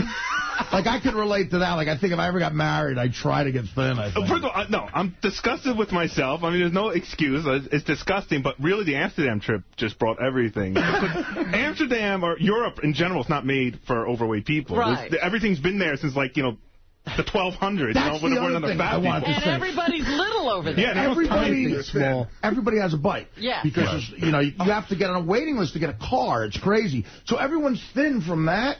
Like, the shitter area of my hotel, I almost couldn't fit in it. Like, it's like a little locker where the toilet is, and I had to go kind of sideways, and I was all claustrophobic, and I almost was too fat to take a shit. Can you imagine in America? It sounds so foreign to us. Everyone has to ride a bike because you have to get on a waiting list for a car. We take so much for granted. Yeah. Right. And they tell you over there. And the gas is outrageous. They tell you over there, watch out for the people on the bikes because they don't stop for you. And I got clipped by a guy on the bike on the street. And you can't tell what's the sidewalk and what's the street. It's all the same. So you're in a but you're also on mushrooms. No. All right, listen, I got to play Win Fred's money. I can't tell what's the sidewalk. Yeah, he's no longer able to recognize sidewalk. Yeah. Yeah, you know what? I remember clearly seeing which was the sidewalk. Yeah. What was the street? I heard a story. I heard a story in Amsterdam. Those guys, Jason and his whole crew, were watching a woman get mugged, and none of them did anything to help her. Really? Yeah. I wasn't there for that. What, did they think it was a movie? Is that true? Like, you guys just all stood there? Yeah. There were like 12 of us. Pussies. We watched this girl start screaming, and it's like in a, it's not in a crowded neighborhood either. This girl starts screaming for help, and we look down the street, and we see this guy robbing her. We're like, wow, that sucks. So the guy robs her, and he takes off on his bike, and then we went up to the girl and asked her for directions, because we were lost. Did you really? Yeah. It's liberal pussy, right? Vote Barack. And you don't help chicks get fucking mugged. Yeah. I'm not a cop for a reason, bro. I know you would have been right down there to beat the shit out of her. I would have fucking helped the woman. Absolutely, I would have. Sure. And then he would have banged her. Yeah. And then I would have fucked her. All right. Let's get to Win Fred's money. Artie, you say you're good at this. Fred, are you ready to play? Yeah, let's do it already. Yeah. I say I'm good at this. I'm 1 out of 6. Jason's 29 years old. Yeah. I thought he was time for Winfred's Money. This is... too. Oh, wow. Is that your wife? No, girlfriend. Oh, it's your girlfriend. Dude, you wish that was your girlfriend. Holy shit. That's some girl. She's not his girlfriend? Let's find out what's still in here. Winfred's Money. Thanks. Dude, if you win, I'm going to punch you in the face. Look at how hot she is. What's your name, my friend? Jim. Jim, okay. Yeah, from Denver. When are you coming out to Denver, Artie? Says I get Rocky tickets. Jim, who is this beautiful girl you've brought with you today? I mean, she is hot. What a bod. What a bod on you, my dear. Thank you. Yeah, what's your name? Sarah. Sarah. You got some rack. Are those real titties? No. They're not, but we're going to see him if he loses. You know that. Yes. How do you know this girl? We've known for each other for about a year. Is she your girlfriend? No, dating off and on for the last year. So you banged her? Yeah. Wow, you're banging then, huh? Boy, he's from time to time. You are something special. Can I ask how old a girl you are? 29. 29, same as Jake. Well, you look 29. He looks 40. Yeah, what happened? Why is it off and on between you two? Yeah, what could be off about Thanks, this? Robin. Is it off and on because she gets bored with you? Because she obviously has options. She definitely has options. It's just off and on. What does that mean, off and on? Why are you off and on? Is it his fault or your fault? Are you in love with him? No. You are not. Why? He doesn't give it to you good? Cold. No, he does. He does. I don't know. We just... Timing. Yeah. I don't understand. Is it odd enough to where if you got laid with another guy, like on this trip, would he be mad? On this trip? Any trip. What if you fucked we another haven't guy? really set those boundaries Do yet. you have sex with other men beside him? Uh-huh. You do? And you have sex with other women? Yep. Howard, you got to hear the story of how they met. How did they meet? 2 o'clock in the morning, there was a cab ride, and I shared a cab with her and one of her girlfriends, and within a few blocks was able to convince them both to come upstairs. And you had a menage a trois with them? It's more like a 2.5. What do you mean? She kind of watched while you guys did it? Yeah. No kidding. What kind of fucking drugs are you selling? Yeah, I mean, what do you do for a living, pal? I own a wine store in Denver. No kidding. Yeah, I used to do the investment banking thing on Wall Street and got sick of it. Wow. Well, I got to tell you, you're a 10, right? She's hot, man. I don't know, am I? You got some body. I think so. Are the chicks that hot in Amsterdam? I only saw the old ones. Like Jason, is that a level of that they're on there? To be a 7 in the window. Really? I mean, she's hot. Don't get me wrong, but there were hotter chicks out there. I can't believe it. Yeah. I wouldn't put down my French fries for her. And what do you do for a living? I'm a massage therapist. Oh my goodness. You could get a massage? How much? Right the fuck now. We'll go to the Four Seasons. How much? Massage or like a happy ending massage? No, massage therapist. A massage therapist. I got a feeling. Hold on. Let me understand something. Have you ever? You mean guys go in a room alone with you, they take off all their clothes. What do you wear for the massage? Scrubs or sweats. Okay. And you're telling me you don't get hit on in there? I do. You do, huh? Do guys pop rods while you massage them? I've had that happen a couple times. And What do you do? What do you do? I ignore it. Does the guy say, hey, I'm sorry, I'm very embarrassed? Does he say anything? Or No. Does he put your hand on it? No. And I just pretend like I don't see it. You never jerked a guy off during a massage? No. You massage me, whether you want it or not, it's going to be a happy ending. Oh, yeah, okay. The girls at Rick's liked her. Surely you've given in at least once. Well, to him. Yeah, to him. Yeah. Is she good in bed? It's tremendous. What does she do that's so great? Show up? Yeah. What does she do that's so great? That's it. Shows up. The skin. I would love to get a massage from you. Yeah. That's fucking crazy. How much? It's a legal thing. I'll get a massage from you today. What are you doing? How much? Yeah. How much? Want to work while you're here? 60 for the hour? No, I don't want to work. $60? Yeah. That's probably a good deal here. Yeah. During the massage, does the guy ever jerk himself off? No. Never. Not that I know of. Would you care if I jerked off while you massaged me? Would that be against the rules? Not at all. Is there a limit on time? Like if I gave you $1,200, could that give me a 20-hour massage? I don't know. I think I might get tired. No kidding. You're a legitimate masseuse. What? Did you go to school for that massage? Uh-huh. Oh, yeah? Where'd you go? Colorado massage. Colorado Massage School? Mm-hmm. Yeah. That sounds like a great massage school. It's in Denver. Do they all look like you, all the graduates? No. No. Wow, you're a hot chick. Yeah, the girls at Rick's liked her. All right, you know that you're playing for $5,000. Yep. Here's the rules. You get the $5,000 if you beat Fred. If you don't, the beautiful Sarah has to be nude for us. We're going to lower a screen right now so Sarah can remove her clothing. Now, Sarah, we will not lift the cloth if If he wins. Whatever his name is. Jim. Jim. We don't care about you. No. Quite frankly. I told her I'd only have to answer a couple questions. Sarah, those clips are not camera. Are they coming off now? Yes, take them up, because this way we're assured that if he loses, we see you naked. We've been burned before, huh? Yeah. Kick off that dress. And have you ever been nude in front of men before? Have you ever... She can't hear in her headphones. Oh. I don't know why. Got a shot of ass. It's... Have I ever what? Have you ever been nude before in front of a group of men? Yes, but not... Where is that? Televised. I know, but I stripped when I was 21. Did you? Yeah, I could believe that. Oh, yeah, she must have made a good... Stripped her way through massage school. We have a winner. Why would you stop stripping? I mean, you probably made a fortune. I didn't like it. What's not to like? I don't know. I didn't like being on stage, having everyone stare at me. I was more the one-on-one. Yeah. Yeah. Well, you're a fun girl, I'll tell you that, and exciting to look at. And I hope he loses. If this Jim loses, it's going to be... We hope he loses. Now, has he promised you some money if he wins? Trip to New York. Trip to New York. That's it? Yeah. All right. Now, Jim, why do you think you can beat Fred? With my friends, it's about... I'm a 7-to-1 underdog is what the going odds are with my group of friends. Really? So. All right. Well, let's see how you do. Fred, why don't you get set up, Robin? Give up your booth. What does it carry? Did you plug who's giving us the money? Yes, I'm going to do that right now. The $5,000 prize for Win Fred's Money is provided by Howard TV's Bowling Beauties. Yes. Nice. A new original series premiering on May 12th. Visit howardtv.com for more details. The taping has gone down. Robin's boyfriend, Jim, is the host. And also, Scott, the engineer, is involved, and I heard he is horrible at it. And that's what we wanted. Yes, and I hear it's a fantastic show. Yeah, I heard that Scott was trying to make a bunch of jokes. He really thinks he's funny. I told him not to. You were very explicit. You said, don't be funny. Just tell us bowling. Yeah, just talk bowling. He listened to Don't Be Funny. All right, let's see now. Fred is in isolation. He cannot hear what we're doing. Let me make sure I've got everything set for this. Let me turn over to Sarah. Sarah, you're naked underneath there? I am. How do you feel being naked? Good. Are you totally shaved? I'm a little chilly. How tall are you? I'm totally shaved, yes. 5'7". 5'7". How much you weigh? It can't be much. Like 127. 127. That sounds about right. Okay. All right. Here we go. Robin, it's time to play. Are you ready, Jim? As ready as I'm going to be. Good luck, Jim. No. Bad luck, Jim. Bad luck, Jim. Typical woman. Robin. I brought you a bottle of wine, though, Robin. Only a woman. I felt bad Only a woman would say you get good nothing luck, out of this. Yeah, right. Yeah, okay. Here we go. You ready? I am ready. Let's be quiet and let's listen. I like competition. Here we go. First question. Tap dancing star Bill Robinson went by which nickname that was also the title of his biography? Gene Kelly. Oh, all right. What American poet wrote I Sing the Body Electric? Walt Whitman. The metacarpals are bones located in which part of the human body? Hands. Which West Indies country is home to Montego Bay?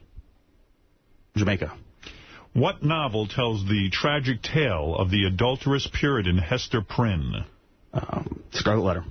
The official national gathering of the Boy Scouts of America is referred to as what? Pass. And the phrase, let them eat cake, was attributed to... Jamboree. Let them eat cake. The phrase, let them eat cake, was attributed to what Queen of France? Elizabeth. Okay. All right. Do you want to go back? Done. You're done. Okay. Let's stop the clock at 48. You didn't do too bad at all. Yeah, he did some, got some right. Yeah, sorry, maybe I'm seeing you anyway. Did I get 5? I'll tell you what you got. I'll make a prediction. Fred, 7 for 7 in 40 seconds. Yeah, this isn't tough for Fred, right. All right.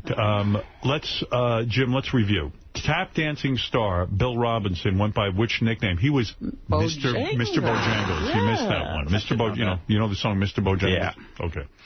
You got the answer. What American poet wrote, I Sing the Body Electric? Walt Whitman, good. Correct. 1 right. The metacarpals in the hand. 2 right. Very good. West Indies, country to Montego Bay, Jamaica. 3 right. Got that one. Hester Prynne, Scarlet Letter. Very 4 good.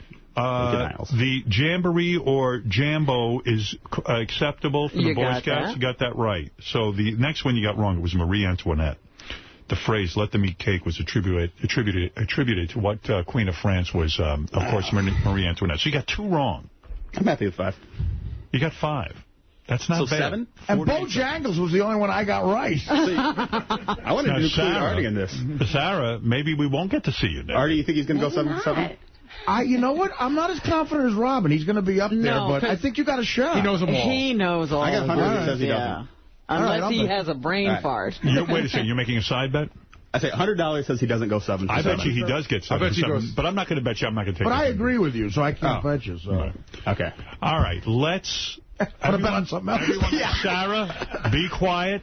Okay. Are you nervous, Sarah, that you might have to take your clothes off in front of us? No. You're not at all. You don't care. Okay. Jim, sit down. Don't give any signal to Fred about how you did. Robin can go back in her booth now, and we'll take Fred out of isolation. Robin. Fred isn't looking nervous at all, Jim. He is very confident. I was his last opponent. He wasn't sweating. Fred, I'm not going to give you any indication of how Jimbo did. Jimbo. All right, here we go. All right. Here we go. Tap dancing star Bill Robinson went by which nickname? That was also the title of his biography. Mr. Bojangles. What American poet wrote, I sing the body electric? Walt Whitman, born in Brooklyn. The metacarpals are bones located in which part of the human body? Hands. Which West Indies country is home to Montego Bay? Jamaica. What novel tells the tragic tale of the adulterous Puritan Hester Prynne? Scarlet Letter. The official national gathering of the Boy Scouts of America is referred to as what? Jamboree. The phrase, let them eat cake, was attributed to Marie Antoinette. There you go. Stop the clock. 7 for 7. I tell you, 7 for 7. Fred. 35 was worth it. Let me just say, Fred was 7 for 7, 35 seconds. By the way, Fred, you'll be interested to know that Jim got 5 right in 43 seconds, I believe, something around there, 43 or 47 seconds. Fred, thank you. Arguably the hottest chick ever to play this game. I had to purposely not look at her because I wanted to see that. Sarah, by the way, I'm anticipating at least a D cup, it looked like, in your clothes. Am I correct? Yeah, I'm a D. Yeah, you got those enlarged, huh? Yeah. Well, Sarah, unfortunately for you, it's time to lower the curtain. Fortunately for us, we get to look. Jim, I'm sorry you didn't win, but I'm glad you didn't. Oh, my goodness, that looks good. Wow. That'll do it. Sarah, would you mind turning around so we could see that ass? Wow. You are quite the specimen. I can imagine men like you. Jesus. Where am I going? Right there. Wow, Sarah. Wow. Massage, a massage therapist. It even makes it better. I can't believe it. My back is killing. Yeah. All of a sudden. That's what they all say. Well, you are a beautiful woman, and I can't tell you how exciting it is to see you in the nude. And would you ever consider giving a gentleman a massage while you're naked? Would that ever come under? If it was my boyfriend. Just the boyfriend, but not a professional thing. $75. That's too bad. $75 offer on the table right now. No. I mean, I'm going to buy a wine store. And your belly button is pierced, I notice? Nose and belly button. Yes, that's good. That shows you're wild. I bet you're up for all types of sexual activity, including anal. Am I correct? I will try anything once. Have you tried the anal? I have. Yeah. What do you think? It's okay. It's not. It's overrated? How about fucking me once? I think it's overrated. Right. You say you try anything once. Would you try Artie once? Fuck me once, if anything. I mean, that's all I need. Yeah, that would be quite an experience. I just need one memory. I can live on that for years. I've never done that before. Jim, what's the wildest thing you two have done in bed? I mean, to you, what is so wild? Nothing too crazy yet. Nothing too crazy? No. But it's fun. Not yet. Not yet, huh? No. Well, thank you, Sarah. I mean, I can't tell you. And, Jim, a $5,000 prize is not yours. I was going to be going to the World Series of Poker with that. Yeah, well, I'm sorry. I know you probably had plans for the money, but win Fred's money is a tough game, and Fred's a bright guy. The money, of course, provided by Howard TV's Bowling Beauties, which is a show I'm real proud of. We've been trying to get this on the air forever. It's finally making its debut on Howard TV, and a new original series When premiering is it coming on? May 12th. Visit howardtv.com for more details. And let me tell you something. This guy, Jim's lucky to be back. How many times have you guys banged, would you say? Do you have any idea? Is it 2, 3, or more? Oh, more. A lot more. More. Yeah. Wow, boy. In and out. Do you ever Pretty do consistent. You ever do it 2, 3 times a night? Yeah. Wow. Yeah. Boy, I sure could. That'd be fun, huh? Yeah. Well, good for you. Pretty high libido, so. Do you? Yeah. I bet you're good at giving oral. Oh, yeah. I am. Yeah, you can. She is good. Is that the best you ever had? It's up there. How do you know? I don't know. I mean, listen, I just want to say I'm happy I'm back on the show. I'm happy you're back, too. Everyone's happy. We're having dinner at Nobu tonight, so you can... Are you really? Look at this guy. All the stops, man. Hey, Jim, do you mind not showing up for the dinner so Artie can have dinner? I was going to let him take my place. But in a way, he's having a whole Howard, like he went to Rick's. Yeah, went to Rick's.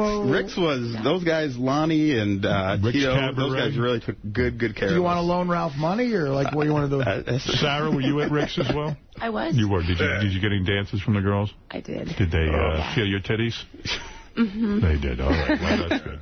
I'm happy for that. All right. Anyway, that's Win Fred's Money. We're going to take a little break. I want to thank Sarah. I want to thank Jim. Thank you for showing up. Sorry it didn't work out. And we'll be back right after these words. Thank you, Jimmy. Love you. I love you, man. That's my man, Jimi Hendrix. That's I sometimes wonder what would have happened if he had lived.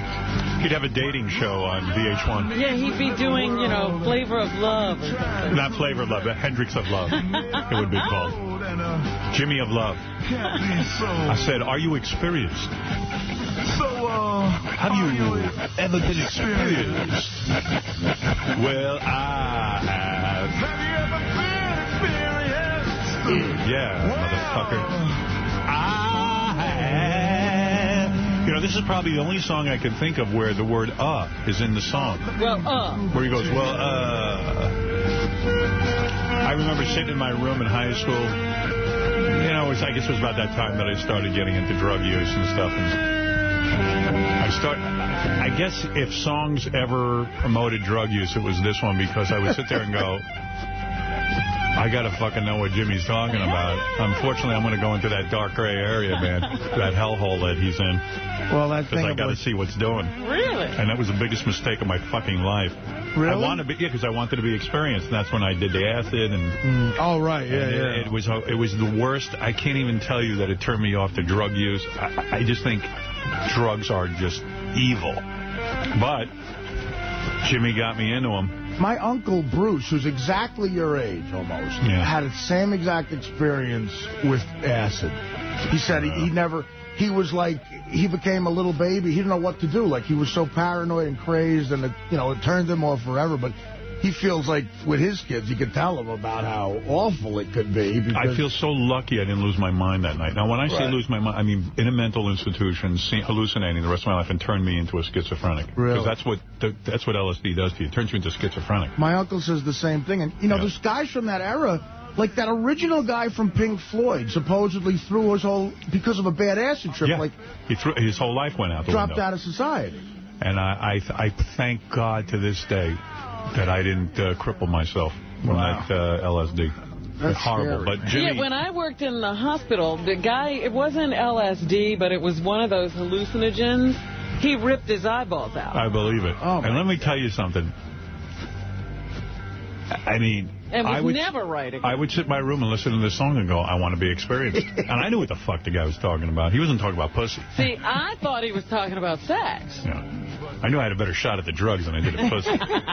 Well, you were going to find that. You couldn't get that experience. Crank it up, Fred.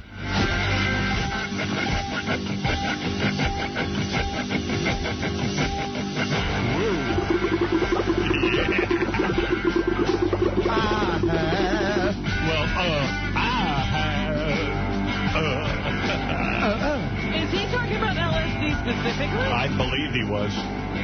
But what do I know? That's how I interpreted it. Wow. I went out and bought some. Because couldn't that have been heroin or anything? No, but if Jimmy was alive today, he'd be on VH1. All of the reality shows now are either about cooking, dating, or they're about making your home over in some way. Those are the three themes in reality shows. And the one that blows my mind the most is cooking, because I would never think that anyone would really want to follow chefs cooking. And yet there is a plethora, tons of shows where angry chefs, I never even knew chefs were so angry. I can see why. Gordon Ramsay. Whew. I mean, they yell at people, and they seem to get away with all... I thought I had outrageous behavior. I mean, not really. I mean, compared to these guys, I'm a pleasure. Who knew? In life, I wanted to be a chef. I now know, I you love to cook. Because I'm fucking crazy. People who are chefs are just clearly nuts. They work nutty hours and... Well, it is a bad life. It's a bad life.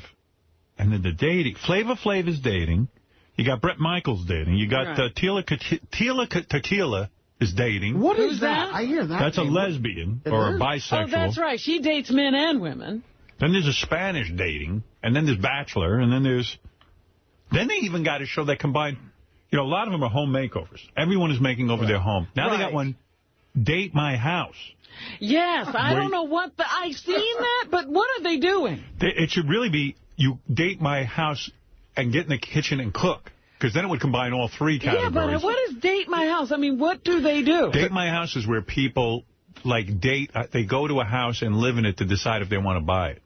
And you date the house. Oh, that's horrible. And then there's 1,000 shows where people are just making over rooms. Gay guys are painting them.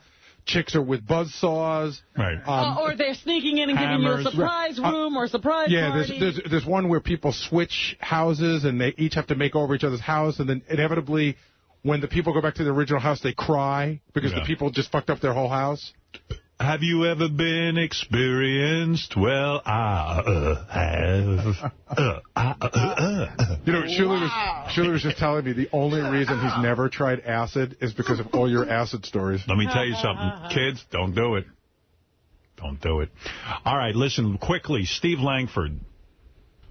Abbreviated news today because we never even got to Lisa G. We didn't get to Lisa G this morning. I love that. Go ahead. Give me your most important story and be done with it. Go ahead. Just some of the stories we're working on in the Howard 100 newsroom. The return of the prodigal son. Howard 100 News on the street at 10 to 6 this morning as Arthur Stephen Lang Jr. steps out of the car to come back to work. Artie clearly in a much better mood, apparently not even minding speaking to this reporter. Artie then seeing Ronnie the limo driver for the first time since DEF CON 1. Lang telling Ronnie, I'm sorry, buddy. Artie, you're a junior? I didn't know that. Yes, I am. Arthur Lang Jr.? That name will go on in history. Wonderful. Arthur Stephen Lang Jr. I believe I'm the third, yeah. Oh, that's wonderful. Well, Artie, it's incumbent upon you to carry on the line. Yeah, Arthur Steve Lang Jr. There won't be a junior. I have ruined this name. Arthur Stephen Lang Jr. 0.0. I want you to tell the other three what I'm about to tell you now. What's that? You're out. Expelled, kicked out of Faber. I want you off this campus by 9 o'clock Monday morning. Faber.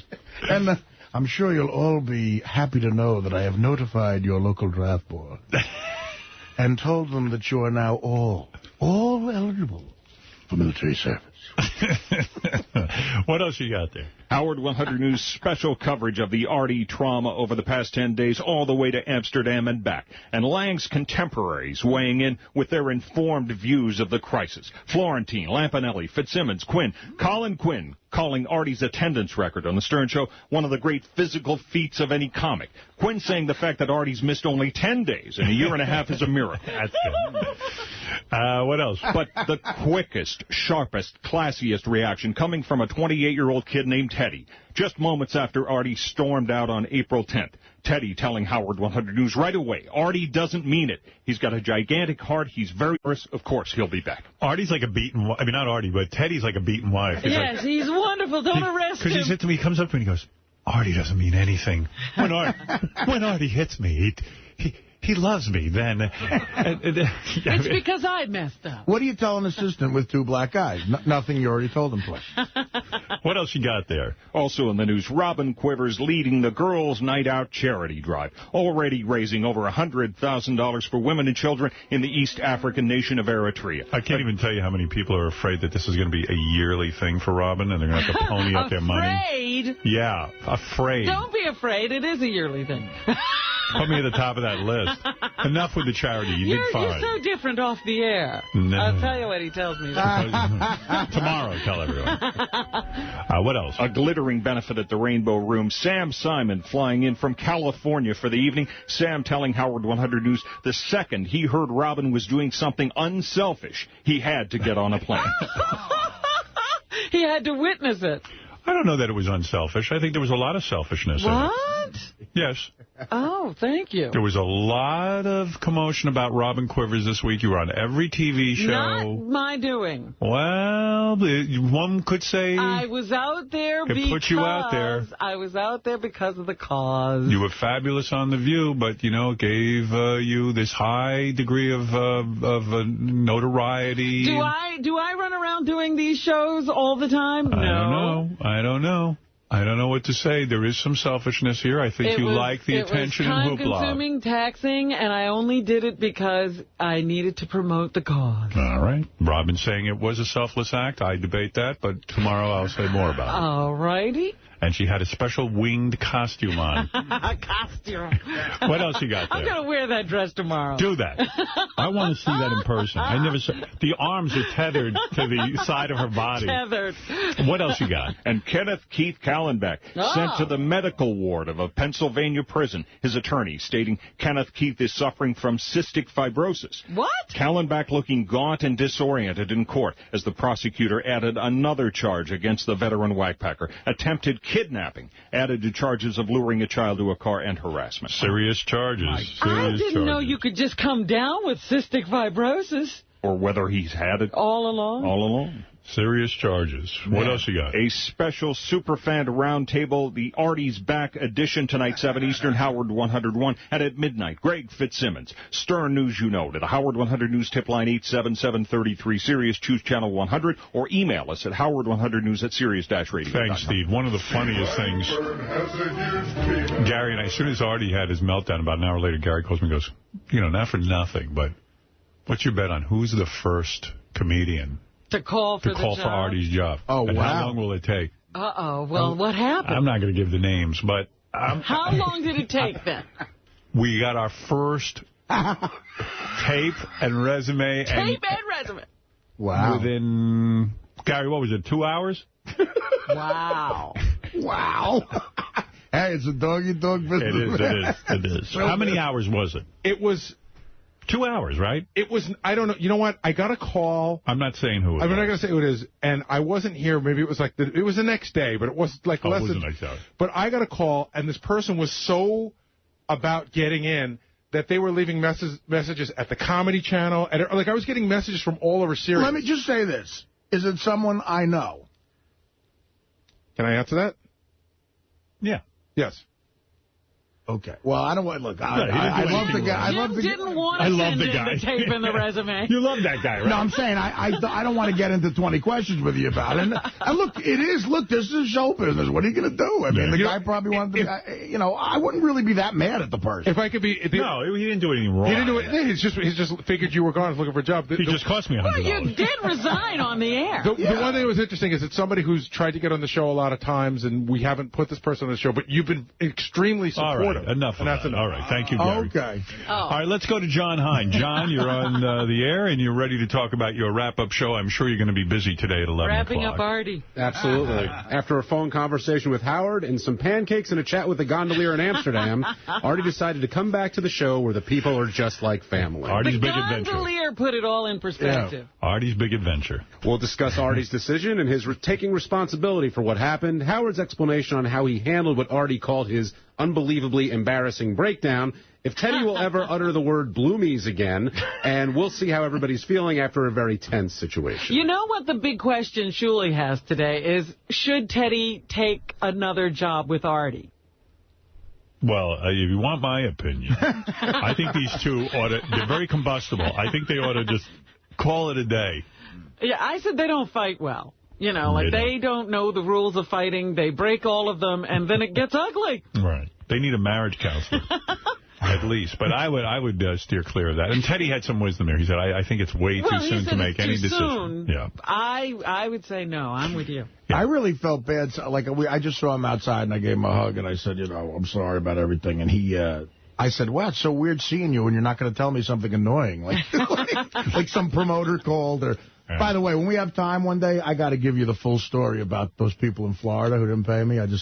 We don't have time today, but remind Tomorrow. me. Yeah, Are you still not paid? It's worse than that, Robin. It's so scumbaggy, I can't even tell you. But I'm anxious to hear that, and there's more to tell. Definitely. Yes. Okay, let's go to John Hein. Plus, Neil Patrick Harris learned what Eric the Midget and Blue Iris looked like, and then Howard learned how Doogie had 15 women before realizing that he was gay. He was on a tear. He was Ben Stiller's wife. He had. Yes. Well, we'll talk about Neil's interview and how he just rolled with things, how being a part of the Rent cast confirmed his sexual identity, if Paris Hilton was right to out Neil, the choices Neil made during the F, Marry, Kills, and how he's excited by the possibility of making out with Britney Spears on How I Met Your Mother. Plus, Howard, Bill Maher, and others sound off on the Pope's recent visit. The media can't get enough of last week's Artie incident. Tim didn't want Jason talking about getting high in Amsterdam, and no one here can believe that Jason is 29. Jim fails to win Fred's money, and we get to see his masseuse, and everything else that happened on today's show we cover on the wrap-up. Thank you, Johnny. Big day for you. At 11 o'clock, everyone will be tuned in. Robin, it's time for news. I love Robin's news. Cause every time she talks and every time she laughs, I want to bend her over, fuck her hard and fast in her asshole. Oh, my. In her asshole. Jesus. And she's got big brown boobs. Yes. But I don't want to bury my face in her tits. I just want to put my cock where she shits in her asshole. Wow. In her asshole. Wow. I want to beg you, Robin, in your dirty place, cause I got the Vaseline. All right. Make you scream. By the way, I can't believe the women of The View didn't ask about that song. Kick off the news, I do want to say that on YouTube, and I guess you could search the name Richard Simmons, there's a great clip from the Today Show. Richard Simmons adjusts his balls right on the Today Show. Oh, my God. But I mean, Major puts his hand down his pants and adjusts his balls. Stop it. Is he losing it? And Matt Lauer even goes, what's going on over there? Is he losing it? He would never do that before. Well, he did it, and that's it. I played you the crazy shout-out from the Pope. Of course, the Pope. For Sirius Satellite Radio. Wasn't specifically us. No, I thought he was going to say, and Howard Stern Show. But he did not say that. This I'll talk about tomorrow. The Radio Hall of Fame. Oh. They've gone ahead. They've nominated me. Again? Yeah, I get some stiff competition from Laura Schlesinger. You're not going to make it in again. You're the one that can't make it in. Yeah, and believe me, please don't vote for me. That's hilarious. It's too funny. Yeah. Well, there's a whole bunch of things I didn't get to today, but I will, and I'll do it tomorrow. But, Robin, it's most important that you get the news. Well, let me first say that a visit to this studio is going for a song on charityfolks.com. Somebody can get a real bargain today by going on that website and bidding on coming in and visiting us here. So check out charityfolks.com and see the auction items, still raising money for Zabiba and Eritrea. You had asked me once if she That's in the news? That's the lead story in the news? Robin, no offense. Enough with the do-gooder. Do the news. If she had that female circumcision. Yeah. Well, at the dinner, she revealed that she had. I told you. I knew it. So and bad it for was her. A very difficult story to hear. Was that story given after dinner or before dinner? That was after the entree, before dessert. Oh, perfect. So after my entree, I got to hear how her clit was removed? Yeah. Let me get this straight. After dessert, then came the African starving children video? No, all of that was between during the entree or between the entree and dessert. I wonder if I could get her off with... Oh, what a horrible... You know what? Can you get a woman off? I don't even like to think of these things. Well, I have to think of them. But, yeah, she said that her mother waited a long time because she never wanted that, and her mother waited a long time, so she was even older than she normally would have been. And she said they only did a very minimal one on her, which meant they cut her, but they didn't stitch her up. Holy vey. Can you imagine? Does she have sensation in her clitoris? I don't know. I didn't get to interview her about it. She just... Terrible. It's part of her... She's writing a book, and will be out soon, so that was... terrible. Just some of the stuff she reveals in the book, yeah. But she can still get wet, right? I know that she fell in love with a man in Bali. I don't know any more about her. Did you ask her if she gets wet? Romantic history than that. You don't know if she gets wet? No. Did you tell her you get wet? I didn't even know she had the surgery. Did you tell her you used to be dry and then you went out with Jimmy and you got wet? I never. You didn't get up and make a speech during the entree about that? I get wet. I get wet. My clit is fine, and I didn't get wet, but Jimmy gets me wet. Now, Zabiba, what about your clit? You know, the other thing I told Jim, he made a lot of nice appearances for the charity. Yes, he did. While I was getting up early and rushing off to those TV shows. So, anyway. Well, that's terrible that the clitoris was cut off, although that's a good girl for me to date, because then I'd have an excuse for not giving her an orgasm. I'd be like, hey, look, she has no clit. What am I supposed to do? Oh, who could give you an orgasm, honey? Yeah. I mean, come on. And the one funny thing that she said when she looked at the Rainbow Room, how it was decorated, she goes, Robin, this is like a wedding, and neither one of us are getting married. Yeah. In a way, I prefer dating a chick. There's no pressure. Like, you're going to get off. You know you want to go with it. No, yeah, well, I guess, but if you want to lay in bed and hear her about her fucking problems every minute, you know I have no clitoris. I don't want to hear about it. Don't even ask. I have no clitoris. Yeah. Honey, was it good? Oh, that's right. Oh, yeah. Good. No. I got the girl without the clit. Oh, right. So you don't have a clit. Sorry, I'm insensitive to the clitless chick. Well, I'll tell you what. It is. Well, I was really sad that you weren't there. Everybody wanted to meet you. Simon and Simona were anxious to meet you. I would have liked to have seen that video you described, where the children are starving. There were no starving children. You know, people see Africans and they just assume they're starving. I assume flies in a big bowl of porridge that only cost 2 cents a day to feed them. You actually saw these children in school. Good. Who from the show went? Playground. Zabiba. Nobody went. No, I mean, who from our studio here no went? one. Everybody was on vacation. Just, you know, the people, me and Jason, we were there. All right. Well, that's enough. So. I'll be there. Thank you to all, one and all. I was away and Artie was away. Yes. Artie was doing charity on his own. That's right. And Fred was skiing somewhere. Yeah, really? He was snowboarding in Utah or something like that. Oh, Freddie went snowboarding. That's fun. Yeah, I made the mistake of calling Fred. I had to hear all about it. Really? Was it Utah? Utah, yeah. Yep. Yep. Out there with the Mormons and the polygamists? Yeah, exactly. Fred had his first ski lesson. This is the first time he's ever skied? Well, I skied one time 20 years ago, so that doesn't count. And he's lucky he didn't kill himself. Yeah, absolutely. Tess had a ski lesson. Oh, yeah, she was doing great. Yeah, I had to hear everything. Wow. No wonder. Get used to it. You may have to do it again someday. By the time he got to Artie, you couldn't hear I'm not calling you again. Thanks to Artie, I had to call Fred.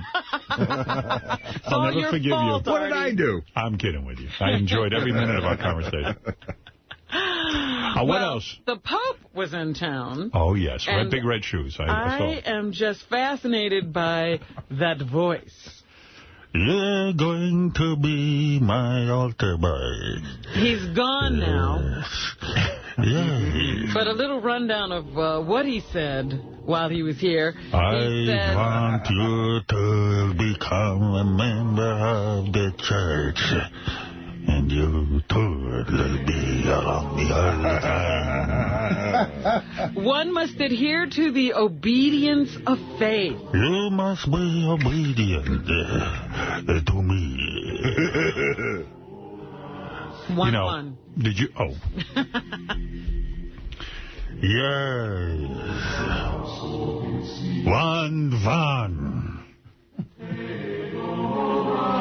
Young men and women of America, I urge you, open your hearts to the Lord's call to follow him in the priesthood and the religious life. You know they have no priests? There are none. They can't get people. They feel the reason the Pope came was because they're having such a problem getting guys to sign up for the priesthood that by him being here and creating this hoopla and the rock star image that maybe some people would be attracted to this kind of life.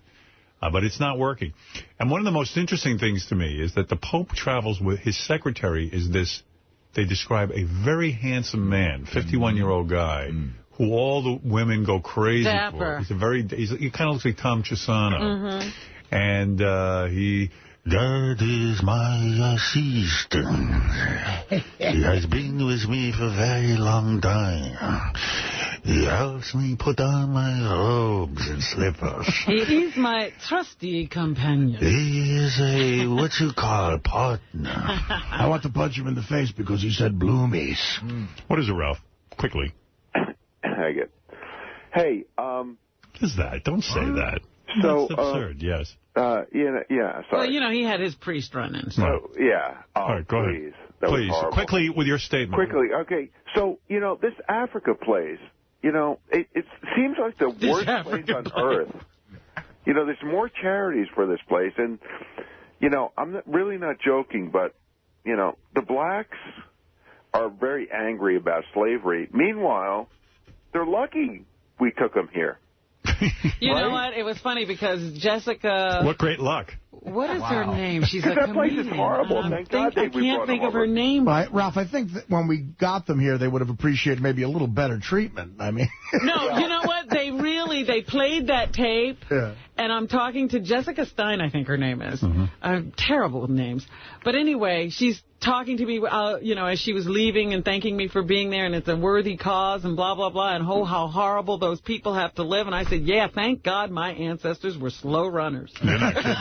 Yeah, well... Robin, I think what you're advocating is black people should pay the United States reparations. You know what the other thing is that, you have to remember this about slavery, is that the black people sold the black people into slavery. We didn't go now we're going to learn history from Ralph? Yeah, we didn't go over there. Where did you hear that? So what I'm hearing is black people are lucky they were enslaved, and now they don't have they have white people to thank for their clitorises. That's Thank you. All right. Right. We brought them over and said, you're 400 years of senseless beatings and free work away from being in this country.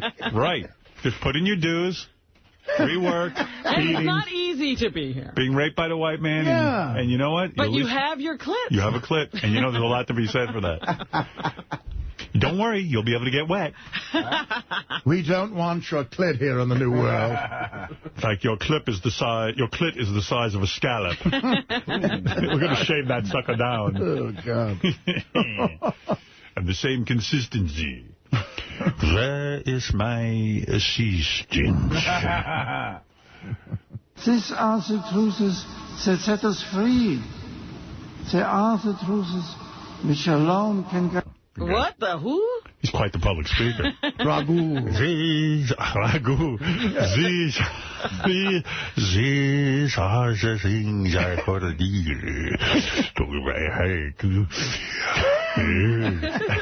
Isn't it weird that the Pope sounds exactly like the devil? I want you to know. You know what? I think they had him in makeup, too. They had me in full Pope makeup. Because the dark circles had disappeared. Where is my assistant? My underwear is stuck in my ass. Pull it out now. Pull out the paper wedgie. What does your assistant do, Pope? He pulls out my wedgie. He's very handsome. He doesn't need to wear a glove because he's handsome. I like him. No glove for him. So many popes have had ugly assistants. Mine's been with me since I was a cardinal. This fucking guy, he come and say, bloomies. I tell him, get me grande, not vente. Idiot. I told him, don't leave my passport in the copy machine. Make a copy of the passport, you fool. I'm going to hit him. You know, the story, too, was everything about it was so ridiculous. In print, that was like Artie lunged at the person and tried to hit him because he asked him for a passport too many times. You're a disgrace. Now, which one are you on over there? Have you played 2 I played them both. How about number 3? Number 3, I played. He did? He's defending the rights of all... Who would know? Either the born or the unborn. I didn't hear anything about that. Right here. Give it to you. Guarantee respect for the inalienable dignity and rights of each man, woman and child in our world. including the most defenseless of all human beings, the unborn child in the mother's womb. He sounds kind of weird. Yes, master. I wish my assistant would die of AIDS. I think I hired the fag. Oh. You must be worried about the unborn children. The Pope Their blood is young. For purification of the church, as he again spoke apologetically of the clergy sexual abuse scandal. Thanks for the apology. We're real sorry. The pontiff made the remarks while celebrating Mass before a group composed largely of members of the Catholic clergy at the magnificent St. Patrick's Cathedral in New York City. I can't help it if some of the boys find these big outfits sexy. I refuse to dress down just because some boys can't control themselves. Fuck them. Well, you know what he said the people who were victims needed? They needed, like... They need to shut their mouth. Get the sense of humor. They need to have a fun life. Oh, yeah, you mean the 100 million boys raped. Sorry, that one I missed. He said they needed... Dave was asking for it. They needed gentle pastoral counseling. Yeah, right. I said, well, they already got that. Some of the boys think the red shoes make me look like a clown. That's a bozo no. Not good news about Roger Ebert. Bozo the Pope. You know the film critic Roger Ebert? Roger Ebert. He had said he was coming back to writing about movies because he has now gotten his cancer under control. Yes. But he has suffered another setback to his health. A press release posted on his website says the Chicago Sun-Times reviewer fell and broke his hip while undergoing physical therapy at a Florida rehab center. Poor Roger. That sucks, man. Yeah, he's tried so hard. I hear from his wife now and then, and Roger's such a great guy. We're thinking of you, Roger. They say he's doing fine. Okay. He's recovering at a Northwestern Memorial Hospital in Chicago. He should wear red shoes. He has battled thyroid cancer and other medical problems since 2002. Yep. Was that me snoring? Yeah. Oh, my God. Wow.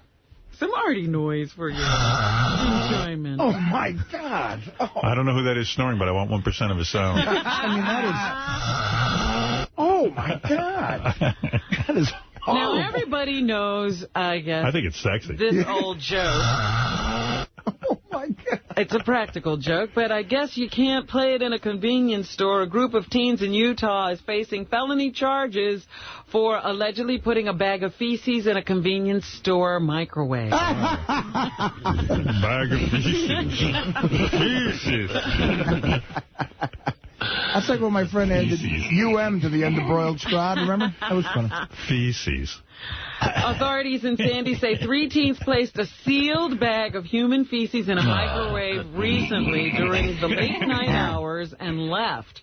The bag exploded and caused about $4,000 worth of damage. The 3 were caught by a well-placed security camera that captured clear images of them. Bring those boys to me. They were easily found by police and are being charged with third-degree felony counts. Where's my assistant? Nosferatu. What was yesterday? It was Bubba's birthday and Ralph's birthday. Was it? Yep. I didn't know that either of them. Bubba the Love Sponge celebrated a birthday, and so... And Bubba just told me his birthday was coming. And we're sending Bubba to the moon when he comes here to New York for his birthday. By the way, I saw this sign as I was coming in on a billboard that said Moonvertising is coming. Yeah, yep, they stole my idea. They did. They did. There you go. Wow. Show me the fucking money. How old is Ralph? The fucking money. How old is Ralph? Does he say? 50. I was going to say, what is Is he really? He's probably 45, 46. Is he 45? I thought he was 45. He's older than you. Yeah, I'm 40. Yeah. What's Bubba? 53. Is he really? Yeah. He's the same age as you? He's a year younger than me. Yeah. No, it's great that Robin believes that. Bubba might be younger than me. I think Bubba's 40. I'm listening to him. Bubba. Got a hot wife. Sure does. Anything else, Robin? Bubba's trying to hold me to the makeout session. He says I welched on our bet. You did? I didn't. There was no race. Just make out with the guy. Stop acting like you have gold in your mouth. Get out of here. Every minute with you. Get gold in your mouth. Do something. Africa. Do something wild with him. Why should I make out with Bubba? Let him lick your asshole. Do something crazy with him. Let him said, do it. I thought I get to feel up your tits. I'm like, no way. You should do Let Bubba feel up your tits. You should do what his old girlfriend did and, wipe his ass with a towel. Oh, the more I think about that, I just can't. How did he ask her to do that? Like, what in the fuck? I don't know. I mean, at what point in the relationship can you pull that one out? You have a clitoris. Use it. Be happy. Anything else, I told Robin? him I would ask Jim if it was okay. All right. See what Jim says. Jim's going to say yes, I know. And then I'm breaking up with Jim. Right. Jim's a comedy fan. That's why. What was yesterday besides Bubba and Ralph's birthdays? Hitler's birthday, too, actually. 420 and Pot Day, right? Weed Day. Pot Day is what I'm looking for. Pot Day. The University of Colorado's 420 celebration. Go an annual smoke your marijuana smoking event drew record crowds. Happy Pot Day. And 0 arrests were made. Every April 20th, college kids celebrate their love of marijuana in one massive smokeout. It's also the anniversary of Columbine. April 20th is a lot of things. It's Hitler's birthday, definitely, right, Fred, is it? I believe so. Yeah. It's on my calendar. Well, I just know Fred knows On everything. his calendar. Yeah, Hitler would have had a bowling party. Absolutely. Did you hear the story about the guy? Bowling. I think it was in Chicago. He was walking with his grandchild in a stroller, and a gust of wind picked up the stroller and deposited it in a lake, and the child was strapped in. Oh, my God. It's shit. Did the kid drown? Well, the kid was in critical condition last I heard. But, I mean, just a freak accident, and the grandfather jumped in and was begging for help. And they said the kid was submerged for about 15 minutes, but came out alive. And Jason and Jim McClure were there and did nothing?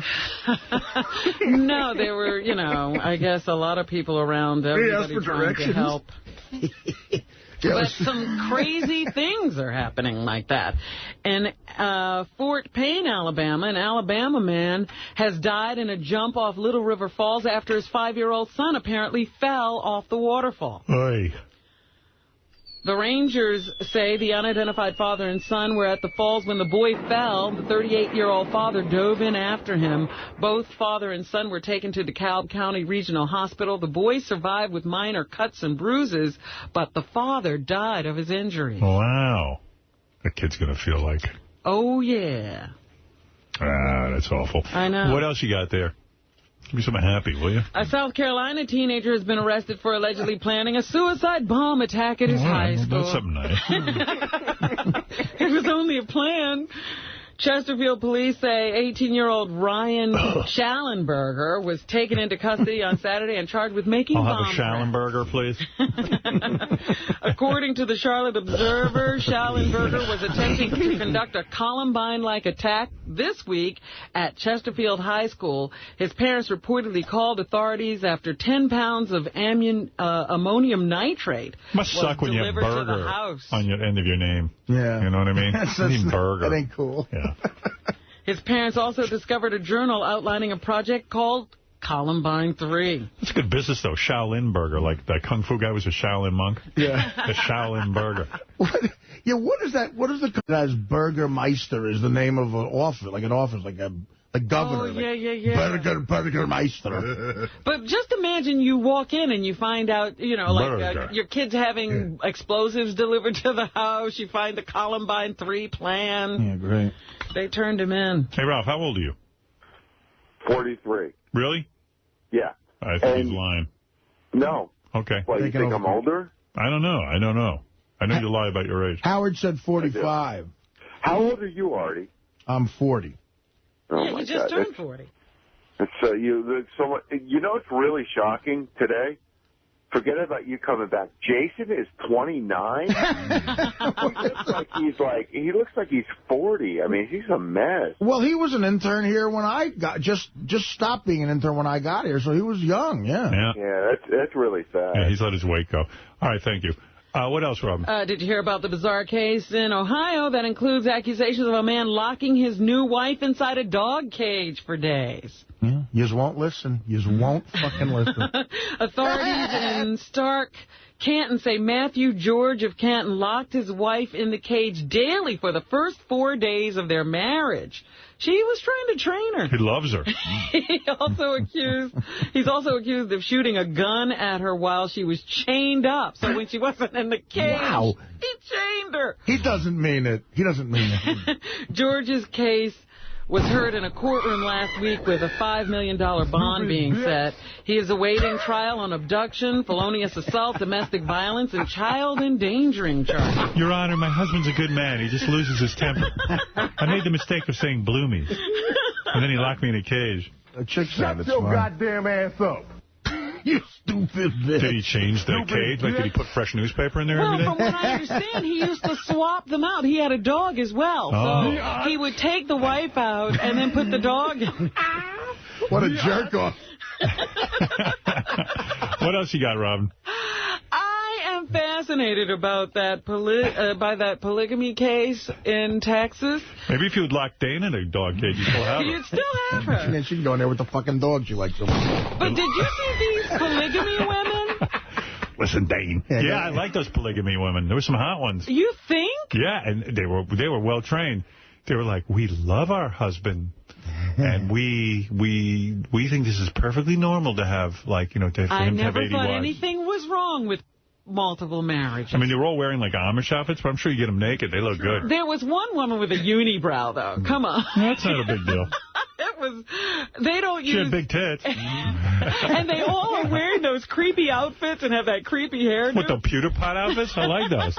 Salma Hayek and J-Lo, one of them, I saw a picture when they were young. They were close to a unibrow. So you think there's potential there for There were some J-Los in their crowd. Well, they are still investigating the whole case, and now the Texas Rangers are looking into whether the call that started this whole thing might have been a hoax. Why would a baseball team care about that? You should have worn that on The View, one of those outfits. One of those outfits that those Mormon women wear. I hadn't seen them up until that point, but everybody's wearing the same outfit. So this dress that you had on The View was what you had on Donnie Deutsch? Yes. But it's connected. Look, there it is. Oh, wow. There's her arms are connected to her. See, you never... Okay, that's why. I didn't see it on Donnie Deutsch. Yeah, I didn't stand up on Donnie Deutsch. That looks so crazy. I love that you're blocking out Whoopi and Joy Behar. Robin spread her arms. Now, picture from the bottom of the dress, this huge material is connected to her arms. Look at that. And I was like, what is this? What is this? She's flying. But isn't that always on your mind all day? Like you're connected there? It doesn't freak you out? You look good. Well, it really wasn't Your body looks good stuff, but your arms are restrained. I mean, like, that's almost dangerous. Oh, you look fantastic. Like if there's a fire or something, you know what I mean? What am I going to do in a fire? What do I need to do? I don't know. Run. You almost look like... My arms don't stop me from running. It's almost like you're the symbol of The View. Like that's great. That's going to be in some magazine. Some fashion guy's going to be goofing on that, Robin. I mean, that's crazy. That really does look like a... Look at her backstage. She's walking around like that. And that's what I'm saying. You can't raise your arms any higher than that or the whole dress comes up. Elizabeth Hasselbass has some nice legs, I'll tell you that. Turn back to that. Yeah, Yours look good, too, Robin. She's good looking. Look at that, Elizabeth. She got on the Mini. Oh, she was in love with you. Apparently you met her? I did. I met her. I met her. Let's put it that way. Yeah, she's got some body on her. My whole opinion of her beautiful. Changed. You're not good. I'm not fucking kidding. All right, anything else? Gas prices going higher and higher. They say that California has the highest gas prices in the nation right now. Next time you're on TV, I want you to bind your feet. Oh. And I'll come out like one of those little Chinese women. Yeah. Unable to walk. Please carry me to my seat. Please. You're wild. You're wild. You lost all that weight. Now you're getting wild with your fashion and everything. That was fun. It was fun, but I didn't know. It shook me. I was worried about you. I was like, how's she going to, like, what if she gets in a fight? She can't even lift her arms. What? Fight? These are concerns. That's why I don't wear them. Since Artie, I'm like, hey, anyone can get in a fight at any time. Well, okay, anything else, Robin? Senator John McCain, you know there's election going on. Senator Right. John McCain says Obama's association with a 60s radical is questionable. 1-4. Yeah, of course it's questionable.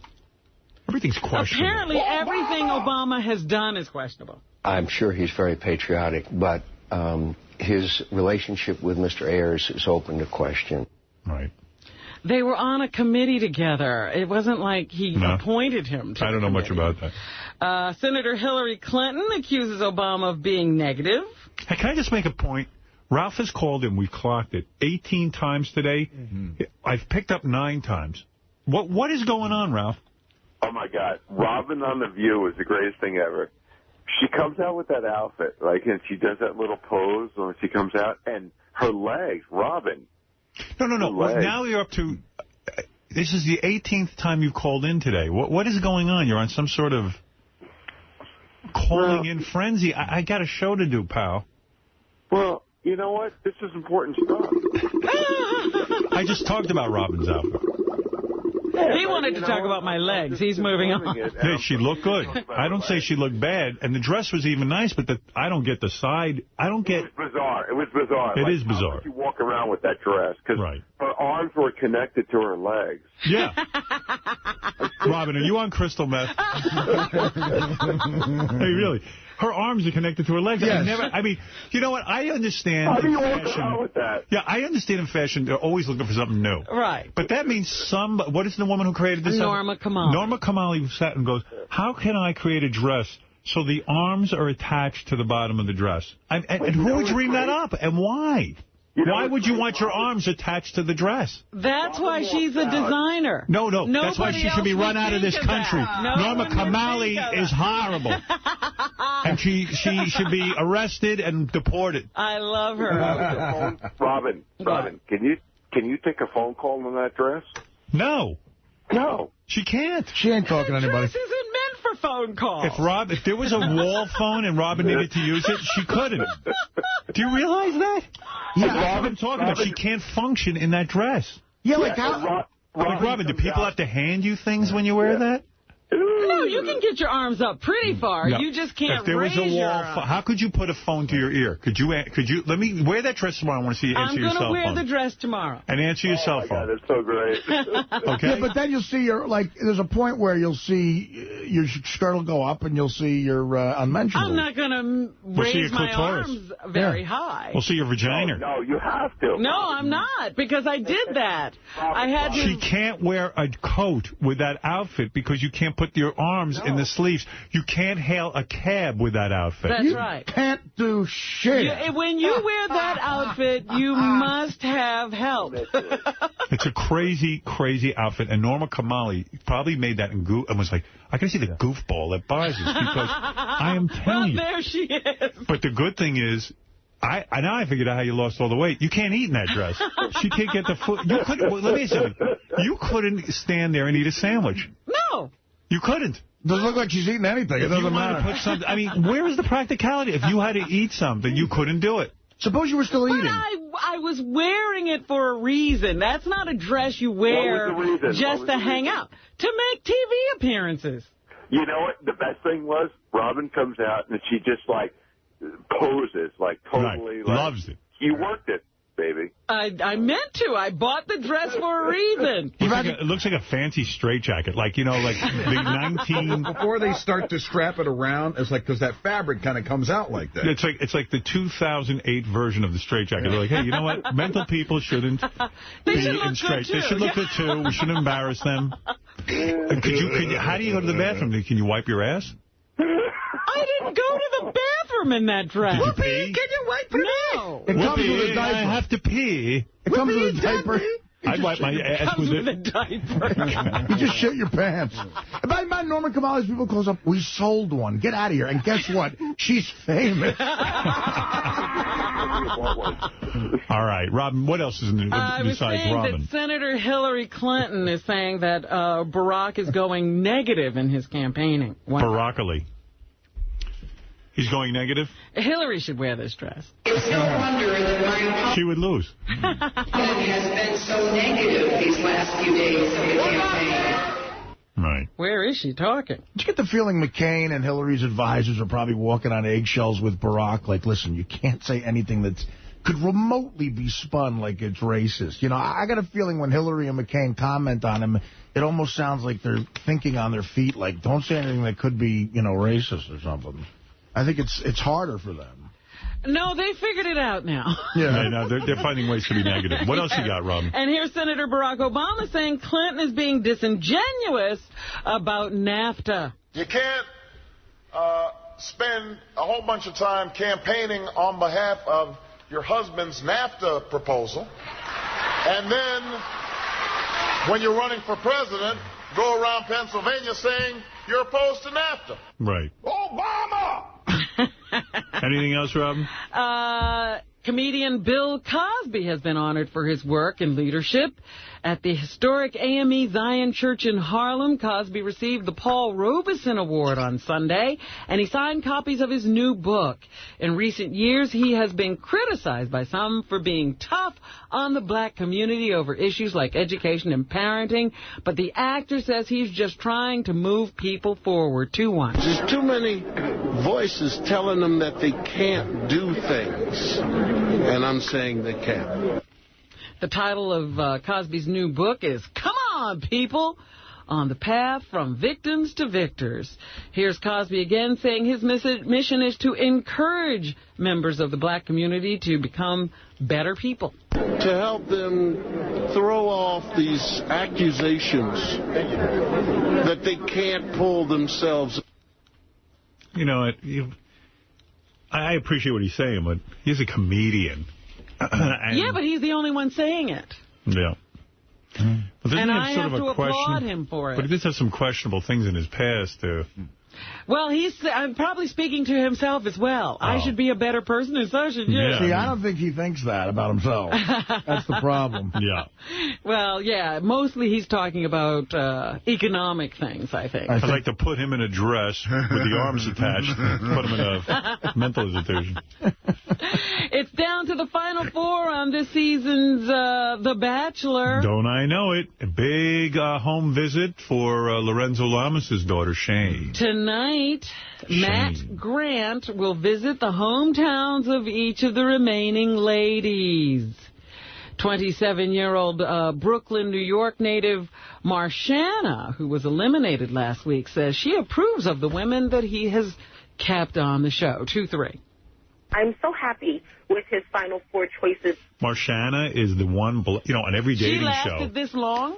Yeah, he was never interested in her. He was just trying to make it seem like he didn't care about race. Well, but he didn't pay usually attention. They vote the black girl off in the second week. Yeah, no, this time he waited till like the 5th week. Ah. There's always one black chick on The Bachelor, and the guy never votes off the black chick on the first pass because they don't want to seem racist. What is it? I read somewhere, like some insider wrote somewhere that he was forced to keep the black girl on. I believe it. Because he had no chemistry with her. But, of course, you don't want to look like you're racist. I wish to goodness that one of these days somebody does, because then the show would be exciting to me. I might watch. It'd be nice if he married one of the black girls. Or just actually have some chemistry, like she really is in the running. Yeah, he'd be like, because he's British, he'd be like, once I went black, I never went back. Anything else, Robin? Well, here's another of the former contestants. Her name is Robin. Clit, She shares what may have led to her elimination. You won't be clit. There was a little conversation that we had kind of regarding, Hey, who cares? I'm the only one who watches that shit anyway. Well, I thought you might know her. I know her. Want to hear her once again. The Dalai Lama is urging compassion and wisdom. He's wrapping up a 3-day speaking engagement at the University of Michigan. Approximately 7,000 people turn out to hear the Tibetan spiritual leader discuss a simple approach to life established through meditation and other techniques. The Dalai Lama also talked about each individual's need to take steps to preserve the environment. 2-5. Taking care of our planet, environment.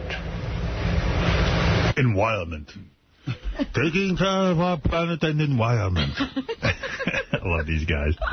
I love them all. What is it, Matt? I got to get out of here. What do you want? Hey, I'm just, it's amazing to me that you and Artie, you dropped acid, Artie's done heroin. You guys always talk about how pot's the big problem. No, pot is not a problem. I am not anti-pot in the sense that I'm for legalization of marijuana. I think all drugs should be legal. I don't think anyone should be prosecuted for taking drugs. I do, however, on a personal level, advise people against it, and especially pot, because you're inhaling smoke. And I see what smoke does to one's lungs, whether it's tobacco or any other substance. Fair enough. And I hate what it does. I wouldn't want my kids. I've told them it. I said, don't inhale smoke. What it does to your lungs is wreck them. And let me tell you, emphysema and all this other shit you get is terrible. And also... yeah, better to eat the pot. Well, in a way, yeah. And I'll tell you what else. I do happen to think life is pretty terrific straight, and that, any kind of drug that you're on that alters your mood, including alcohol. I was going to say, then why do you immediately drink in any social situation? Because I've got a problem. But I like to be a little bit out of it. But I'm saying that it really... It's really all a bunch of stuff to keep us from being bored. And if you're that bored, there's something wrong with you. Thank you. All right, Robin, anything else? Paul McCartney says becoming a vegetarian is another way to fight global warming. In an interview with the People for the Ethical Treatment of Animals, the former Beatle explains that the biggest thing people can do on an individual level to help the planet is to give up eating meat.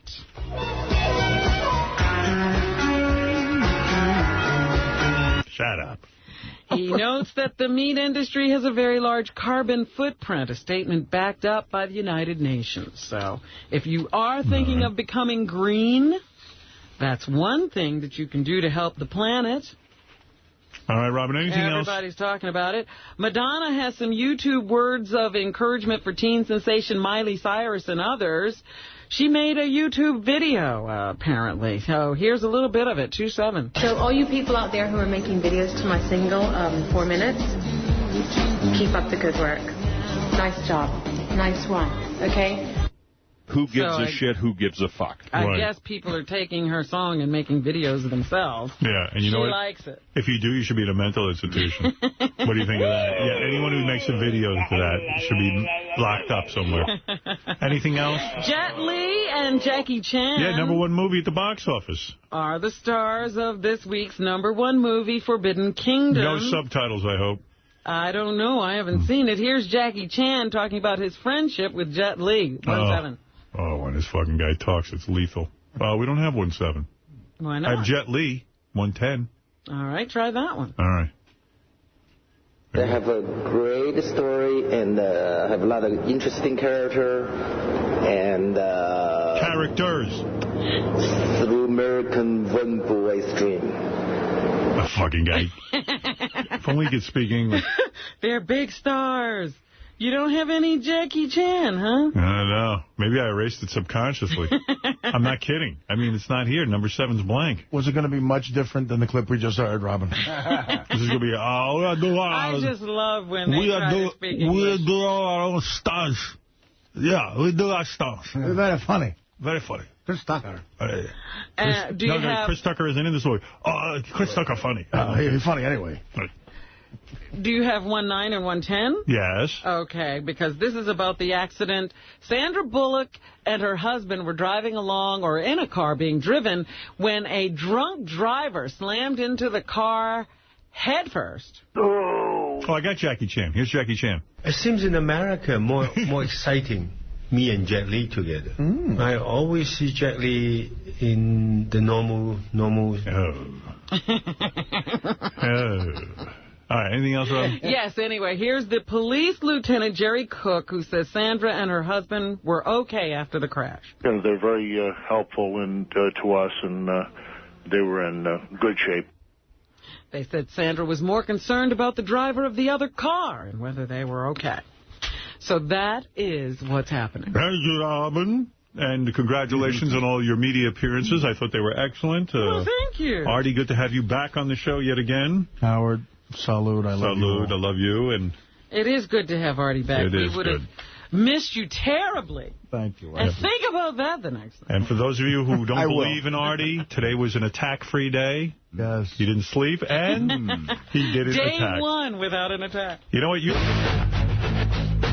Get ready for King Norris April 25th, Friday at the Fireside in Denville, New Jersey. Go to thefireside.net for information. See the Killers of Comedy April 25th at the Venue in San Antonio, Texas. April 26th at the Planet of Bar Rio in Houston, Texas. May 9th at the Roberts Orpheum Theater in St. Louis. And May 10th at the Music Mill in Indianapolis, Indiana. For more info, go to RevBobLevy.com. Check out Levy's Comedy Club at the Ramada Inn, Levittown, Pennsylvania. Call 215-945-LEVY for upcoming shows or go to RevBobLevy.com. Meet Ronnie the Limo Driver, a.k.a. Ricky Man, at the grand opening of Rick's Cabaret, Philadelphia, Pennsylvania, Thursday, April 24th, and Friday, April 25th. Also appearing on Friday night, Gary Delabate. That's the grand opening weekend featuring over 100 beautiful girls. For more information, go to Ricks.com. Vote for Benji on ParisBFF.com. He's listed under Benji, and that's Benji with a Y. To book Benji and his naked lesbian bachelor party strippers for all your party needs, go to Dial-A-Down.